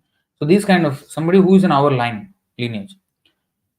So at least they will quote Prabhupada, and then you will have reference, and you can check Prabhupada's books, and you can do your own study. So even then, even if you want to refer to these other books, it should be with Prabhupada. So, but honestly, for the 99% of the devotees, they have not gone beyond Bhagavad Gita. Let's be very honest. Bhagavatam not finished, Chaitanya Charitamrita not finished, Nectar of Devotion not finished, Nectar of Instruction not read, Each Upanishad don't know whether they have read. So without all these things, just forget it. This is what Prabhupada did not want. Just jumping here and there. Study Prabhupada's books first. Thoroughly. Don't even talk about other books first. Thoroughly. And thoroughly means not once. Repeated study. Then slowly you can go with the framework of Prabhupada's teachings. See those books also through Prabhupada's teachings. If you can get good translations.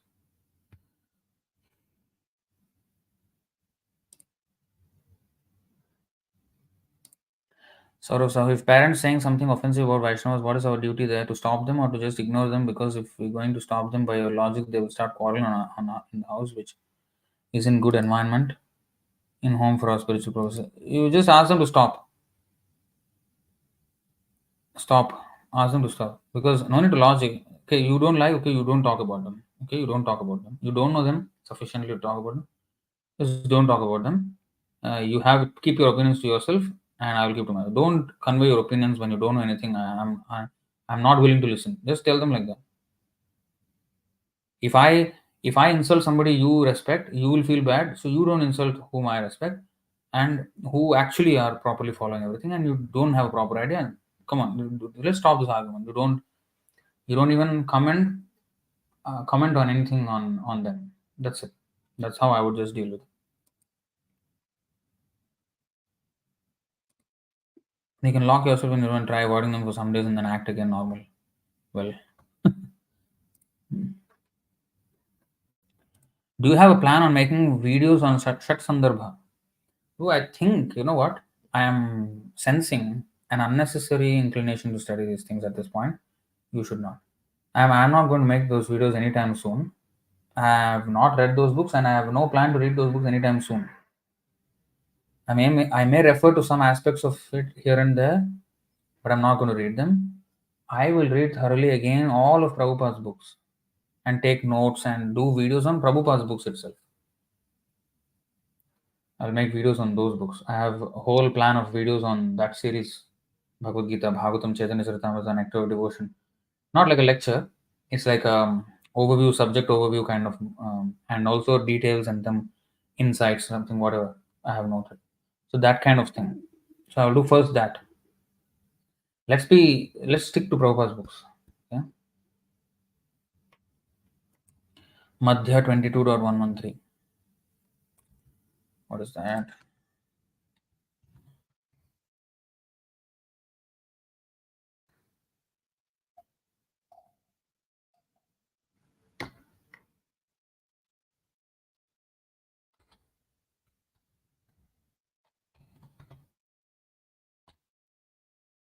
Oh, स्मर्तव्य सततं विष्णुर्विस्मर्तव्यो न जातुजित् सर्वविधनिषेधः एतयोरेव किङ्करः.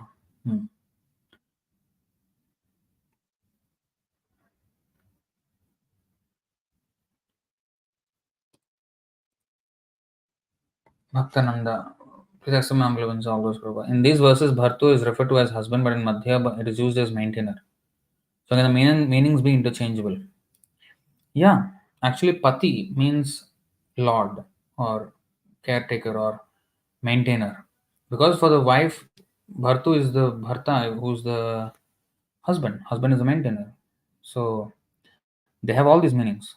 And in Bhavani Bhartu means it is mentioning Lord Shiva because he's a maintainer and husband. Dialectic spiritualism in book of Prabhupada can help you, Prabhu, on the so-called philosophies. Yeah, but some of the philosophies were misrepresented by the devotee who was asking those questions or putting forward their arguments. Some of their philosophies were not exactly correct. So there is that defect that is there. Sadhaputtadas, great mathematician, disciple of Prabhupada, died very early. He has an old channel, Prabhu. You can visit him. His lectures are super simple. Okay, you know what? I know you're excited all over the place, but you learn to become focused. Okay, it's good. I mean, he's good, and honestly, he cracked the code on the Vedic cosmology. But yeah, you can listen to him. I mean, but again, be focused. Don't go and listen to every single Tom, Dick, and Harry everywhere. Be more focused. Yeah, yeah, but he is exceptionally qualified, exceptionally gifted. What is the topic of Chaitanya Bhagavad? Does it mention more detail of information over Mahaprabhu? Yeah, and I mean more detail in the sense. So Chaitanya Bhagavat has more details of his early life. Chaitanya Charitamrita has more detail of his later life. Sannyas life and all that, Chaitanya Charitamrita has more detail. Because Vrindavan Das Thakur was writing Chaitanya Bhagavat As he was writing, it was called Chaitanya Mangal. Later on, when Losundas Thakur wrote another Chaitanya Mangal, then Vrindavan Das Thakur changed his book name to Chaitanya Bhagavat. So anyway, um, he was writing Chaitanya Bhagavat. He was writing. I mean, Vrindavan Das Thakur was writing Chaitanya Bhagavat, and he was writing so much about the early life. Then he saw that the book has become so voluminous, so big. Then he quickly summarized the later pastimes and then finished the book because he was worrying that he will become very, very big. So Krishnadas Kaviraj Goswami in the Chaitanya Charitamrita, he briefly mentions the early pastimes because he says Vrindavan Das Thakur has already mentioned all this. But in the later pastimes, he elaborated a lot. Krishnadas Kaviraj Goswami in Chaitanya Charitamrita. So that is the history. And yeah, you should first finish Bhagavatam and then finish Chaitanya Charitamrita before even thinking about Chaitanya Bhagavat. That is also true. Dimitri Prabhupada, is there any chance of reviving BVA program? Many new devotees joined since then. Would be nice to have this program again. I would also love to revive this program, but I don't have the time at this point because it takes a lot of time and energy to craft the questions, give all the answers, correct answers, and then review every single answer of every single student who has written. So alone, it's very difficult. If I have few more, like 3 or 4 more invigilators who can, also correct the papers, then it is possible. If I can outsource the marking to others, I can prepare. I need more people in my team basically, and somebody who is knowledgeable enough to, um, conduct this. And everybody is busy with their own services and commitments, and everybody is having their own thing. So that's why I did not approach others because they were all busy in their own fields. So we will revive, but I think for the time being it will be on hold. I cannot also take up too many projects because I want to take up this project of media propagation now. I want to take that seriously.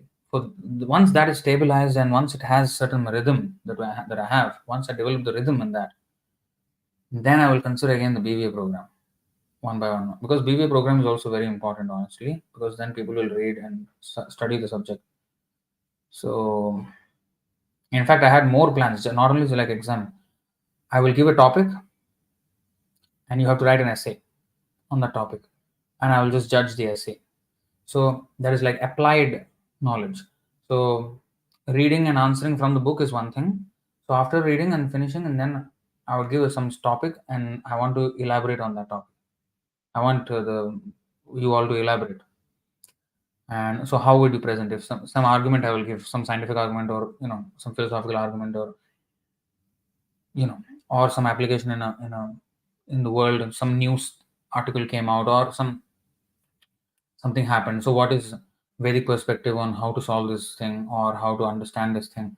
So I would this was one of my plans in the BBA program, that I would give this kind of a problem to solve, and you have to solve with Vedic references and quoting everything and making a nice thesis. I mean, not thesis exactly, explanation, essay. So I had all these plans, but at this point, you know what? It is a bit difficult for me to focus on everything at once because I will spoil everything then. And after some time, I will just can't handle anything and I will stop everything. And that's what happened to me. So I don't want to, I don't want it to be unsustainable. So it has to be sustainable. So for that, you know what I need help with in order for me to do these things, BVA programs and all these things. For example, the other day I had a Ishtagoshti session with all the bhaktas, and I think Dimitri, Prabhu, you were also there.